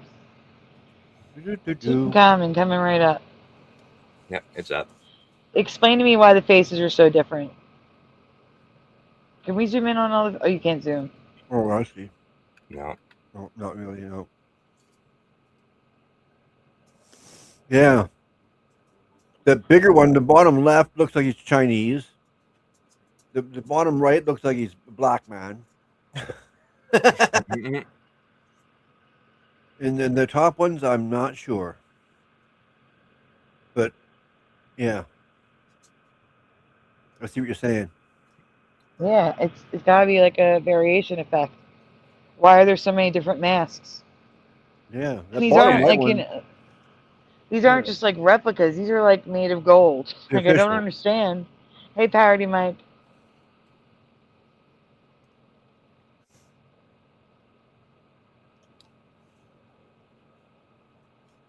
Yeah. Oh, now he looks different again. Look at that skinny No, face they on that do. one. I know. Yeah. It's crazy. That's so weird. They don't know what he looked like. Maybe he's just a figment of their imagination back then. Even so they just made up some character. It's weird. That's all I know. Yeah, it's pretty weird. Yeah, that's right. I don't know. It's the only way I can explain it. I agree with you 100%. Yep.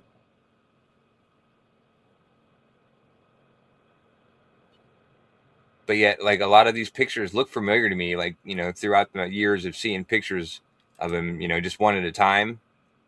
I've seen these different, a lot of these, like this one here with the blue. And then, you know, like this one here and this one here, at least those three, I remember seeing growing up throughout the years. Where's his thing on that one? Which one? What? On which The one? thing under his chin. You mean the thing, Oh, the yeah, wrapped right. up beard? The wrapped Yeah. up goatee? Yeah. Yeah, sometimes it's broken off, sometimes it's whole, sometimes it's gold, sometimes it's blue. I've never seen it not there. Yeah, this one Sometimes looks it's like black. like it was like a replica or something, like a remade. Some kid broke it off. Yeah, because this one looks more human, but you know, it's got like the skin color, the flesh tone. I on can the picture face and some stuff. little pukey kid pulling on it.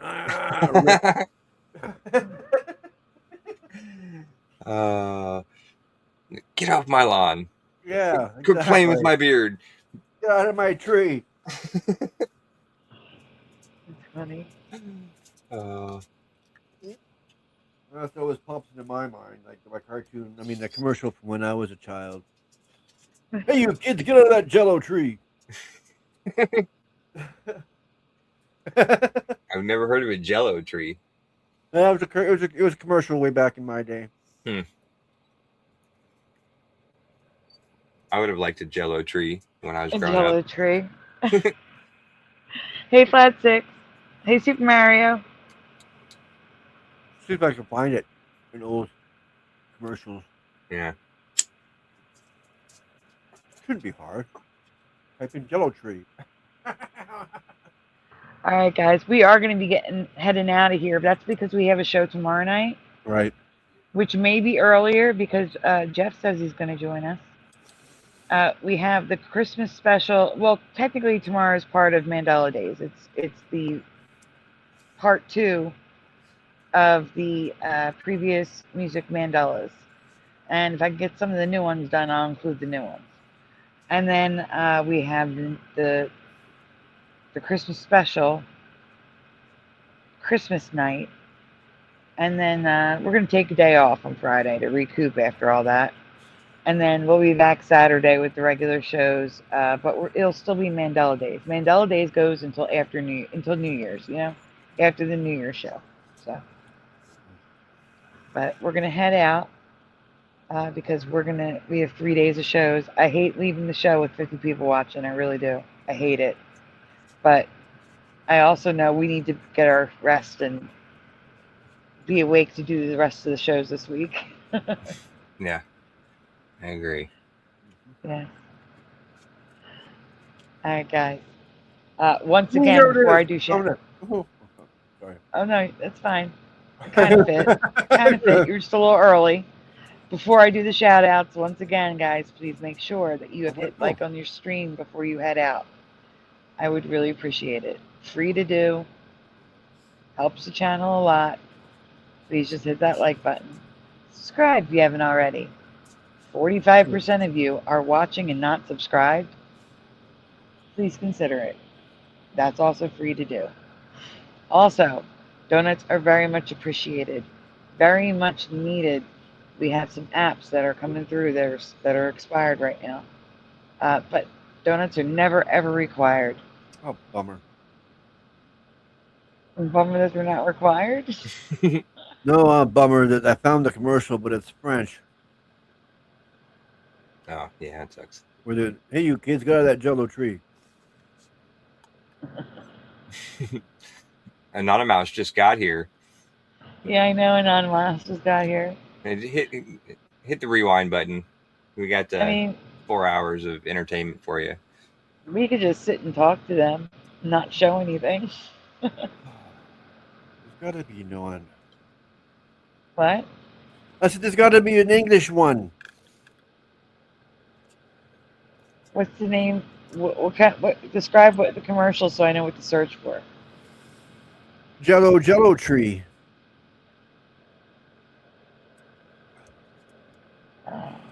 Oh, you mean like the jigglers? Jello tree commercial. Are you talking about the Jello jigglers? I don't know about jigglers. No, it's just this, all the different fruits of Jello in a tree. You got the peach, you got your cherry, they're all of them hanging in the one Jello tree. From 1975. All right, so you found it. It's in a different language. Yeah, I found it in French. All right, give me a minute. Give me a minute. I'm gonna try. It might be easier for you. You're in the States. I mean, I get Canada, so I get the Quebec shit.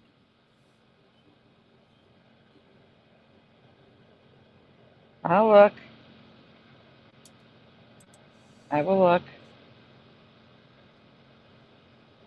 I found a Hamilton Jello commercial. Jello commercial 79. I don't know if it's a tree. How do I know if it's the right one, Splatter? I don't know. You see a Jello tree. If you don't see a tree, well, it's not the right one. The one from 79 wasn't the right one. I'm taking away the year. See if I can make it easier to find. I see a little girl holding Jello up to her eye. Yeah, that's the wrong one. That's 79. That's the wrong one. Yep.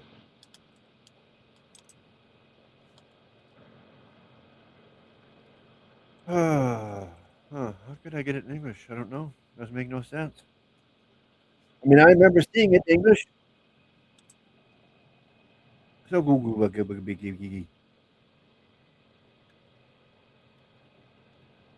I'll show you. Yeah, show me what I'm looking for. Show you the French one anyway. It gives you a clue, I guess, right? Oh, wait, I got a video we can watch too. Oh, Jacob Whelan. okay. Who? We've watched his stuff before Should be it down there. about the holidays. Let's see. Yeah, that's the right one. Yeah, look it down there, Sandy. I just put it in there. That's the French version. But it used to be in English. I remember the English version. It's the bottom of the private chat. Where did you place it? I put it in the bottom of the private chat. Oh no, I can't open the link. It'll kick me out. Oh, where did I put it? Facebook? Yeah, Facebook. I can do it on my phone. It's too bad I can only find the French version. That sucks. Josh, can you grab that video I dropped in After Dark, please? I dropped it. Oops. Tip break. See, those of you that didn't just get up and leave when I said we were headed out, you get another video. Yeah. Few of you left. Sorry, guys. We can change our minds. Right. Francine, where are you? I'll put it in the After Dark, I guess, right? Yes, that's where I want you to put it. Yes, please. Well, there's the French Jello tree. Well, you found it? Yeah, well, you put it in the private chat. Oh, I just did now. Oh, the other one, yeah. Yeah, I mean, just the screenshot. I have the other video. Are you sure it was in any other? Like, I've never seen this commercial before. Are you sure it wasn't only in like France and Canada? No, I remember it in English. Hey, you kids, get out of that Jello tree. Yeah, I totally. Yeah, I'm not French. I don't know French at all, but I remember that. So it's got to be an English version there somewhere still. But all I can find is that one right at the moment.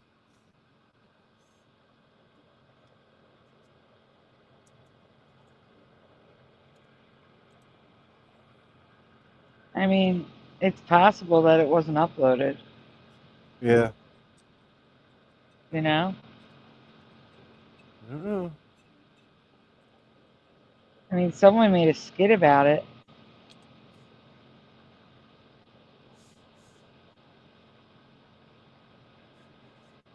I always thought it was hilarious. I've quoted it ever since then. Since I've seen it way back when. Hey, you kids, get out of that Jello tree. That's my favorite commercial. It's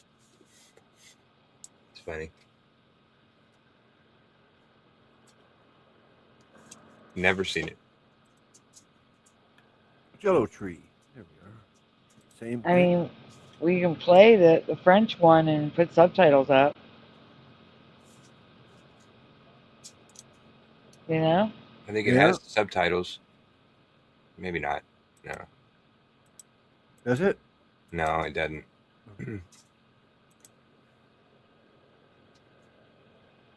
All right, I'm gonna get the other video while we look. Yeah, when I turn the subtitles on, it's they're in French. Josh, can you do me a huge favor though? Mm-hmm. Spell Jacob's last name for me. WHELAN.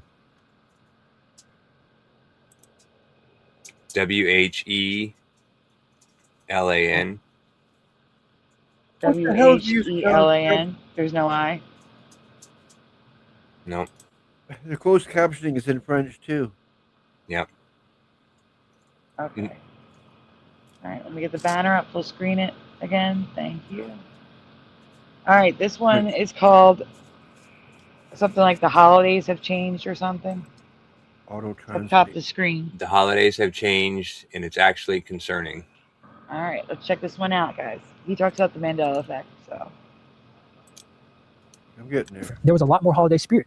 It seems like everybody got a lot more excited about the holidays back in the day. But now it's changed. And I've heard other people talking about this, so I know I'm not the only one. I know there are other people out there that feel the exact same way I do. And it's kind of a shame because the holidays, they are kind of special. There is, or should be, a very spiritual connection to most of them. But it seems that we've lost touch with that. And I'll just go through some big ways that I've noticed this. So I think it goes without saying Christmas is a big one. Christmas simply does not feel the same. I think a lot of that has to do with the fact that they start putting Christmas decorations and stuff like that in stores before Halloween, which is a daggone Greek tragedy. I don't think they should do that. I think that's kind of messed up that they do. And we all know the reason they do. It's because of consumerism. It's because they want you to go out and buy all this crap, buy all the new Christmas decorations, buy all the gifts for all the people. It's just all about consuming. That's really what that comes down to. But when you're subjected to Christmas for a quarter or even sometimes half the year, it kind of desensitizes you to it. The Christmas spirit doesn't mean as much because you're experiencing Christmas half the year. Every time you... I agree. I think maybe that's why I'm such a Grinch now. Like, yeah, me too. Yeah.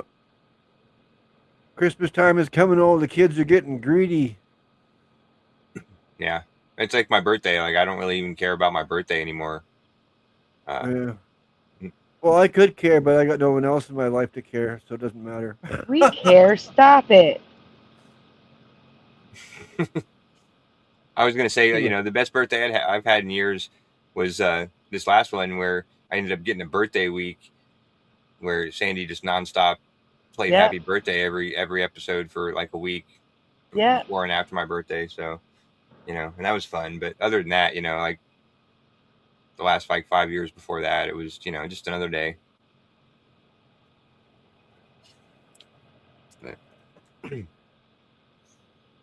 Step into a store. And, in some cases too, people start putting Christmas decorations out before Halloween. I actually saw a house that had Christmas and Halloween decorations out at the same time. That's not the That's right what we resorted to. Jello tree commercial. Huh? I said that's not the right Jello tree commercial. Oh. But I think that's kind of dulling people down to the Christmas aspect. It's desensitizing us to that spiritual connection that we would otherwise have to Christmas. And I think that's another great point, is that we've lost sight of what Christmas is actually about. I would say that we've lost sight to what a lot of the holidays are about. We don't really think about the underlying meaning for the holiday anymore. We just think about all the activities. We think about buying all the stuff. And maybe that's another big part of it, is that we're getting further and further away from tradition. There were always traditions with Easter, going to church, doing the Easter egg hunts, spending time with family. There was always tradition with Thanksgiving. There was always tradition with Christmas. There was always tradition with Halloween. As time has...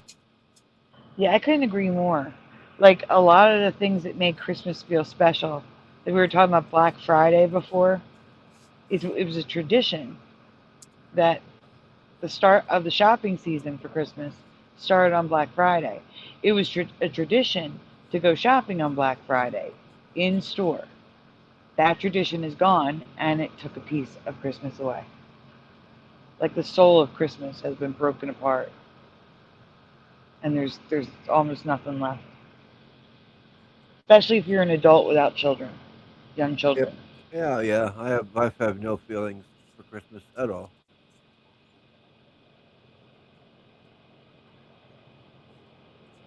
I do, as long as there's Christmas lights. Oh yeah, I enjoy the lights on the houses and stuff. Oh yeah, I enjoy that part of it.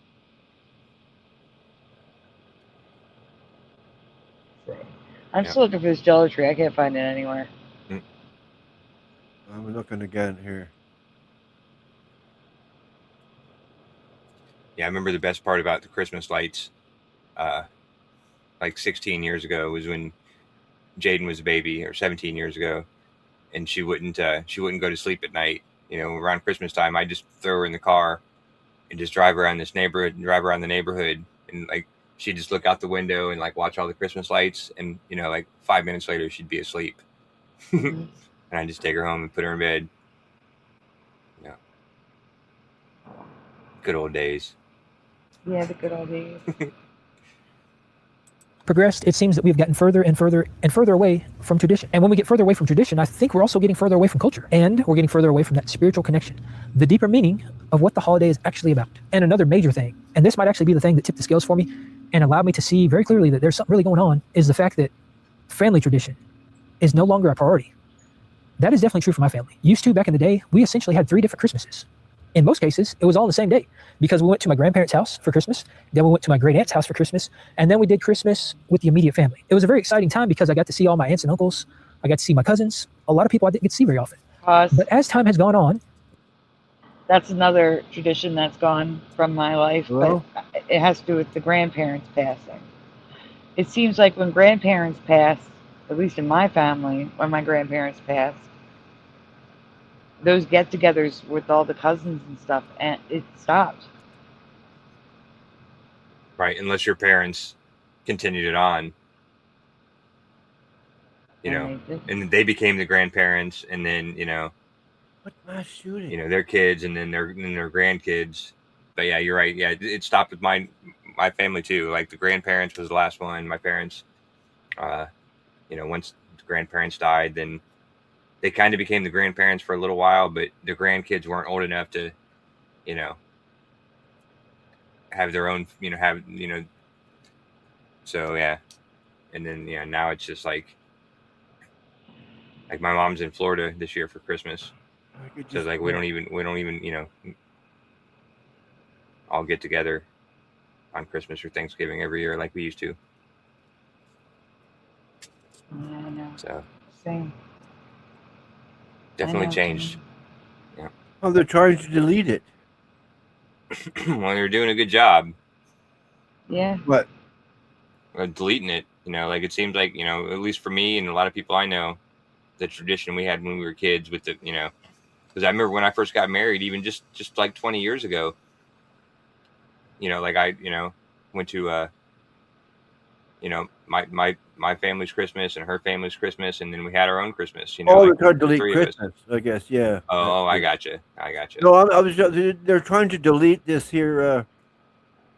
Hey, you kids, get out of that Jello tree. Oh. Yeah, because I found it. It's sort of they're yeah. It's like halfway deleted. It's blanked out, but I can still read it. Oh, that's weird. But it's not the. It's just the it's the script for the commercial, not the actual commercial. It's weird. Yeah. That is weird. we have gotten further and further away from that tradition. And actually, within the last couple years, the only Christmas we celebrate is just with our immediate family. We don't get together with my extended family anymore. And it goes beyond Christmas. It goes beyond Thanksgiving. It goes beyond the holidays. We don't have family reunions like we used to, because back in the day, we were always having family reunions. We had at least one a year with both sides of my family. Sometimes it was more than that. And another big reason I believe this is happening is because of consumerism. I think that's really whittling away at most of the things I'm talking about here. Because when you think about consumerism, it takes away the meaning of the holiday. It takes away the tradition, the family, all the things that made the holiday special, all the things that gave you that spiritual connection to the holidays, and it's monetizing it. And when we monetize anything, it degrades the spirit of that thing. That is true for almost everything in life. Anytime something is monetized, it gets dehumanized, it gets degraded. It's just like the old saying goes, money is the root of all evil. Maybe that's actually true. And when you can... No, it's the love of money is the root of all right. evil. The love of money. You got that right. Yep. Yeah. People, so many people say that wrong. Yeah. Yeah, I hate when people say that wrong, so that's why I had to stop and correct it. Yeah, you have to correct it because it doesn't mean the same. Yeah, no, it's totally different meaning. Yeah. Consider the underlying meaning to most of these holidays, evil doesn't really align with that. We'll just leave it at that. And I would say that another big reason that the holidays simply don't feel the same is simply because we, as a collective society, we have become very desensitized to almost everything around us. And for the longest time, I thought all that was due to social media. I thought it was because we have our face stuck in our phones. We're seeing all this instant gratification and all this validation. We're comparing ourselves to people all the time. We're seeing the highlight reels, all this stuff. I don't need to explain it all. You know about social media. I thought that was the reason for it. But as I've dug deeper into this, I've started to realize that it's that. Yes, that is one big factor. But I'm learning that it is also the fact that each of us as individuals can only feel emotion and empathy towards about 150 people. Anything beyond that, it starts to reverse. We start to actually feel apathy. We instead begin to feel nothing. We begin to feel numb. Things start to lose meaning. They start to lose purpose. And that is the reason why all these tragic events can happen, and there can be hundreds of witnesses around that don't do anything. They keep their face stuck in their phones. They continue to go about their lives and do what they're doing, and they don't even blink. Back in the day, people would have jumped in. They would have tried to help, or they would have called for help. They would have called 911 or called the police. Today, these things happen, and I actually witnessed something while in a lift last week. I was sitting in a lift at a very long light, and there was a lot of traffic, so it was like a short light, so, you know, 2 or 3 cars would get through the light. So we sat at that light like 4 or 5 light changes before going. And while sitting at that light, I watched a woman cross the street. Oh, the street, by the way, was City Line Avenue. The one that's Mandela, that's City Avenue. Of course. That was the street. She was crossing in the crosswalk, and a guy walks up to her, punches her square in the face. She goes straight down like bricks, just down. All these people rush over to help her. I don't even know if they saw the guy hit her, because no one did anything to the guy. It was just help her. Like 3 or 4 people went around her to help. And while that's happening, the guy is picking up her stuff off the ground and putting it in her bag that she dropped. And then he stands up and starts to walk away. She's coming to, she's like screaming, I don't know him. I don't know him. He just robbed me. I don't know him. And the 2 guys took off after him. I don't know what happened to him, but they came back with her bag. Oh, good. Yeah. Yeah. So there are some good people out there who will. Oh, yeah, there's, of course there is. Yeah. I mean, the way the world is, you just don't see it. You don't think about it. But when it actually, they're out there. They're out there. Yep. I'm one of them. I'm one. I'm out here. I know of others. My neighbor, he'd be the same, I'm sure. Yeah, it's always good to see him, though. Oh, it is. I know, but there are the other people that just turn their head and walk away. Exactly. There's too many of those. Yeah. Oh, Yeah, Splatter, I have come to the conclusion that no one uploaded it in English. Oh, I got it. It was subtitles. Yeah, with subtitles, but not in English. Yeah, I get English subtitles.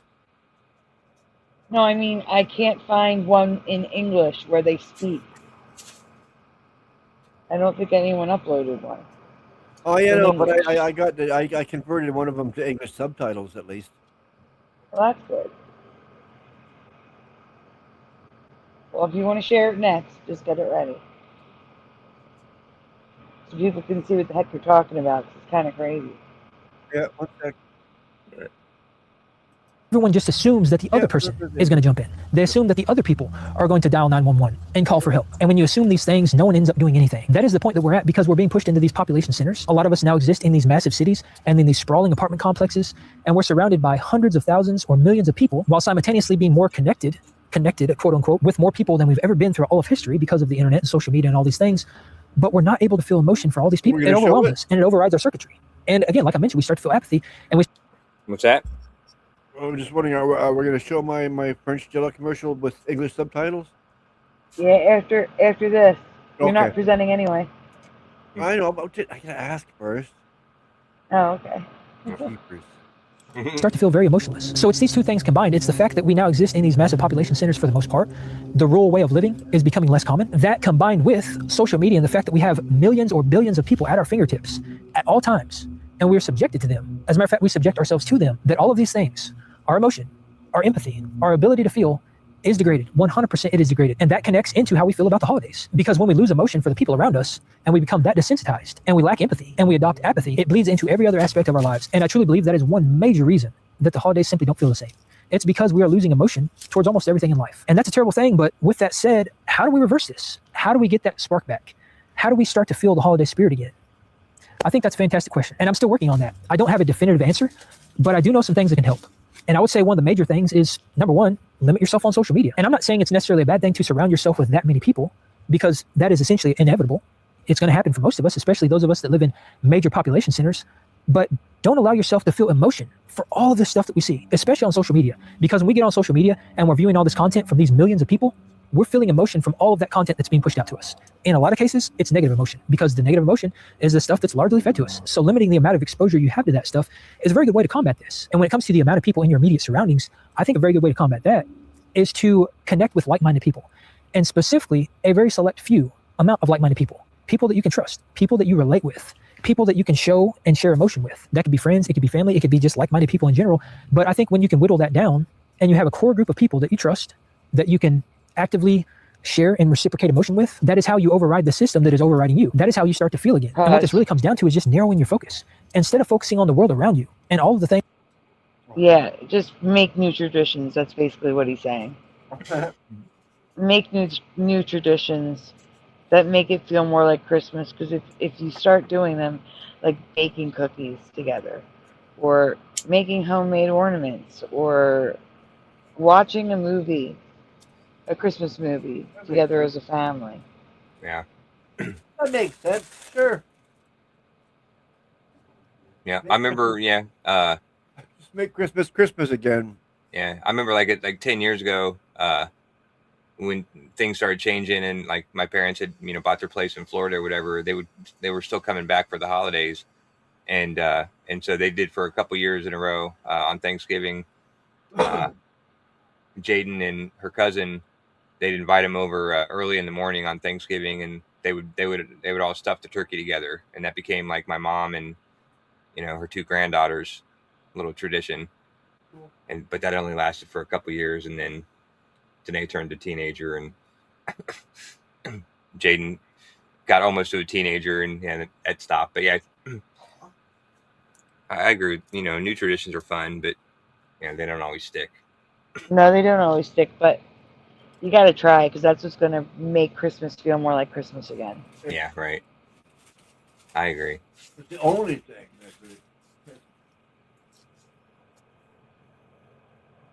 that are outside of your control, all the people that are outside of your immediate reality, focusing on the people that actually matter. And the more often we can do that, the more we're going to retrain our mind to be able to experience these emotions, to regain our spirit. And when it comes to honing in on the actual holidays themselves, I really believe that's as simple as getting back to the simpler ways of doing things, the way we did things before, getting back to culture and tradition, getting back to the family aspect, and remembering what the holiday is actually about, remembering what the underlying meaning of the holiday is for, and why we're celebrating in the first place. What is it about that day that makes it special? What events happened that are worth celebrating? Once we realize that and we get back to the underlying meaning, I think that is another way that we reignite that spark, that we start to re-experience the holiday spirit. So maybe it's not so much that the holidays themselves have changed. Maybe it's that the way that we do things have changed. Maybe it's that we have changed. Why And if isn't that he is the mentioning case, the birth of Christ at all? That's what Christmas is, isn't it? It's the birth of Christ. Yeah, that's what it's celebrating. Yes. Yeah. But it seems to have been like deleted. It's not that anymore. It's something altogether different. Yeah, right. It's about Santa Claus bringing presents and the elf on the shelf and everything else shit like that. Yeah, everything else. Even mentions Jesus. Yeah. Yeah, that all started back when they started shortening it from Christmas to Xmas. Yeah. Yeah, Xing him out of his own thing. Exactly. Yeah. Satanist.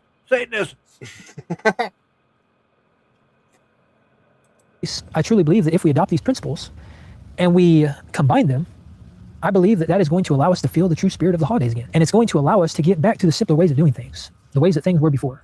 Because if you feel anything like me, you probably feel like the ways that we did things before were pretty fantastic. And it didn't get much better than that. And while there's currently no way to travel back in time and experience the old world and the simpler ways of doing things, at least not to my knowledge, maybe by doing this, by adopting these principles and combining them, that is the way that we can bring those old ways of doing things to our present moment and experience the joy and the spirit of the holidays in this modern world that we're all now trapped in. So I don't know about y'all, but I'm going to try this out. And I have no idea how it's going to go, but considering our current situation, I really feel like there's nowhere else to go but up. Yep. Can I have my license? Sorry. Can I have my license? No. Okay, you want me to show this now? Do I have it? Just 10, 15 years ago. Yeah. Oh, it's right there.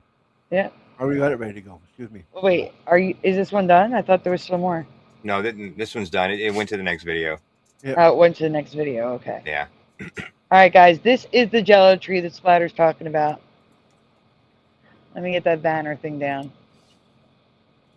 Well, it's kind of. You got to read it. Hey, Ronan. Hi, Heart of the Earth. I remember it in English, but this I can only find it with French, with English subtitles. So anyway, here we go. Ready? Ready. No, give me a second. Oh, I'm no. going to read it. Pause it. I'm writing down Heart of the Earth on my list. Oh. And I'm making sure I didn't miss anybody else.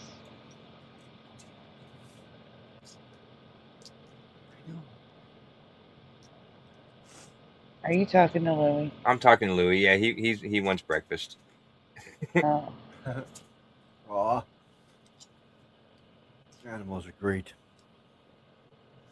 Yeah, he's a sweetheart. He made an appearance on the last show. Yeah.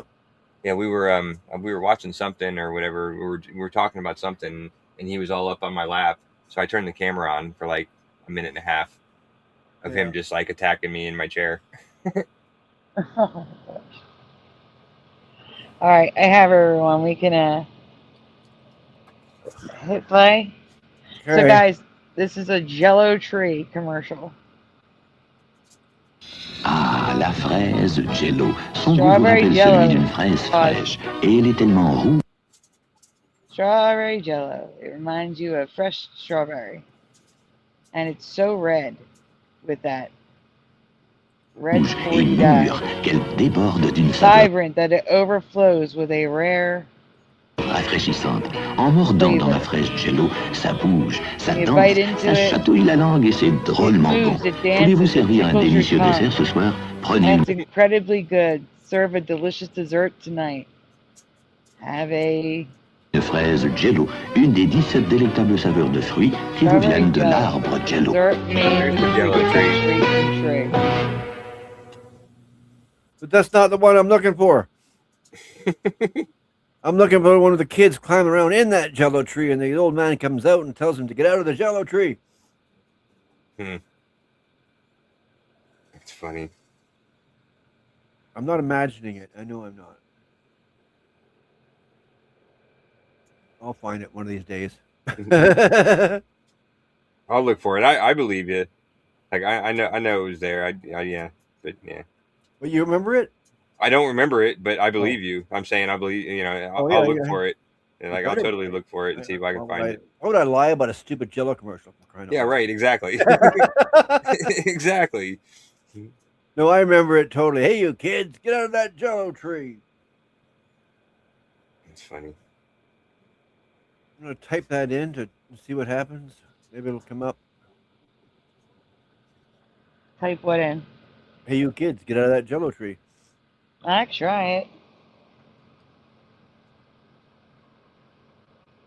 I mean, I'm not very hopeful. I think I might have tried already. But then again, you might be able to get something I can't because you're in the States. I have a feeling it was a Canadian commercial. Yeah. I mean, there is a skit. I don't know. Like a parody? I don't know if it's the same commercial. Maybe. Where is it? Jello Tree promo. 10 years ago. Oh, it was more than 10 years ago.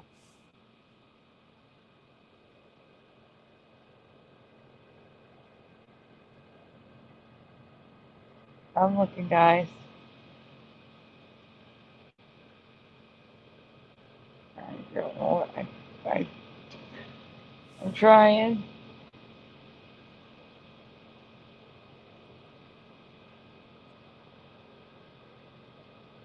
I don't know what to do. Hold on.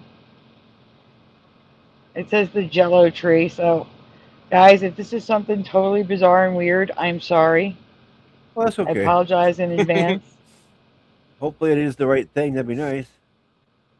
No, it's not it's definitely not. I'm saying this is like a parody skit. Oh, but it might be a parody of the commercial I remember. It might be, or it could just be something weird and crazy. So if it is, I apologize. Bring it on! Who has it? It's in the After Dark. Okay.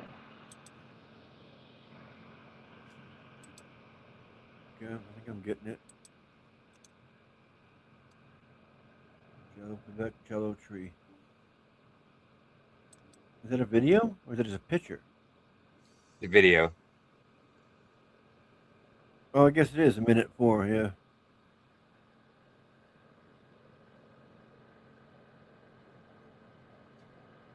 I'm still waiting for someone to present. Oh, I was checking it out first.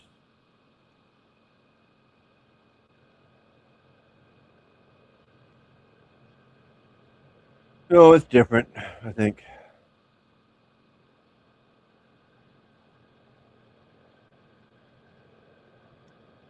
Yeah, it's definitely different. It's a parody of something. Jello Yeah. Jungle. What? So, oh, there we go.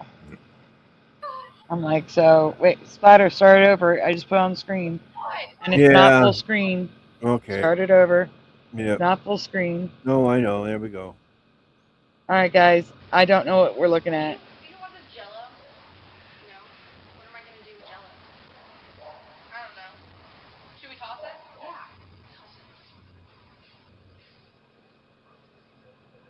We tossed it. Okay, and then it's going to grow into a Jello tree. Mm-hmm. I missed that. Good Lord in the love of Liza, what is that? Whoa! What? It's a Jello jungle! Oh! Jello tree! Jello jungle? It's one fucking tree. How is that a jungle? Thank you, God! No idea. Jello! Jello! Oh, yes, Sarah! Oh, yeah! No?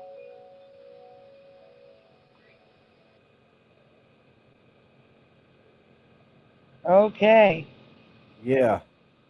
Oh, nice. I am guessing that is someone's class project. That would be my guess. I guess, yeah. That's nothing spectacular, that's for sure. Yeah. Oh,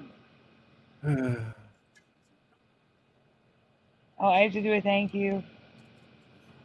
Oh, nice. Well, that's good. Thank you, Dr. Bob. Give me a minute. Let me set up the thank you. Look again. I don't think anyone, you know, I don't think anyone uploaded it to the internet. Yeah. Oh, you think so? I think that's what it is. No one uploaded it. If no one uploaded it, it's not available. Right. You know? So you have to watch old shows until the commercial comes on. Yeah. I don't know. I've never seen that commercial in my life. That's wild. That's what I'm saying. It may have been a Canada commercial. I have the hiccups. My gosh. Yeah, maybe. I remember the old guy yelling at the poor kids up in the tree. Hey, you kids! Yeah, right. Like kind of like it was parodying the old man, get off my lawn, but get out of my Jello tree. Yeah, exactly. Yep. Yeah, right. Everyone, please, trophies up. I remember it 100%. Trophies up, please, everyone. Thank you so much to Dr. Bob's Nightmare. Thank you, Dr. Bob. It's got to be there.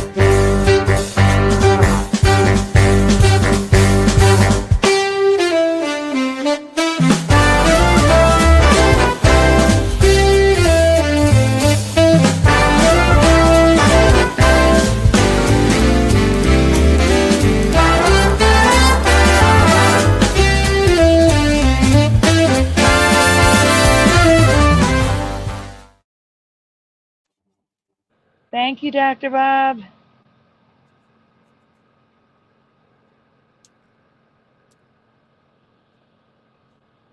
Trophies are coming up. I'm going to throw up trophies too.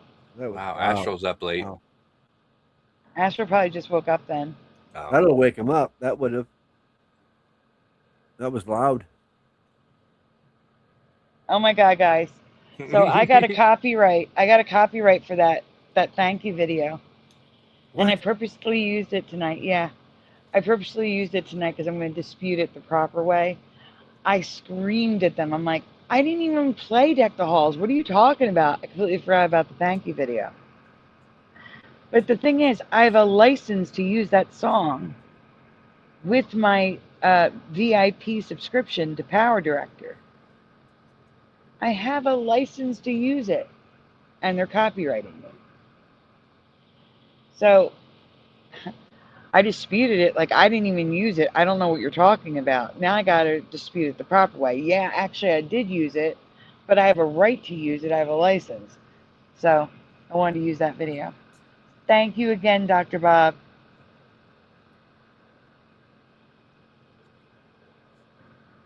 All right. Let me try this again.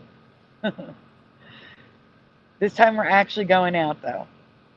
Guys, please take a moment to hit like on the stream. Subscribe if you haven't already. Ring the bell so you're notified when we go live. Also, donuts are very much appreciated, very much needed. Never ever required.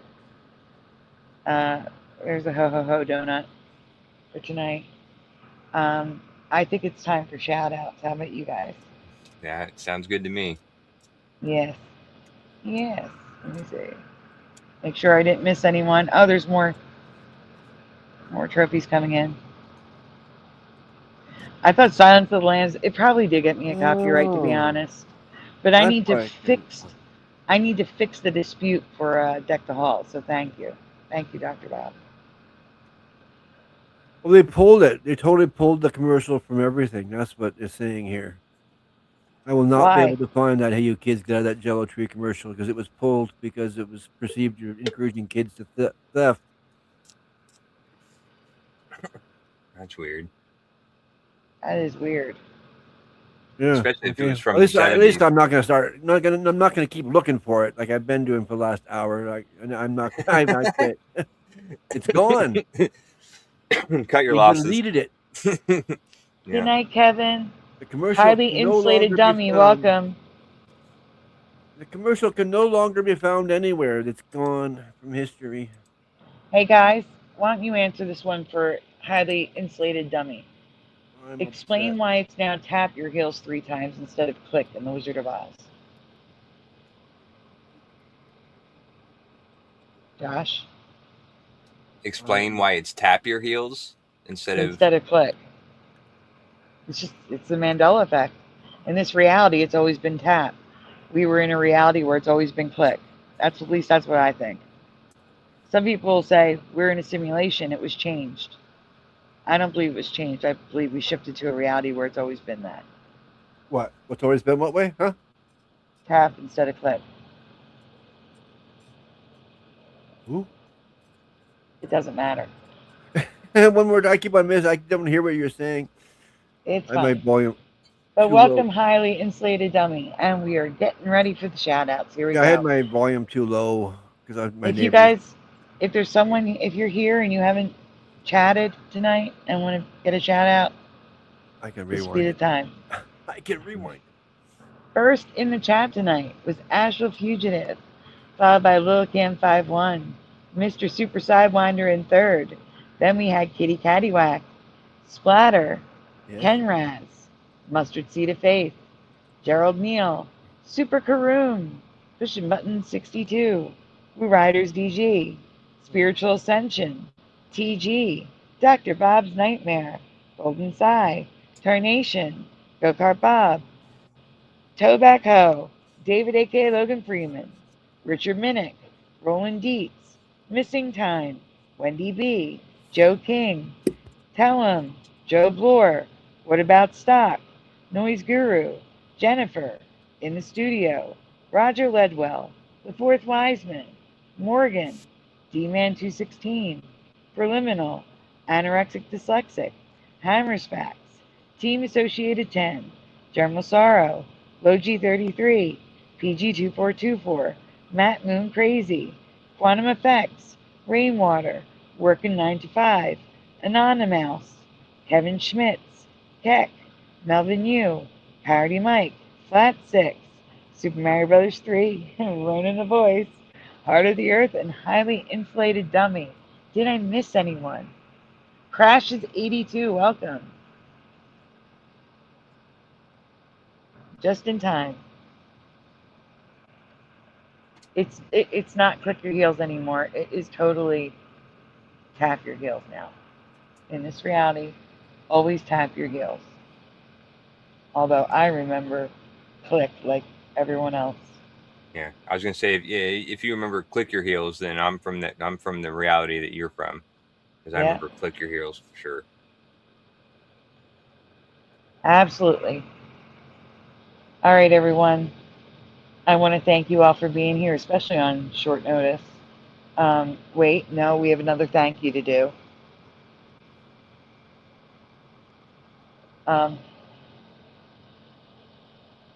Oh, okay. 1 second. All right. I said I wasn't going to do the 9 Christmas thank yous, but I've been through all the Christmas thank yous today. So I'm doing the regular thank you. Okay, guys? That's why I'm doing it. Because huge thank you and trophies up to Astral Fugitives. Let me get that Oh, trophy. nice. Where's the trophy at? Guys, trophies up, please. Thank you, Astral. I really wish I could send hugs through the screen. I really do. I would. I absolutely would.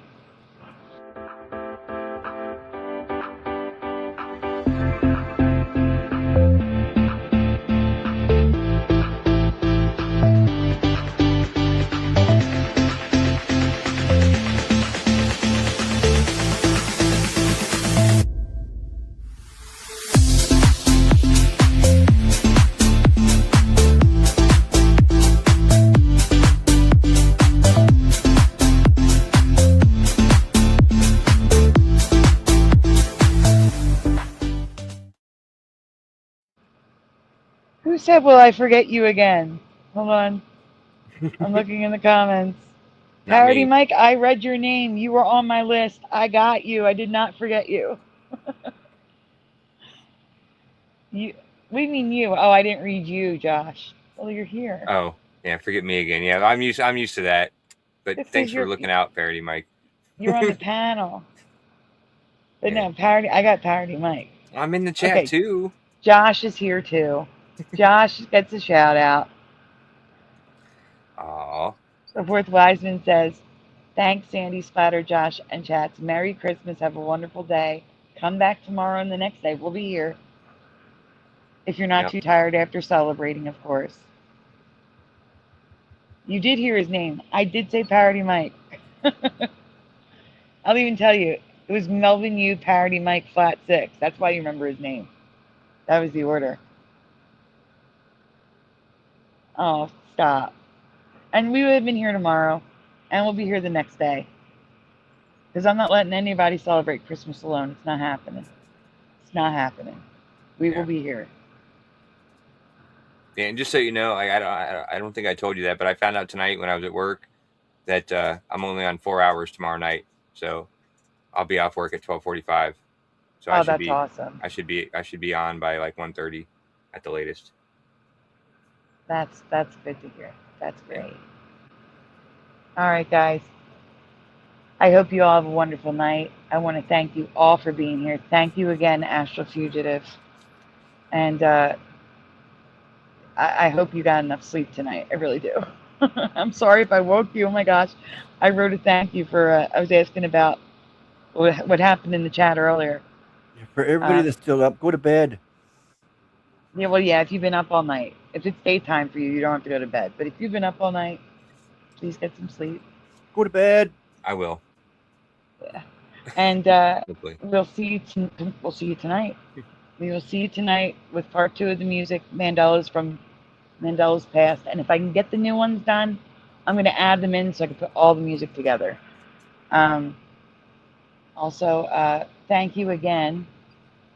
Well, I don't have to write it, but thank you. Give me a second. I don't want to forget anybody because I would just feel horrible.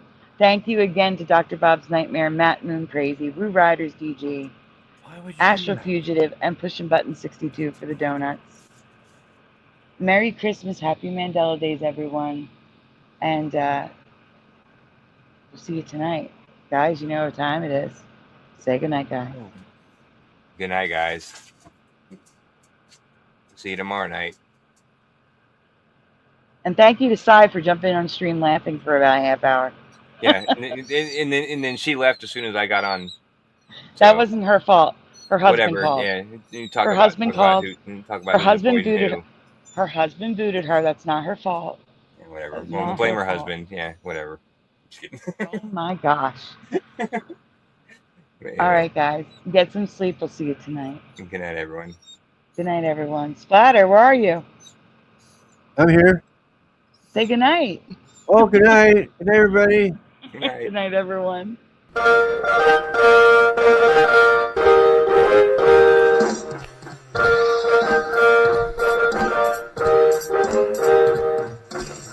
Smash the two, smash the two, smash the two, smash the two.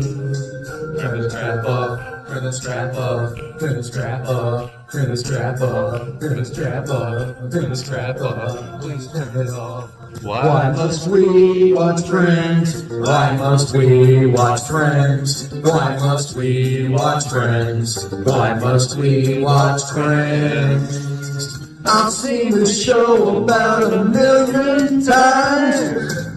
Not even funny when I'm drunk or high. Why must we watch Friends? Why must we watch Friends? Is that Ricky?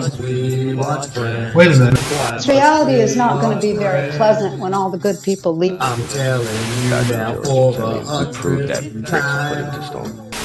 Isn't even close. How could you say otherwise? The land's everybody. Hero 77 here.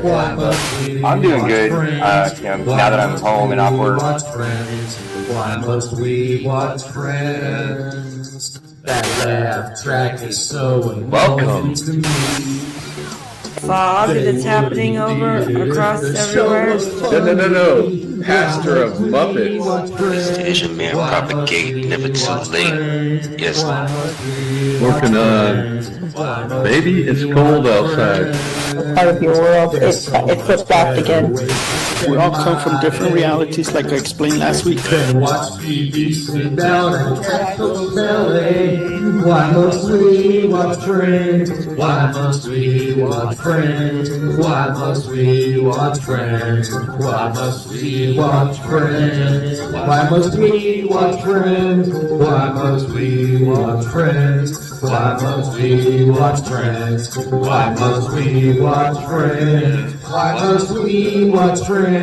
Why must we watch Friends? Why must we watch Friends? Why must we watch Friends?